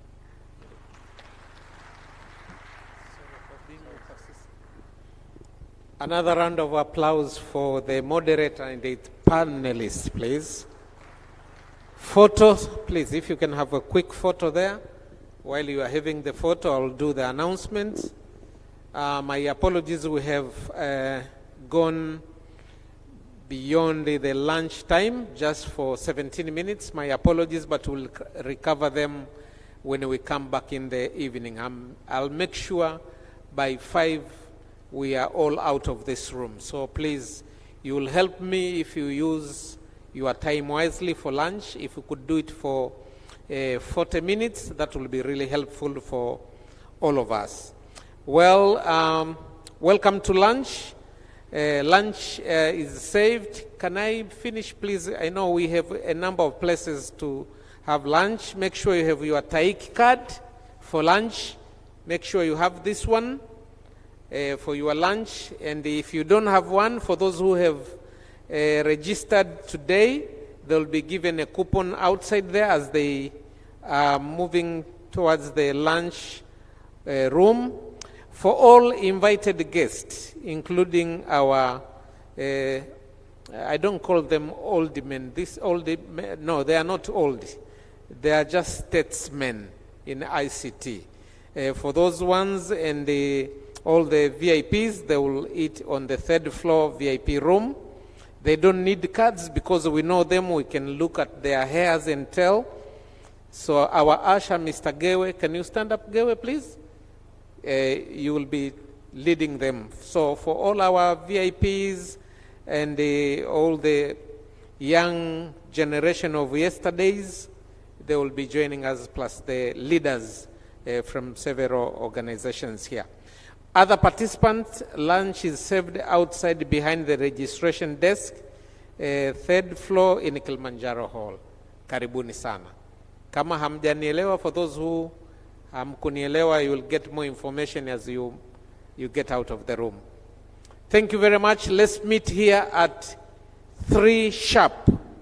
3 sharp, we have 2 sessions, and the earlier we come, the earlier we leave. Asanteni kwa makofi yenu. Mungu awabariki sana.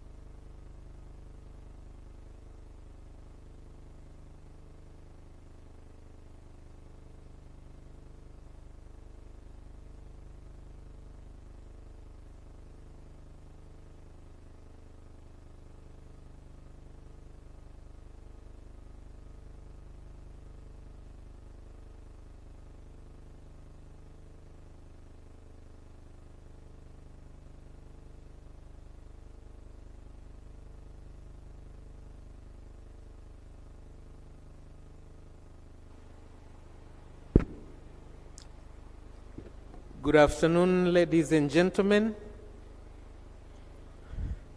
Karibuni kwenye kipindi cha kukwepa mawe. The afternoon sessions are normally very, very interesting. And I'm sure I'll ask the cameramen and women to have photos for me, and the one that will be far away from us here will just make sure they are on the screen. So please avoid being given a gift of your photo talking to your grandparent during this session. The next session is an interesting one. And this session brings together a number of very senior people in cybersecurity in the country. As we remember, cybersecurity was an issue that was a little bit difficult to handle until when we had a law in place, the regulation and everything. But still, the issues of risk and vulnerabilities are still an issue. And I overheard during the last session issues of public education on such issues to be quite an important thing. So we'll have an interesting session on setting golden standards for digital security and trust.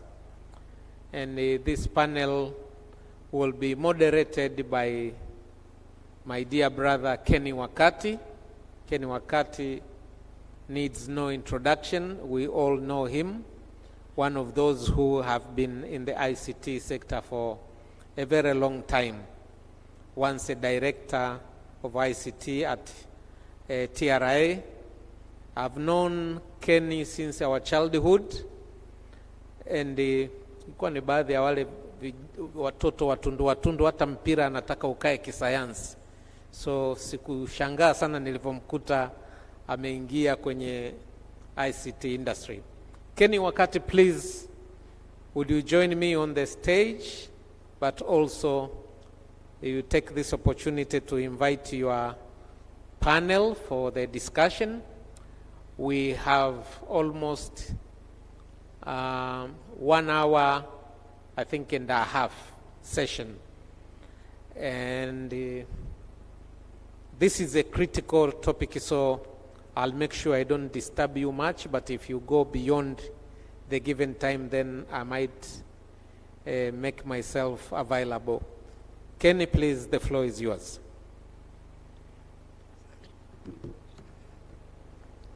Thank you very much, Brother Innocent, for that introduction. As I've been introduced, my name is Kenneth Wakati, and I'm going to be the moderator for the next session. And the next session is about setting golden standards for digital security and trust.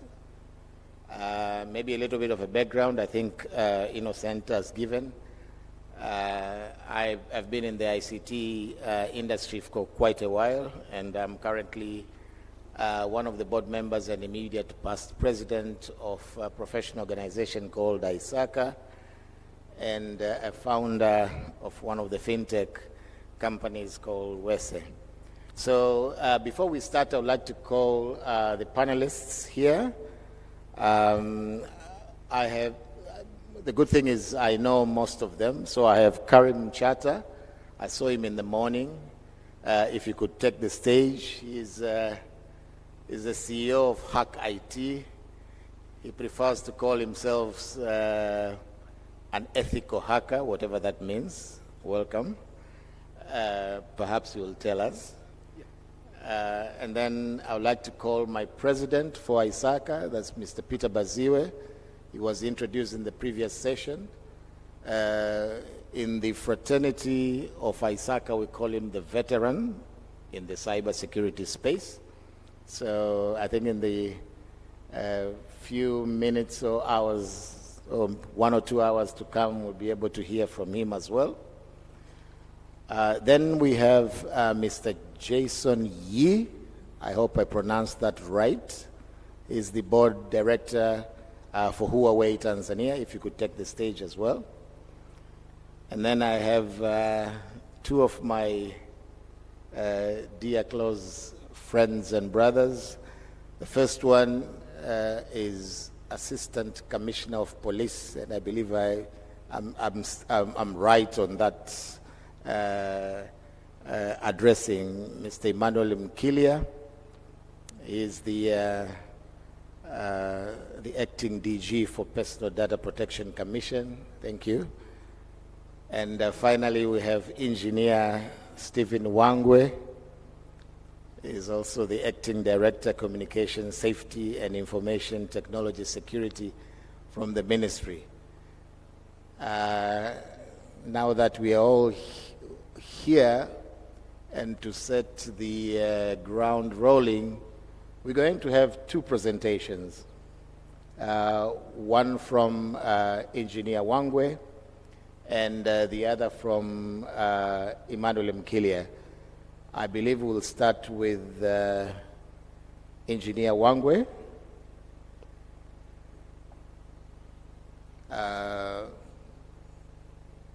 We'll start with Engineer Wangwe, and he's going to do a presentation just to break the ice. And I see it's already on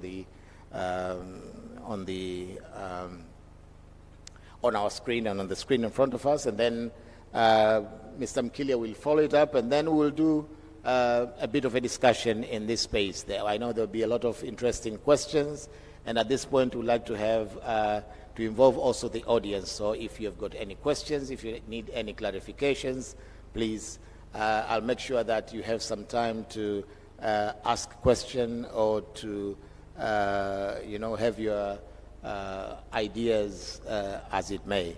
So without further ado, Engineer Wangwe, if you could take the floor. Thank you.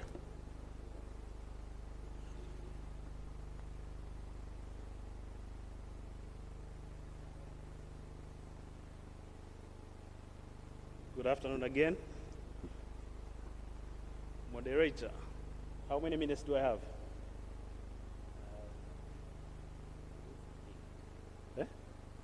15. Yeah. I'll try my best.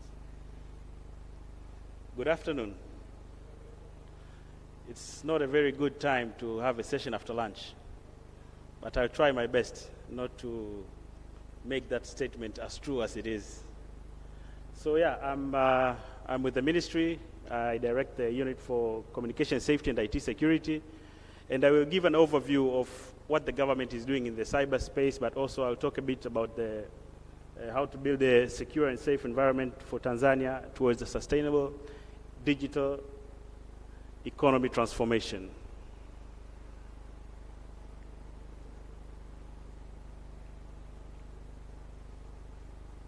This thing, I think it... Yeah, so I will cover the overview of the sector itself, but the overview of the ministry, the unit I head, and then I will go straight to talk about safe and secure digital economy. We'll not talk about cybercrimes. I'll talk about cybersecurity and its elements. I'll provide some tips, and I will give you an overview of some initiatives that we have towards those lines. Next.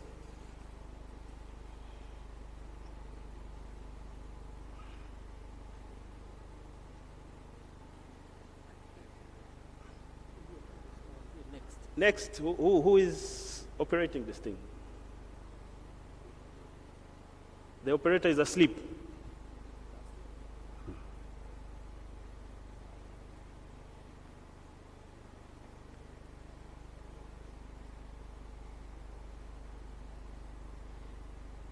I need support from the operator. Next, okay, thank you. So, as you see there, we have the policy on top, and the policy of 2016 is being revised now. We are expecting to have a policy of 2023, which was very briefly presented in the morning session, but also we have the National Information Policy of 2016, and we have the National Postal Policy, which is also under review. We expect to have another one this year. After the policy, under it, we have the strategy, whereby you see how are we going to implement whatever is being in the policy statements and the directives. So we have the National Cybersecurity Strategy, which is depleting this year, and we are going to be coming with another one. But we also have the National Cybersecurity Communication Strategy, and we have the National Broadband Strategy. We want every citizen in the country, every person in this nation of ours to have a good internet, broadband internet. After the strategy, we have the laws in place, because sometimes in order to get things rolling, you need to have the legislations in place. So we have the IPOCA of 2010, which is the first law to govern the sector, but we also have the Cyber Crimes Act, which legalizes or makes these crimes in the cyberspace known to the face of law.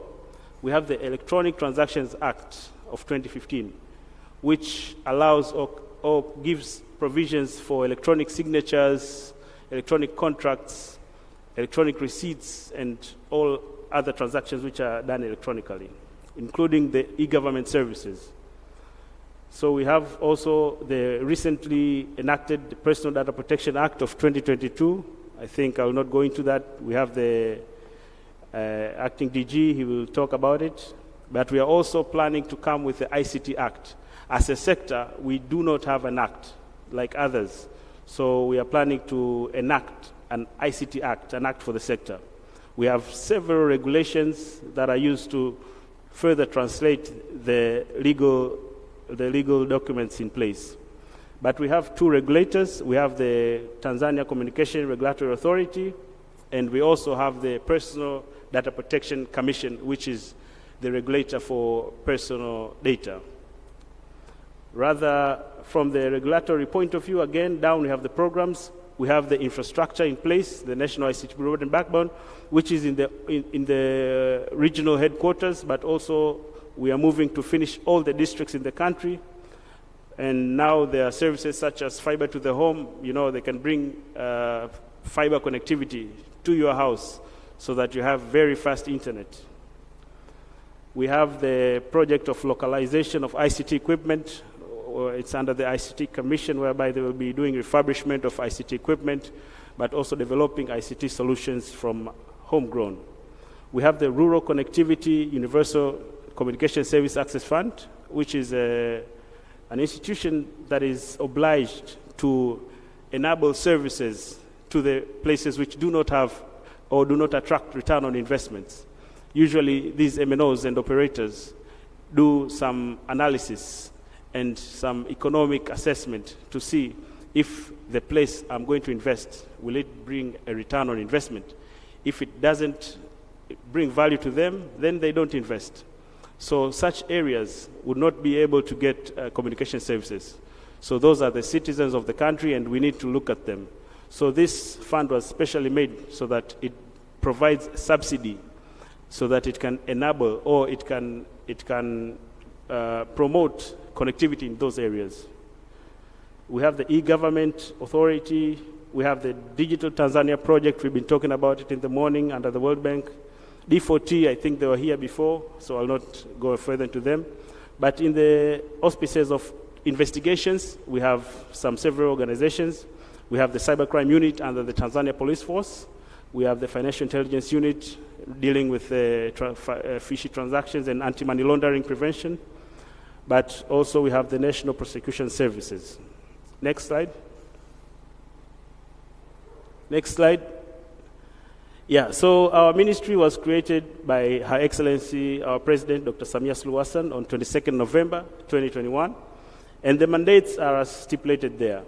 So apart from making the policies on the sectors of information, communication, and ICT, we are also coordinating and regulating mass media, but we are also into research, development, and innovation in ICT. As you know, you cannot have development without doing R&D, but also we are doing innovation in the sector. ICT professionals development, as this meeting is one of the output of initiatives for ICT professionals development. And also we are doing establishment and management of postal codes, whereby we can facilitate e-commerce, knowing where you are, so that we can do door-to-door delivery. But also we have the National ICT Broadband Backbone, which is the backbone for broadband connectivity. It's around the whole country. And we have finally a safety and security of ICT obligation, and that's why I'm here. So we have several institutions under the ministry. We have the TCRA, TTCL, TBC, ICT Commission. The Personal Data Protection Commission is the youngest one there, but we also have Tanzania Standard Newspaper. We have TCRA, CCC, the Council for Consumers of Communication Services, UCSAF, and POSTA. Next slide. Yeah, so the unit I lead basically has several functions, but just to say in a nutshell, we are obliged to make sure that we have a safe cyberspace, but not only cyberspace, even going to the communication environment, even going to the postal services, all these issues that I've touched, information, communication, and ICT. In all those sectors across, we are obliged on the safety around using of those services and products. Next slide. Yes, so the digital economy. We do mention some terms, but sometimes people don't have the nitty-gritties of what those terms really mean. So digital economy is also known as web economy. Web meaning from the word website or the internet. As you know, the internet is the network of networks, and it has no owner. And this network of networks basically has an economy. And the economy is brought down to the value of having personal data, identification of a person. If the data at large don't point to a person, then there's no value to that data. So since it points to a person, his interests, his influences, his whatever he could be interested in, that's where the value is. And that's why we have the Personal Data Protection Commission. But in this digital economy that we are headed to is where we see things like e-commerce, e-marketplaces, online educational courses, streaming platforms, social media, video conferencing, you name it. I'm sure most of us know about the vast variety of services under the digital economy. So this digital economy is built on digital platforms that facilitate business processes and enable better economic value. So taking you back to our theme, we are doing digital transformation for job creation and socio-economic development. So this is the attribute of digital economy. So the key component of digital economy is hyperconnectivity, connecting more devices. Before, you used to be assigned only one IP. But nowadays, with Internet of Things, you can have 20 IPs, and it's just one person. So that's what establishes the value of the digital economy. You have your fridge connected to the IP, you have your computer connected, you have your television connected, you have even your switch lights connected, whereby you can control everything. Even when you're in the office, you can control everything back at home. This is the digital economy that we're talking about. Next slide. Yeah, so simply put, digital transformation is enabling businesses to use the latest technologies to help them not only achieve their goals, but do them faster, efficiently, and more profitably. So this is what digital transformation does.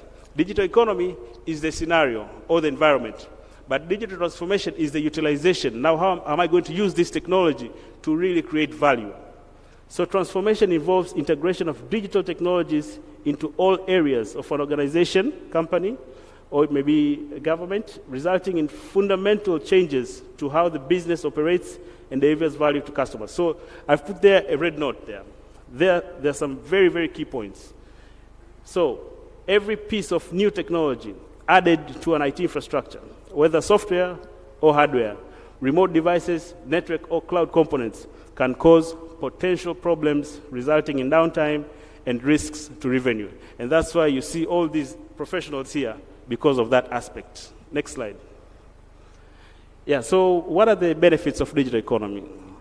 So back in front of yourselves, you're seeing people who are interested to protect the digital economy.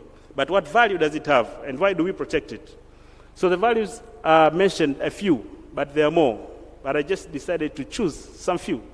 Number one, promoting use of internet. I don't think there's none of you who don't use internet.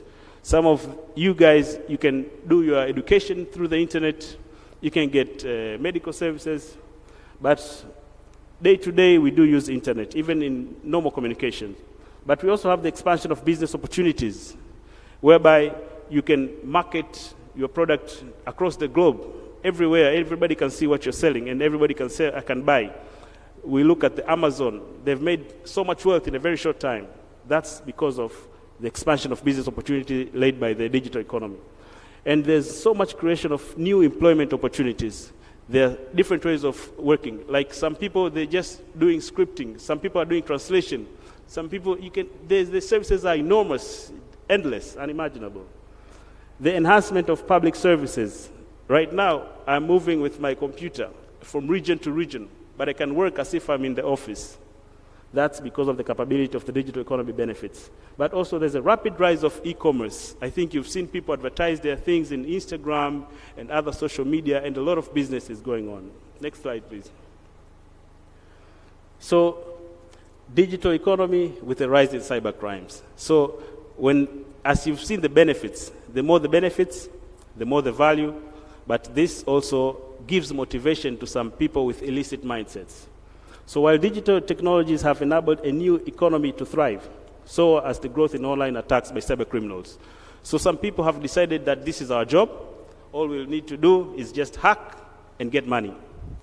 And that's why we have people called ethical hackers. And why are they called ethical hackers? These are people who basically try to hack in order to see how profound or how susceptible is your system. I think I'll let Karim Chata talk about that when it comes to present.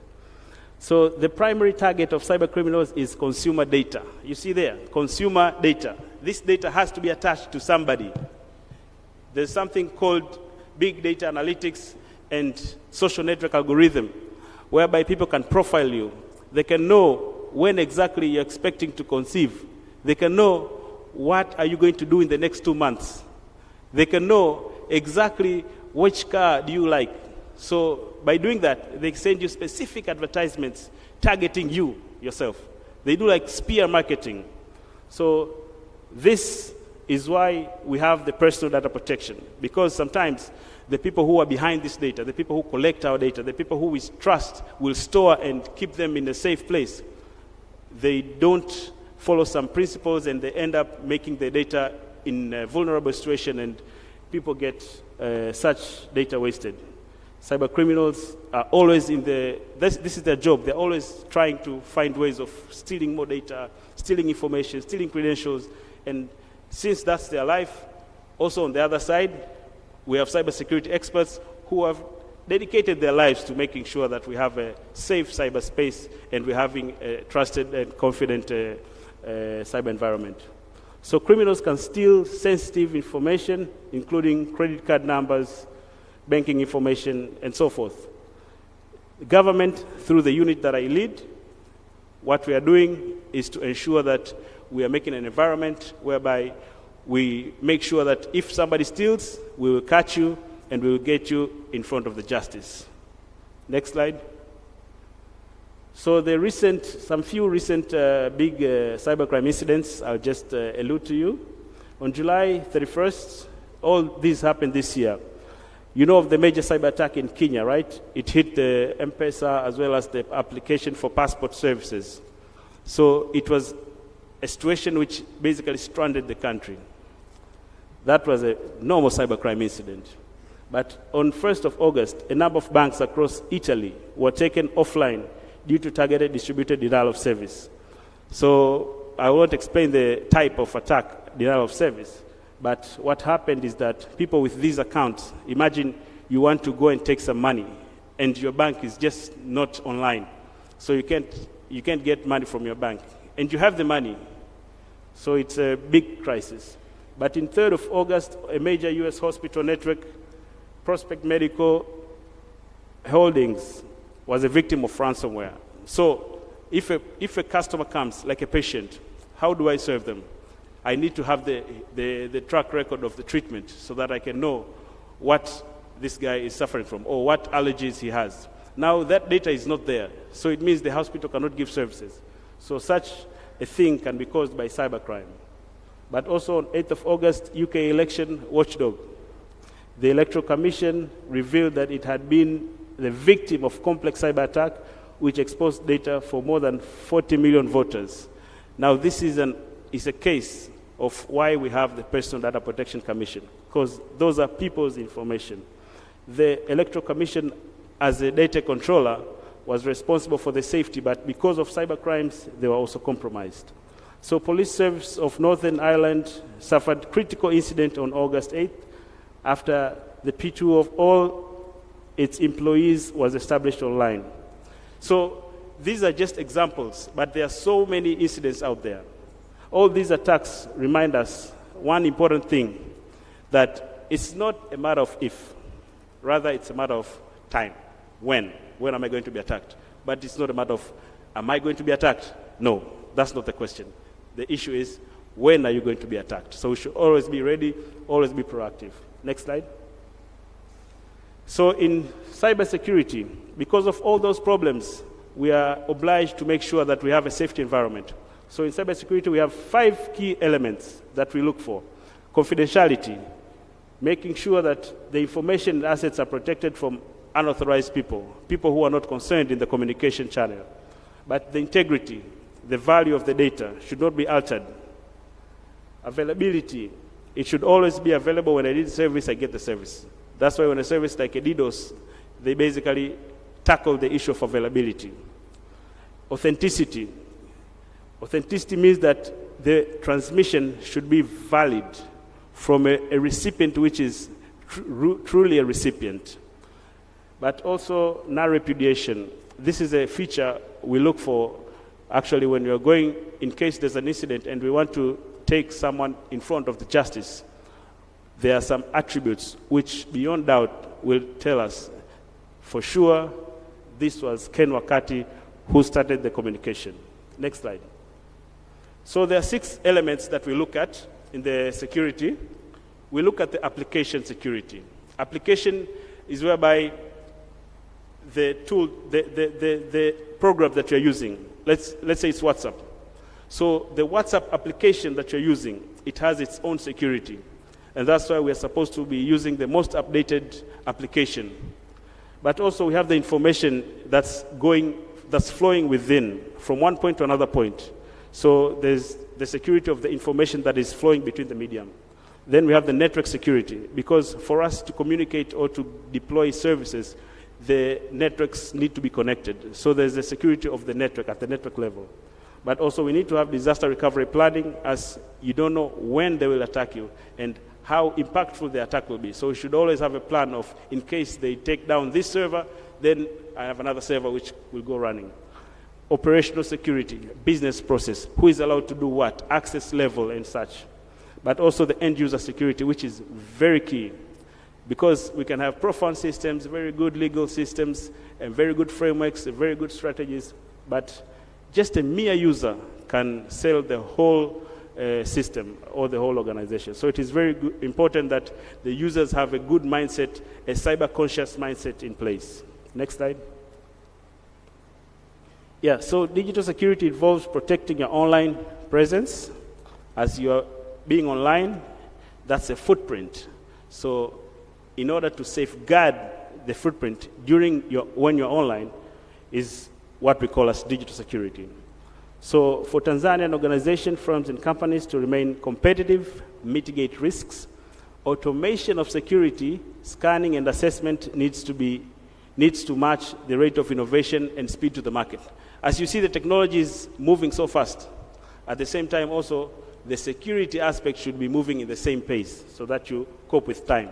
That's why in the panel, there's somebody who will be talking of security in the AI environment, because that's where the technology is now. Tomorrow, maybe we'll have another technology. Even the security people should struggle and see how they're going to keep us safe during the adoption of the new technology. Next slide. So we've talked of ethical hackers. So basically, people of cybersecurity are people who are skilled. They are able to penetrate into systems. So because they have the knowledge, and we do share the knowledge, it is their obligation to make sure that they do it ethically. Ethically means that they should always follow the permission from the person behind the system, doing unless the person has allowed them to do so. Next slide. So there are several legislations around the ethical issue, but the ethical issue is very straightforward. I won't go down to it. Please, next slide. So there's an issue of thinking of multi-factor authentication to enhance protection. So in the accessing of systems or accessing of applications, usually there's an issue of authenticating. You're authenticated. In the past, we only used to have username, password, period. So anybody gets hold of your password, then they have access to whatever you have in your mailbox. But there's that issue of having multi-factor authentication to improve the safety. In case you lose your device and someone has your password, still they need to have other authentication factors. So the first one is what you know. What you know is like you know your username and you know your password. But another factor could be what you possess. Maybe it could be a key card, it could be a flash drive, it could be a token. And then there's an issue of your inherent features. Maybe your biometric features like your iris, your fingerprint, your facial recognition, and etc. But another factor is where you are, because sometimes the system I'm using is a standalone system. So I'm not allowed to use that system beyond the boundaries of where the system is located. So this is a feature which helps the administrators that when this person logs in a location out of the boundary, then we know this is not the person and it's an attack. And the fifth one is a new one, but it's because of the AI, how you do things. We know that Mr. Ken, when he arrives, he usually takes off his coat, and then he starts dancing for like 3 seconds, and then he gets onto his computer. Now suddenly, the machine sees that you just entered straight, and then you enter straight to the computer. So that by itself will disqualify, and the system will not allow you to be authenticated. But these ones are usually security measures which help mitigate authentication hacks. Next slide. So I'll give you general tips so that you can stay safe online. Number one, there's no MNO that will tell you they're an MNO as customer care, and they're calling from a number which is not 100. If they're calling from a normal number or a different number from 100, then you know that one is a conman. I've talked of the multi-factor authentication, so I just call upon again and insist that you should have at least two-factor authentication. And then choose your unique account and unique password properly, because sometimes if you make it not unique, then it will be difficult to get the culprit. But also, we should use strong passwords. Think before you act. The problem is that in the digital space, sometimes when you're asked for information, there are so many incidents, phishing incidents, whereby you're asked for your personal details through the email, and people provide their details. And when they provide the details, they find out their accounts are compromised. This is because they share personal information. So we do not encourage sharing personal details over the internet or mobile phone. Even the conmen who call you, like these guys say, ile hela tuma kwenye namba hii. It's just the same method they're using of social engineering, taking advantage, manipulating the mindsets of the users. Next slide. Next. So I advise you that when you are in doubt of any data or any information, you'd rather just delete it. Because if it doesn't make sense, then it's probably rubbish, or it's probably an elite step for you to get hacked. But also mind what you post online, because whatever you post, it stays there forever. And this is a very crucial warning for the youth, but anybody who is a user of the digital space. But you should be mindful of the applications that you install and links that you are requested to click. Most of these links are links to assist the hackers to do crypto mining.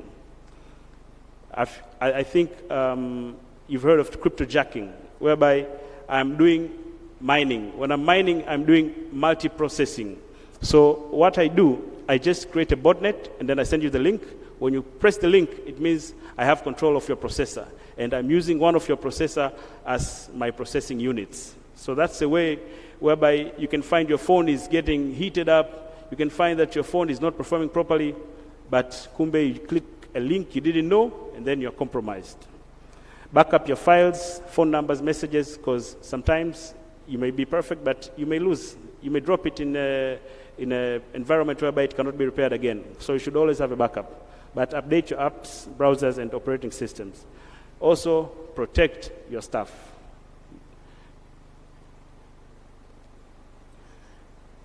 Don't entertain public Wi-Fi. There are so many Wi-Fi rogues, and especially those which do not have passwords. Use 15040 to report fraudulent calls or SMS. When you get a fraudulent call or an SMS telling you this is a mganga trying to help you to do blah, blah, blah, just forward it to that number, 15040. And behind the number, we usually do artificial intelligence, because the conman can send you a number there. So we usually do an AI, we run an AI to make sure that this really has a record of doing conning. Don't enjoy easy money or quick gain, but if you believe you're compromised, then contact your financial institution. Because usually when money comes out, you get a message. So it is important that when you get such an incident, you report immediately to your financial institution and then consider reporting to the police. So it's easy to stay safe online. Next slide. Next slide. Next. Yeah, so these are the initiatives that we have in the pipeline. We are in the process of reviewing the national cybersecurity strategy. We are also having several organizations in the investigation arm, including the TZCert, PCCB, Government Security Office, etc., etc. But in the year 2020, we were ranked by ITU. They usually do an assessment after 4 years. And in 2020, when we were ranked in the cybersecurity maturity, we became second for Africa after Mauritius. So we are having a good space in this cyberspace. Our plan is to become the first in Africa. And this one we discussed with our friends from Estonia. Since they are the first in Europe, then they said, we'll be the first in Africa. So that's our goal. We are also in the process of installing the national public key infrastructure, which is an infrastructure which will enable electronic signature usage across the whole country. And we have established the Personal Data Protection Commission. I will not talk about that. But we are having the Tanzania Digital Economic Strategic Framework, the 10-year roadmap of digital economy in the country. We are having also partners with different countries, but we fall under the arms of the SADC, EAC, AU.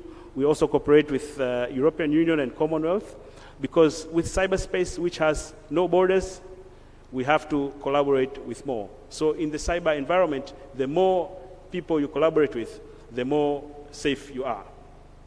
So we are in the process of ratifying the Convention for African Union on Cybersecurity and Data Protection. Again, is to get a good political will and support of safeguarding the cyberspace in the country. But we are also going to be coming with child online protection guidelines and maybe new legislations or policy, depending on how we are going to do the assessment. Next slide. We do have the laws, yes, but they are not sufficient. We need to do more, and you cannot do it by ourselves. We need to collaborate with the private sector and all the people in the space. That we acknowledge, and we do need to. We need your collaboration. Internet technology advances, so does the threat landscape. Share the knowledge, stay safe, stay happy, and enjoy life. Asanteni sana. Thank you very much, Engineer Wangwe. I think he has set and given us the roadmap, having been being an in charge from the government as the Director of Communication Safety and Information Technology Security. Now, I may have been overwhelmed while I was trying to call up my panelists here, and I missed one of my panelists. I would like to call upon Mr. Sunguya from NMB also to join me on the stage. I'm told he's, oh yeah, hey, there he is. My apologies. He's also very well experienced in the cyberspace, and therefore we are going to hear from him, especially from the banking industry. Karibu sana. So the next presentation comes from ACP Afande Mkili. I think it's right if I call you that. He's going to give us the perspective of the data protection commission that has been given with the responsibility to build and see that there's a compliance and enforcement on that area. So if you could put up the presentation, our technical team. Thank you.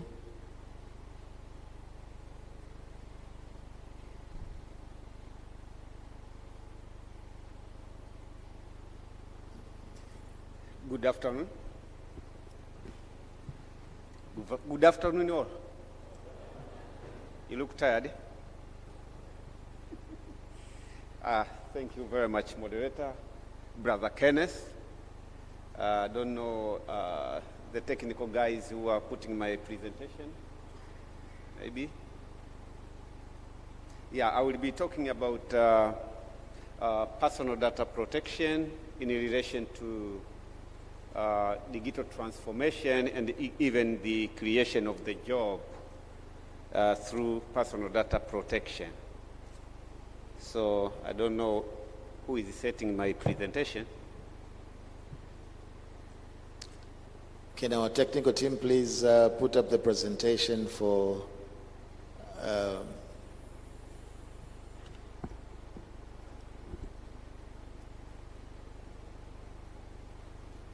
mnajua huyu ni afande, anaweza katupiga mchaka hapa.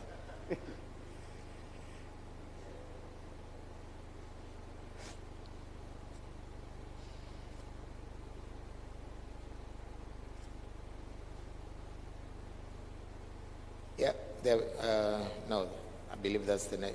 Is that the president? No. I don't think that's the one.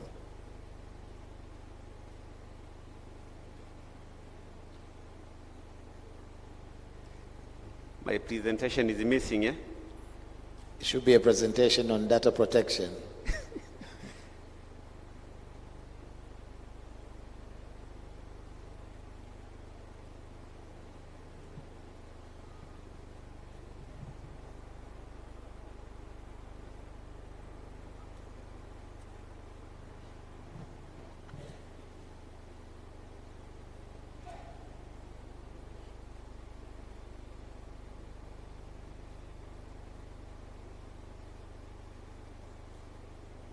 Maybe as we are putting through the presentation, some of us may not know, but Afande Mkilia was very instrumental in starting the cybersecurity unit actually in Tanzania. So are we ready? Okay, we are told to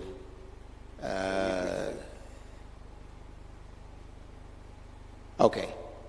As they're doing the setup in terms of sorting out the presentation, I was just telling you that ACP Emmanuel Mkilia was one of the almost the founders of the cybersecurity unit, actually that started way back here in Tanzania. So The fact that now it has been given the responsibility for data protection, and which is kind of a new thing that has come into the world, and now Tanzania having been enacted last year, we think that's a space that is going to be able to do justice. As they are sorting out the technology, perhaps I should quickly ask some of the questions that we could have,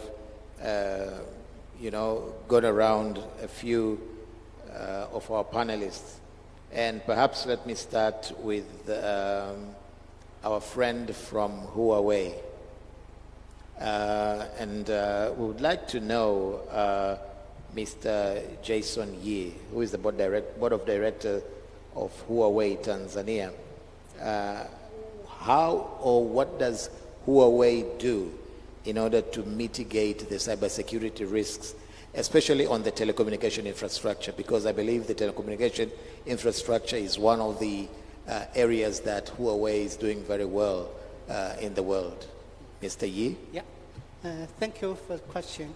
Yeah, actually, for Huawei, we take the cybersecurity as a top-level priority for our business. It means our investment on cybersecurity will overcome our business result. That's as a principles for the company. And secondly, to ensure the cybersecurity, we will embed the cybersecurity requirements in all the process of business. That's including from the R&D research to the product development, to the deployment, to the testing, even to the deployment to our customers. The whole process, we have a strict leading practice on how to implement cybersecurity. Thirdly, we would like to support the leading-edge standards that is agreed by the Research and Telecommunication Committee. Likely, we are also a very active member on the international standards. For example, for the wireless technology, for the 5G, there is a GSMA defines a LISA standard. So for Huawei, all our products will strictly comply with these international standards. And we believe that to ensure the cybersecurity, the most proper way is all together we define the international standards, and all the players, including the equipment provider, the vendors, the system integrator, the operator, even the end users, who must all obey the same unified standard. And next one is for Huawei, when we build our own product, also we're willing to share our experience, share our knowledge to the society, to the community. That's why we pay much more importance on the ICT technology training. We also have the training courses, not only for product technology, but also for the cybersecurity skills and the cybersecurity knowledges. Yeah. Thank you very much, Jason. And Brighton, again, my apologies. I might have gotten overwhelmed and forgotten you, but having been the senior manager for cybersecurity at NMB for over 5 years, and from the bank perspective, and I believe it's one of the top banks in Tanzania at the moment, what do you do in order to mitigate the cybersecurity risks as a bank?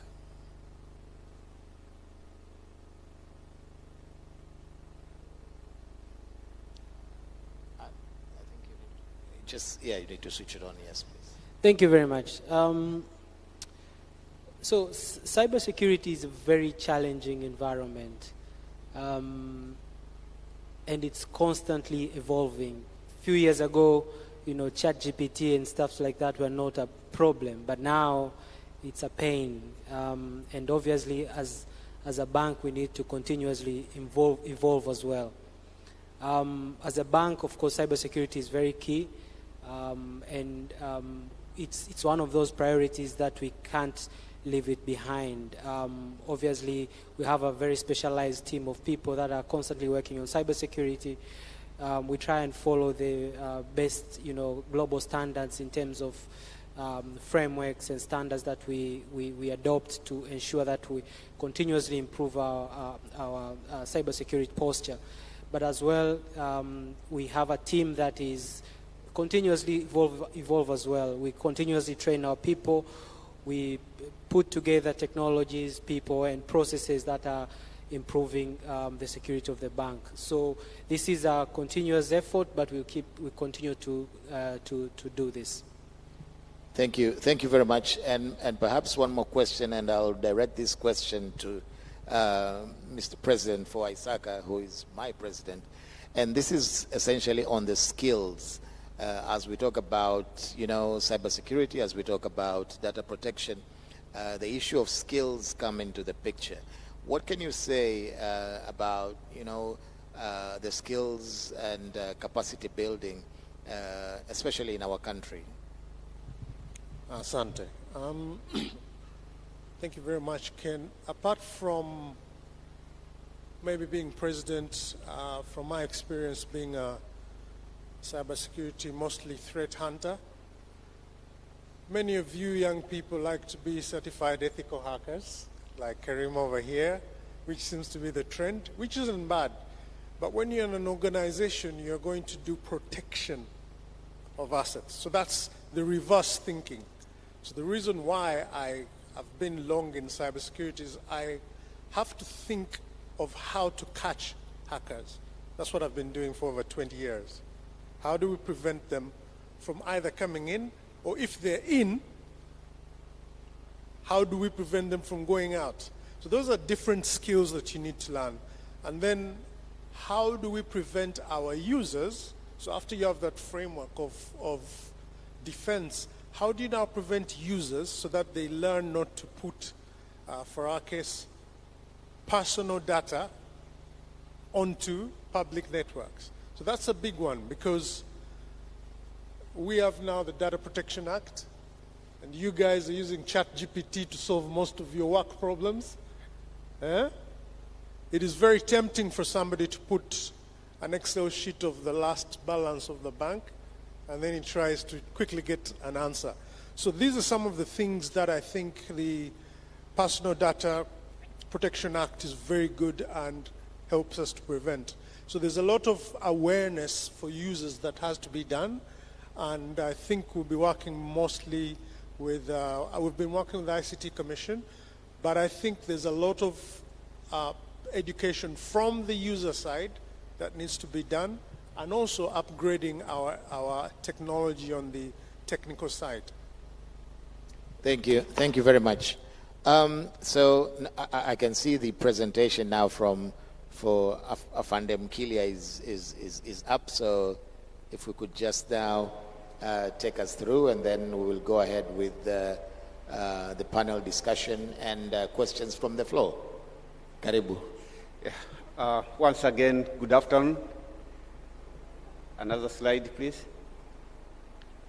My presentation will be very brief. I will focus on overview of the personal data protection, the law and the regulations, but also we'll look on the personal data protection in relation to digital economy, and I will look on the challenges of digital age during this era of digital age, particularly when we are talking about personal data protection. And we look on the digital development and the personal data protection. And lastly, I will look on the personal data protection and the job creation. Next. The issue of Personal Data Protection Act is the outcome of the technological development, and where the issue of data becomes a challenge in managing it. And then it was really very important to have a law in place to make sure that these data are well protected. And if you look on it, it is a worldwide concern today as far as personal data is concerned, because the movement of the data and also is facilitated with the technology. Importantly, you can find it from the long history as far as Nazism was concerned, and the killing of Israelis, as well as you can see also the same thing happening in Rwanda when the data protection, the personal data protection was used to identify who is Tutsi and who is Hutu, and the genocide that what happened. Next. So about the personal data protection in Tanzania, the history can be traced, as I said, just in last year, where the Personal Data Protection Act was enacted and come into effect in May this year.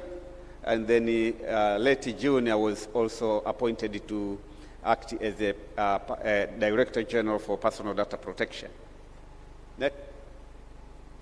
So then we can ask ourselves why personal data protection is very important in the transformation of digital economy and actually even creating a job.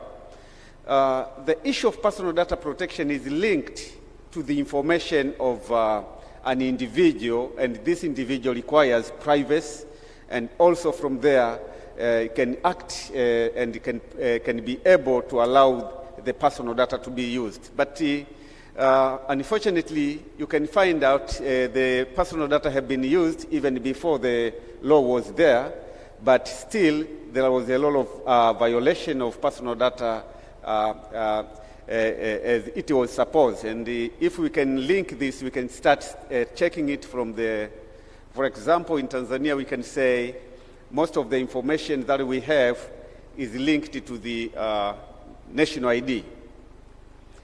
So the national ID have your information, and that is the information which is supposed to be used in service delivery. And most of the systems, and during this time of digital transformation, it means most of this, we are talking about the integration of systems, and also the services will be provided digitally, and this will mean the personal data becomes even more crucial.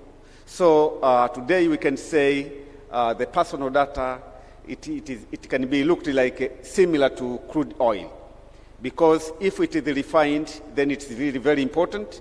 And you can see even the presentation of today, most of the focus was on the issues related to digital identity and having a unique number, which we refer as a Jamii number.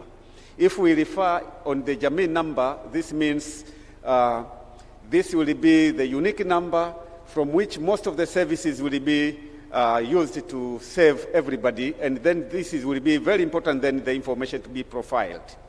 You can find today the data controllers and data processors can misuse data because there was no law, but now we have to make sure that it is really very important this data should be protected.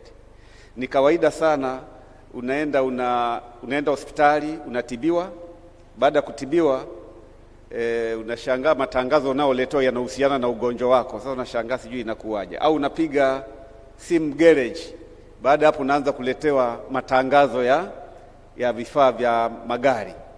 Manake ni kwamba taarifa zako zinatumiwa isivyotakiwa, si kwamba hayakuwa makubaliano yenu kati ya wewe na mtoa huduma ambaye alichukua data zako. Badala yake yeye baada ya kuchukua zile data, sasa ameanza kuzitumia kwa njia nyingine. Kwa maana nyingine anaweza akauza. Kwa hiyo data is money. But kitu kingine kibaya zaidi ni kucompromise na privacy yako ambayo ni haki yako ya kikatiba na ambapo pia is a human right.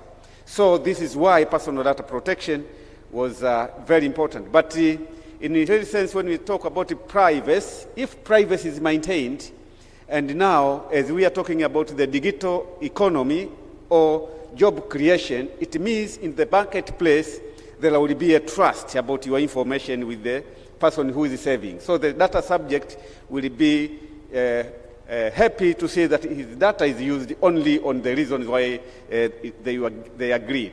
But in the digital economy, in the same tune, you can find that today almost everything is prefixed E. But the bottom line is the information information pertaining to an individual. So you can talk about all the technological innovation, invention, and transformation, but the bottom line will be pinned to information of an individual. And this is where all this, the creativity, the startups, and everything, they will be looking at producing or developing systems, developing software, developing solutions, which is geared to solve people's problem. And these people's problem, you can find them by the information, and which we call, maybe it will be the digital identity. So you can see in the areas like e-services, there is a role of platform today, the payment gateways, the locals, and all that kind of services, the utility services, and are very crucial on this. But besides that, it is really very important also, you can find it in the issues related to security and also enforcement, but even tax. I remember, Brother Kenneth, you were in tax. Today, by having a single digital identity, it means that it is not easier even for somebody to evade tax. Kwa sababu utaonekana tu kwa manunuzi yako ulivyonunua, kwa sababu kila kitu utakachokifanya utapitia kwenye mtandao. You will be through internet. And when you do it through internet, it means your information can be profiled. And for the security purpose, you can be identified. Ukaambiwa kwamba inaonekana kama vile ukudeclare kodi yako inavyotakiwa, kwa sababu muonekana kwa mwezi umetumia zaidi ya milioni 10 na wewe umedeclare kipato chako ni milioni 1. So it can be used also in the security purpose, and that's why we can see all of which is linked to issues related to economy. Next slide. So as I have said, personal data is equivalent to crude oil today, and you cannot go anywhere without talking about personal data if you are talking about the digital transformation and the digital economy. You can see all the data show that, of course, the data is growing up, and due to the growth of the digital, because of the data of the personal data protection. Another slide.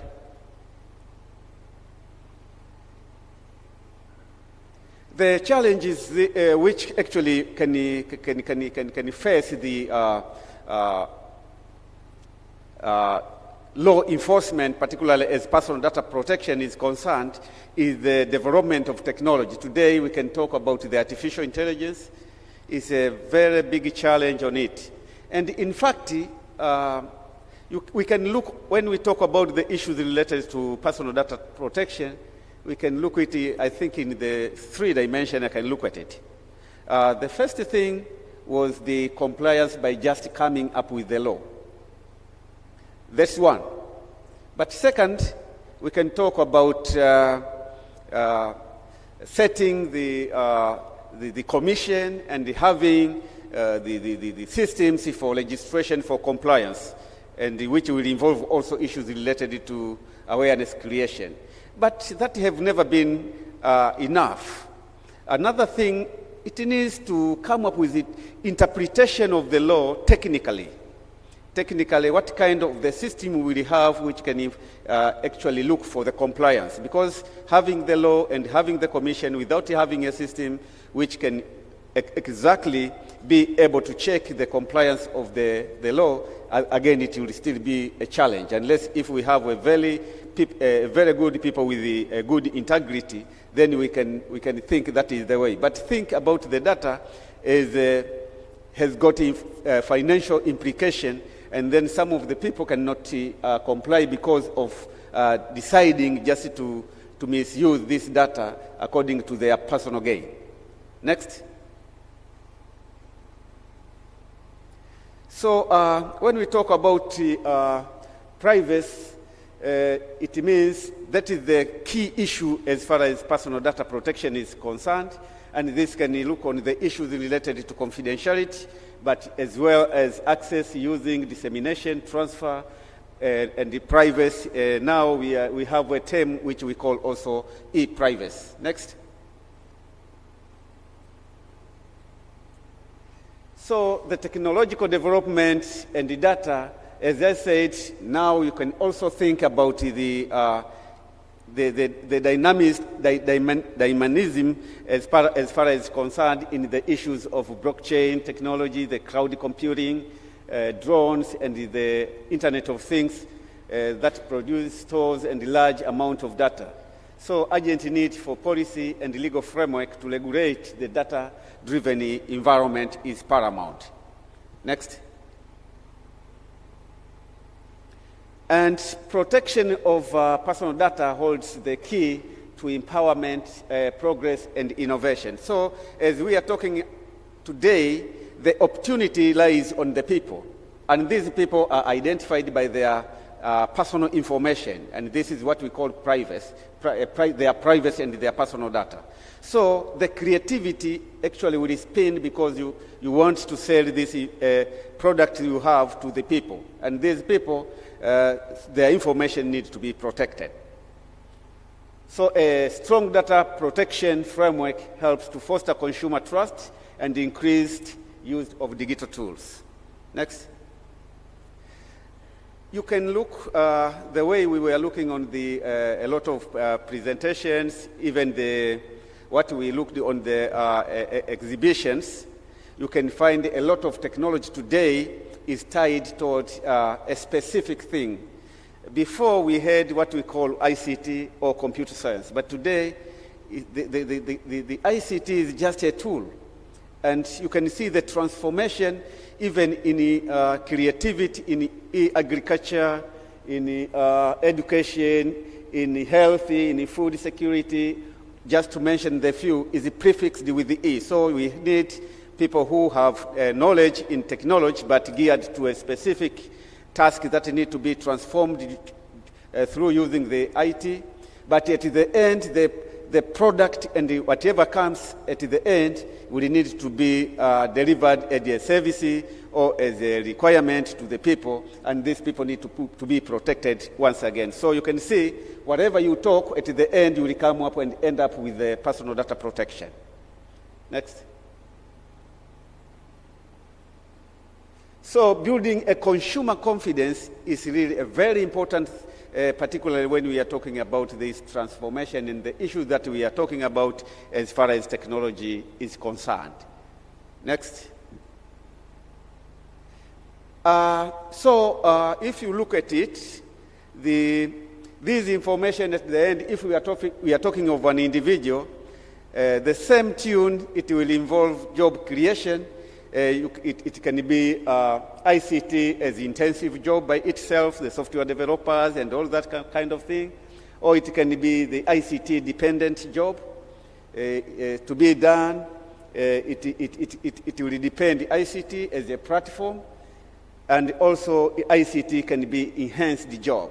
It can be enhanced by ICT, and all this kind of thing, at the end, it will be a trust between the person who is geographically divided, and then you can be able to communicate and build trust even if you have never met at all. But relying on your information and identification, somebody can be sure and still you can do the business.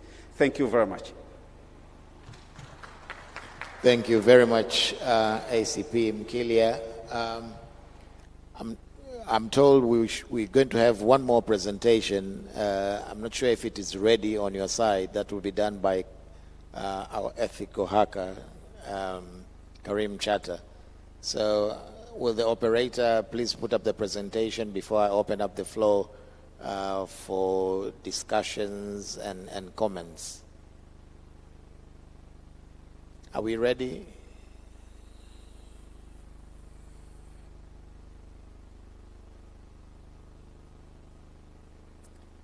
Okay, as we are waiting for the operators to put up the presentation on board, perhaps I should open up the floor also to the audience. And I don't know if we have the ushers here to go around with the mics. Yeah, we do.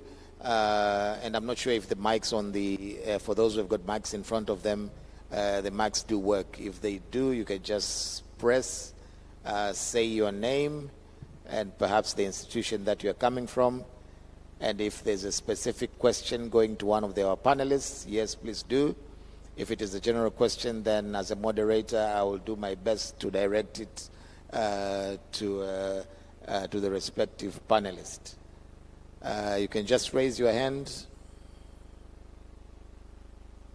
We have heard from the government in terms of the roadmap. I see the hand on that side. We have heard from the DG, or the Data Protection Commission. We do have experts here from the bank. We do have, again, experts from Huawei who are pretty much in the country in terms of the telecom infrastructure. And we have some veterans in the area of cybersecurity. Yes, your name, your institution, and the question or comment. Yes, hello. Thank you for a very nice presentation. My name is Julius David. I am a startup founder for a company called Mchongo. Mchongo is a HR company that operates in fintech. My question comes down in terms of like verification process because my whole structure as a startup, I need to have integrate myself with NIDA so that like everything can be legit when it comes to verification. So what is the process to for a startup or for any company that wants to integrate or collaborate with NIDA, for example, for the verification process? What are the procedures? Thank you very much. I'm not sure if that's a specific question to anybody.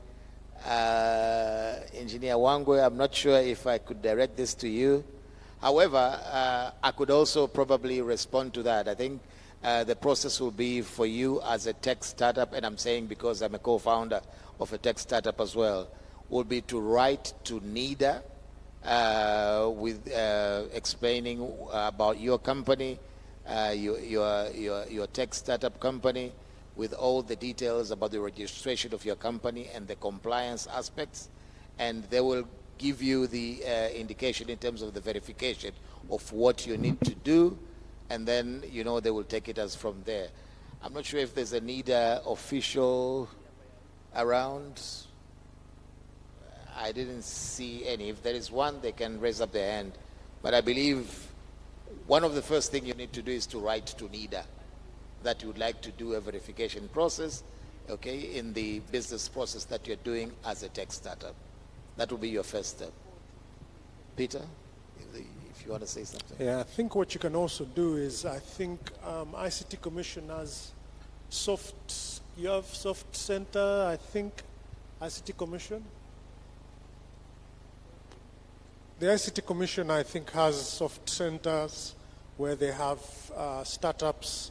So if you link up with them and with that authority write to NIDA, you'll have a good pathway. The reason I'm saying this is that I know you can go on the internet right now, go to GitHub and get a plugin. There's a, what we call it, an API for NIDA, yeah? But you still need to go the official route before you do that. Thank you. Thank you very much. Any other question from the audience?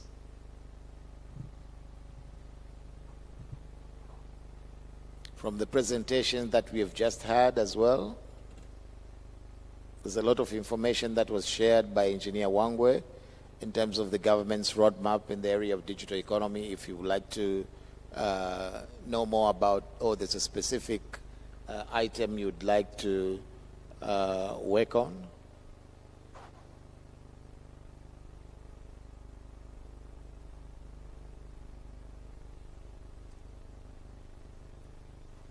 Yeah, there's a question from there.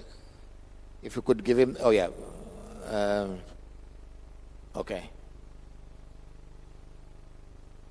Karibu. That guy.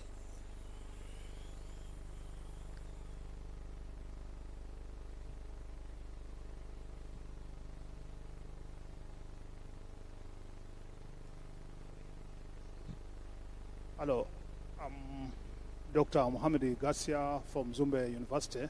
I'm the director of ICT.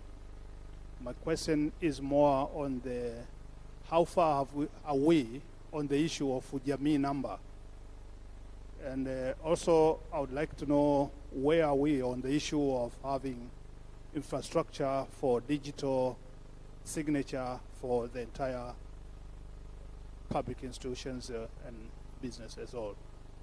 Thank you. Can you say it louder? We have heard about how far are we on the Jamii number, and I think the second one was on the digital signature. Am I correct? Yes, yes.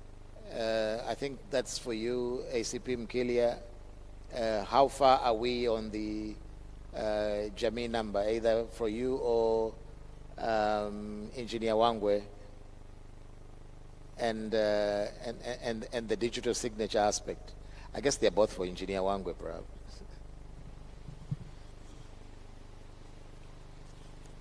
Asante. I will respond because I'm from the government, but not because that's what I do.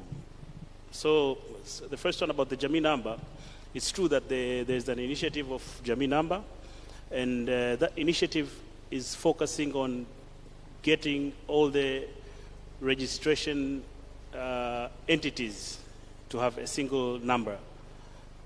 These are the birth and death registration, the NIDA itself, but also other bodies such as, for example, the voter's card, the license, driving license. So we have already started to standardize the data standards, because for some you'll find that it starts with the first name, middle name, and then last name. And some start with middle name, first name, then last name. And then some start with last name, comma, first and middle name. So the issue of data standard is being addressed by the data governance issue, whereby I think we discussed about the public, digital public infrastructure, whereby we have the National Enterprise Service Bus. Already we have for the government, now we are having for the national. So the first move is to make the syntax that will have a common syntax across the whole country. And then after that, we are already in the process of getting these big registration people, the RITA and the NIDA people, so that even when someone is being given birth, you get a number which will be called the Jamii number, and that number will be generated by the information about your birth will be attached to that number. And then let's say when you reach 18 probably and you want to vote, information about your vote or your voter's card, it will be attached to that number. So the first phase, we are thinking of completing it by June 2024. That's about the syntax, the standards, and after the first phase in June 2024, then it will move to the operationalization, whereby even the service providers, they will all be required to be using that number. So as you know, already we have an existing system. So getting into a new system, you have to first put a trial, and then we'll be moving with both for some time, and then after some time we'll get rid of the many, many numbers and stay with only one Jamii number. And with regards to the digital signature, it's true that we have already started the NPKI installation, and we expect it to be done, to be complete by next year, February, because it is a 10 months exercise, and now already it has passed like 4 months. So in, I think, between times of February to April next year, we'll have it already installed and configured, ready for use. Asante sana. Thank you very much, Engineer Wangwe. Now, it appears, first of all, I was worried when the other presentation was not available, and my issue was probably the ethical hacker here may have hidden it, but his own presentation cannot be found at this point. But I'd like to give him a few minutes just to share with us what he wanted to talk about, and essentially that has been when we talk about the buzzword, the AI and cybersecurity. So Karim, if you could take us through what you wanted to talk about in a few minutes. Thank you for the opportunity. So hi everybody, my name is Karim. I'm a cybersecurity expert here in Tanzania, where I run my own startup called Hackett Consultancy, which is a fully fledged cybersecurity company.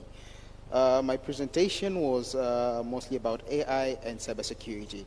So when you talk about, we know AI generally has helped in the transformation of the human civilization and advancement of it. Now, whenever we talk about technological advancement, most of us tend to forget about the other side of technology itself, which is the negative side. So now that's where cybersecurity comes in. So the purpose of the presentation was to look on both perspectives. So number one, for the defenders, as here my brother veteran, that's where he comes from. And then on the other side is where from the perspective of the attackers.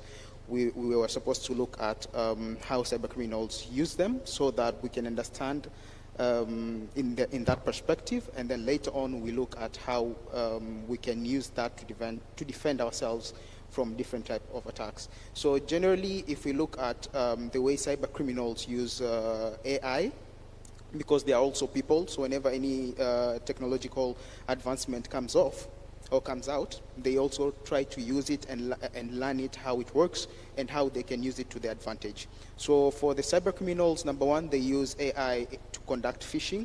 So the good example will be ChatGPT. So we all know that previously we used to tell people, whenever you're looking at phishing links, you look at grammatical errors and things like that. But nowadays, phishing attacks have become more advanced. It's even harder to detect the grammar error on the text itself, and that's because of the help of ChatGPT. So what they can do is, hey ChatGPT, can you please write for me an email that appears from Microsoft support that is instructing somebody to change their password. ChatGPT is going to do that, and then they're going to use that information to conduct malicious activities, which is phishing. Secondly, cybercriminals use AI to generate next-generation malware. We all know generate different types of code. So one of the methods that they use is they ask ChatGPT to create, let's say, a program that can extract pieces of credentials, hashes from your computer, and then use it to crack your passwords. So that's another perspective. And then now let's look at the perspective of the defenders. So for the defenders, mostly they use AI to look for signs of attacks on their network.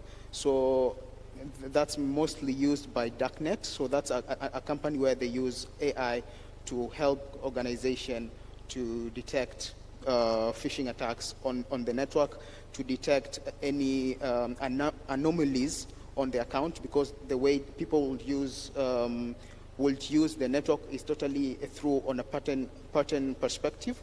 So AI could help in detect any changes in patterns from different accounts, and also block that account from doing any further damage. So basically it's intrusion detection and prevention. So that's mostly how the defenders might use AI in that light. So that's just a nutshell.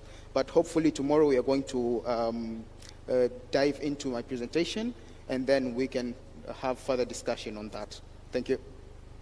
Thank you, Karim. I know that was almost everything you wanted to say in a few minutes. Any other comments from the floor or question before I... yes. There's one more from there. Yeah, your name and your institution, please.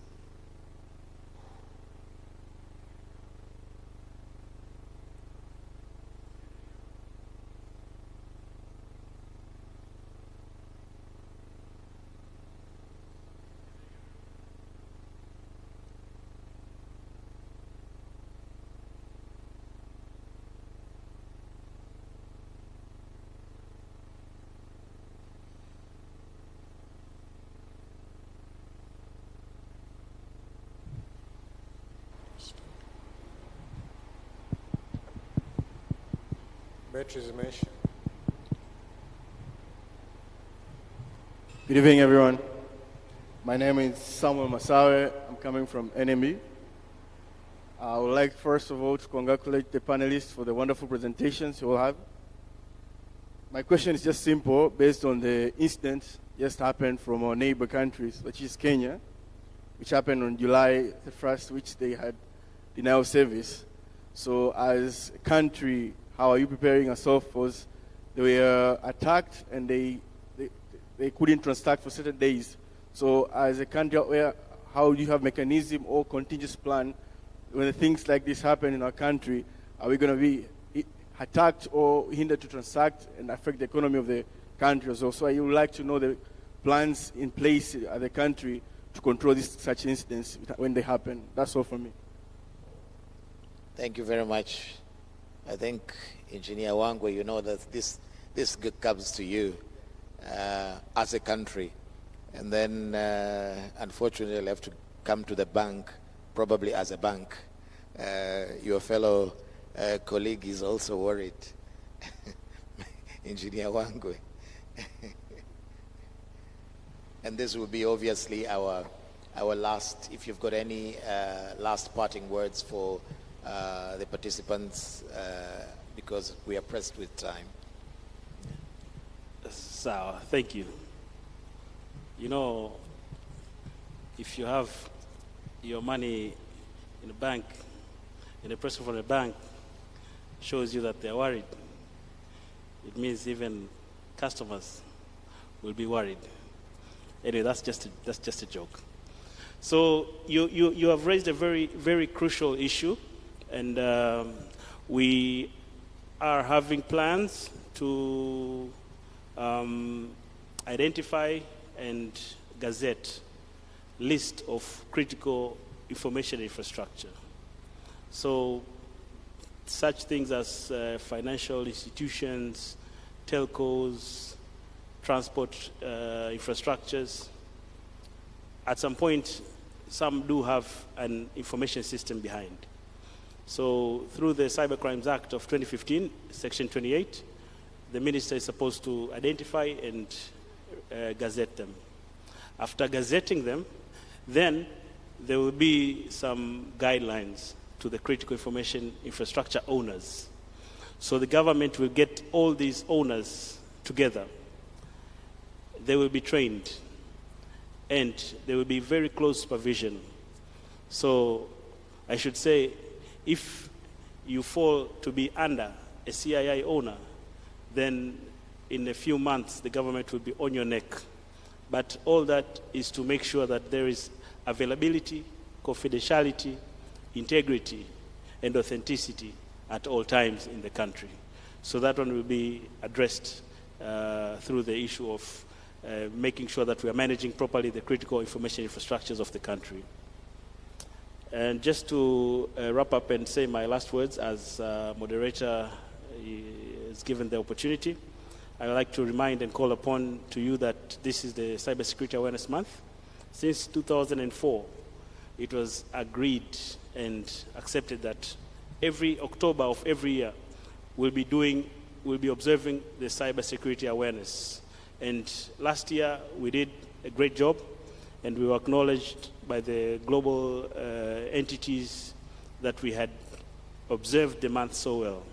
So we plan to do the same this year, but the issue of awareness is a collaborative issue because the government cannot reach everybody. There are different communities. The financial institutions have their line of community, the telcos have their line of community, the CSOs, FBOs, and all other people at their environment and according to their audiences. So we should really make people aware on how to be safe online. Cyber consciousness. Cyber conscious mindset is usually impacted through the education of time and repeating on and on and on. Because there are some wise people say, what should I do to patch human stupidity? It may sound funny, but it's a reality, and it's a leeway to these hackers and these people who are cyber criminals. So I call upon for you to also do the awareness. I have shared some few tips on how to be safe. So it is good that you share with your neighbor, share with your family, but share with your network community. So this year's theme, every has a theme, and this year's theme says that it's easy to stay safe online. And I call upon all of you, let us make it really easy to stay safe online. Thank you very much. Thank you, Engineer Wangwe. And I think it all goes back to most of the time when you have a conversation on cybersecurity, I think people get scared, and the question is, are we safe? And normally, I think the answer there is probably it's not that are we safe, is it are we prepared if it's happened? Because it's a matter of when it's going to happen, either to you or to the institution. ACP Mkilia, final words in terms of our session, building standards on digital trusts and security, having now, being appointed to an institution responsible for personal private data, privacy, and you've just told us data being the crude oil, and therefore that's an important appointment and a big responsibility, I think, given to you. Any final words? Thank you very much, moderator. Maybe I can put it this way. From this short time when I become acting Director General, to my clients, the data processors and the data controllers, they feel like, are we going to survive with this act? In the same tune, are we safe with the cyber security? Indeed, this is not going to reinvent the wheel. The most important thing here is to create a very conducive environment where the digital economy can operate in a very good way while protecting the data subject. And the most important thing, that's why the biggest focus will be in creating awareness and the compliance. But the compliance will mean the preparedness of the data processors and the data controller. And that will be in terms of the legal framework, guidelines, policy, appointing a person that they show that they are complying to the law. So, in a real sense, this is not a win-win situation, but also, again, is a collaborative way of enforcing. And the good thing, the burden of proof is shifted to the data controllers and the data processors. For us, it's just observing that the compliance is adhered. Thank you very much. Thank you very much, ACP Mkilia. I'm now going to Jason from Huawei, and I'm looking at the theme of this conference, and part of that is the digital transformation for job creation and socio-economic development. We have seen a lot of commitment from Huawei as a company, especially in making the telecom industry progress in the country.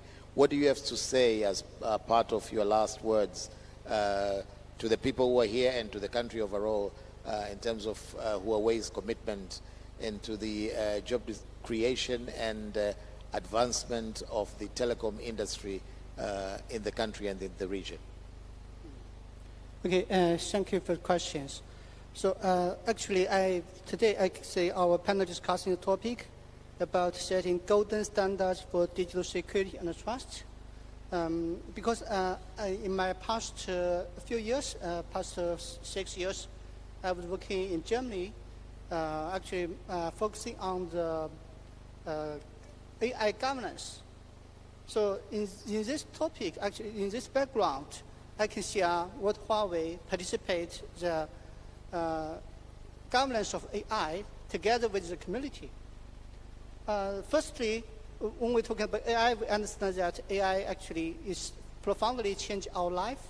Every day we read the news, we buy something online shop, everything is controlled by AI. So on the other hand, AI also can help people, especially on the cybersecurity topics. We can use the algorithm to filter the spam emails. We can use algorithm to improve our equipment performance. And on that hand, as AI also provides some capability that is a double-edged sword. Like the ChatGPT, you even for a hacker, he didn't need to have a high skill. He can ask AI to help. So in that case, how can we get the AI managed to ensure the future security and the trust? So what we have participated actually in Europe is to participate in the AI governance process through 4 years ago. Actually, the first stage, what EU do is to release a guideline about trustworthy AI ethics, so which actually is created by a group that is organized by EU Commission. It's a high-level expert group on AI, and they define the 7 principles for trustworthy AI. That's including the autonomous of human, the robustness and the safety, the reliability, also including the fairness and the explainabilities. So after this ethics guideline, actually we also contribute our ideas and feedback in the open consultation. And after that, the EU released just the white paper on the AI, trustworthy AI. And also, we participated together with the community, the universities, institutes, or the companies together to feedback actually there are 2 different sides. One side from industry, we want the law to have less management on the AI. But on the other hand, some people want the AI to be strictly managed. So that's why with this debate or discussion, we come to an AI Act, the draft. And based on that, they define how to manage AI through the standardize. So that's what we can contribute to the standardization and work together with standardization group. And finally, the AI Act was released just this year. And now we're working together with the community on the AI standards.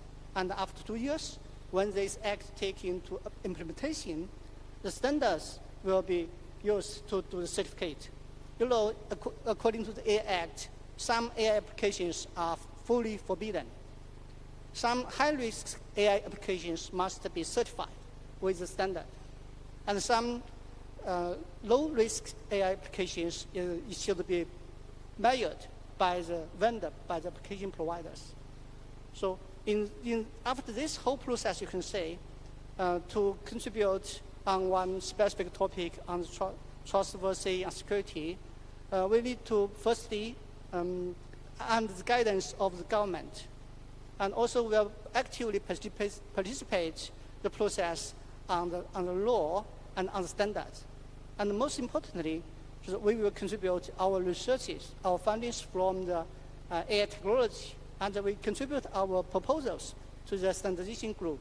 And finally, we get a unified AI standard, and all the participants can benefit from this result.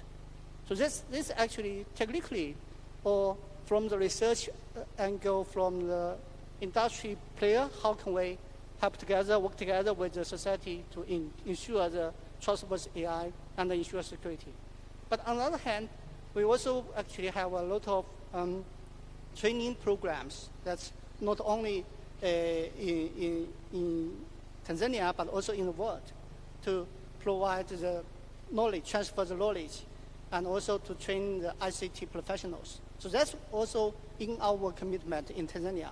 Yeah, we will continue to support the universities, the institutes, and the governments in Tanzania to training the talents. Thank you. Yeah. Thank you. Thank you very much, Jason. Brighton, coming from the person who is in charge for cybersecurity in one of the top banks in the country. Any final words of assurance and preparedness, perhaps? Thank you. So first of all, looking at the AI, it's a challenge that we are facing today. But on the bright side of it, AI is helping banks and various organizations worldwide to battle some of the complex challenges that we've always had. For instance, fraud detection. Our ability to detect fraud using AI obviously has improved a bit. And as well, if you look at ability for organizations to detect malicious files, for instance, malware and the likes, has tremendously improved due to the use of AI. Now, if you look at all the top endpoint protection provider in the world, all of them are AI-based. None of them are currently using the traditional signature-based endpoint protection. So there's a great use of AI in detection and detection of cyber incident, and at the end of the day, protecting the organizations. But in terms of job creation, I think one of the biggest challenges that from the banking side we see is the skills gap. And you know, for years we've been stressing that we need to train more cybersecurity experts. But the type of trainings that we need currently are not the ones that we used to have in the past. You know, the ones that you have to do computer science, you need to have these certificates and that certificate. You know, attackers out there, they do not care about the certificates that your team has. What we need currently is to have, you know, top technical skills that will help us detect and prevent and protect our organizations. So we need to focus on the skills that we need to put on our people so that they can be able to defend our organizations and protect from cyber incidents.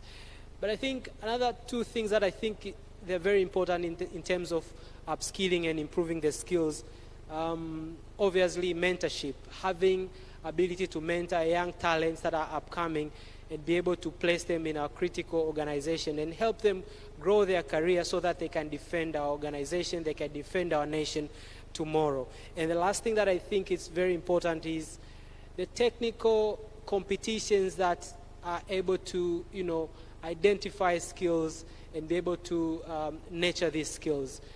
We see, for instance, I know TCRA has a competition that, to be honest, has been very effective in terms of identifying talents, and I think this is an area where we can continue to improve so that as industry, as banks, as telcos, we are able to pick the talents easier. Nowadays, when you want to pick certain skills from the industry, it's really difficult. My colleague here was earlier talking about many people moving into red team, pen test side of things, which is great. But our biggest challenge now is how do we defend our network? How do you defend our systems? Do we have enough skills to defend? That will continue to be a challenge. So we need to upskill and create more talents around these areas. Thank you very much, Brighton. Veteran Peter, final words. Yes, I think I have two words, mainly skill, like Brighton was saying, but the skill in the reverse way. Can you tell me, Kwamfano, somebody's hacking you right now.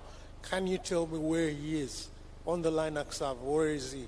What logs can I use to stop him? Can we trap him and redirect him somewhere in a honeypot and see how he works and operates and kick him out the following day? So defensive skills are very, very important at the high level. On the other level, I'm going to talk about data protection. Hivi wewe umeingia majengo mangapi alafu wakakuuliza kusign hapa? Kila jengo you sign, isn't it? Where is that data going? Who is selling that data? Let me tell you, if all of us, our emails are $0.01 and I get all your emails here plus all the emails that I get in all the, I can sell them on the dark market. Watu wanatengeneza hela, wana sign tu, jengo hiyo na sign tu. So there's a need for data collectors to be accountable, regardless of whether you're just a techie. That's how it is. Your startup has to comply because you're collecting data, and that data should be collected for a certain purpose. Sio tu nachukua data yangu alafu nasema nafanya hivi alafu baadaye unanitumia email ya Viagra. What the heck is that? You know, so there's a real need for us to understand our rights. Alafu watu hawajui, they don't know their rights. I'll give you a very good example. Wewe unalipia a certain ISP, au tuseme telco services, postpaid. Wangapi wana postpaid? Yeah, I'm talking postpaid. So you expect a bill every month. Bill imekuja, it's for a certain different company. Na ya kwako, your bill has come and there's another bill of another company. What does that mean? That your details have been mixed with those of another company. Kwa hiyo lazima tuwe tuangalifu so that Personal Data Protection Act, nataka tuielewe vizuri. It is not just another compliance thing, but it is there to help you. We kila siku unaenda hospitali, so najaza nani. NHIF gets almost 53 terabytes of information kila siku.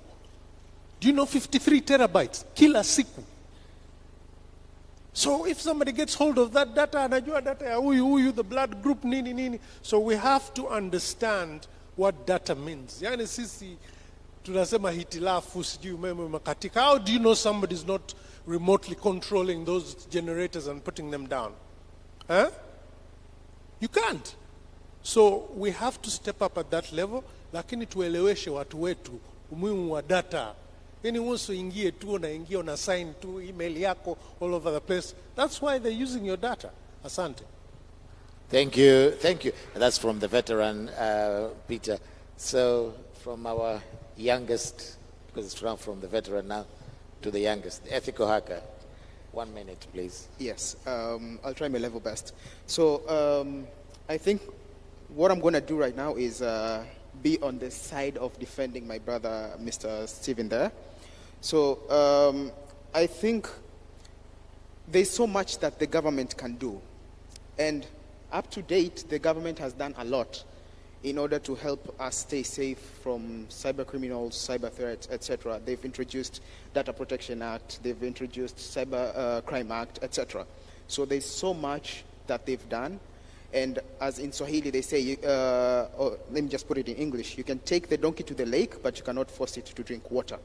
So I think the best question that it should have been asked is, what can we do to stay safe from those such type of attacks? So I think that's the most important thing. And that starts from taking security seriously at a personal level. And that includes staying up to date on what's going on, following the awareness sessions that my brother, Mr. Steve, also I myself are doing. And what I'm going to try to urge all of you is, I know majority of you have smartphones right now.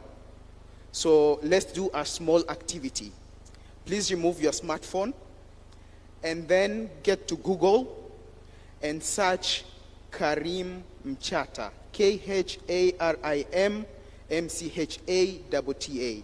You'll get my LinkedIn, you'll get my YouTube channel, you'll get my Instagram, whatever platform you want to go for, you'll get me there. Even X, which is called previously Twitter.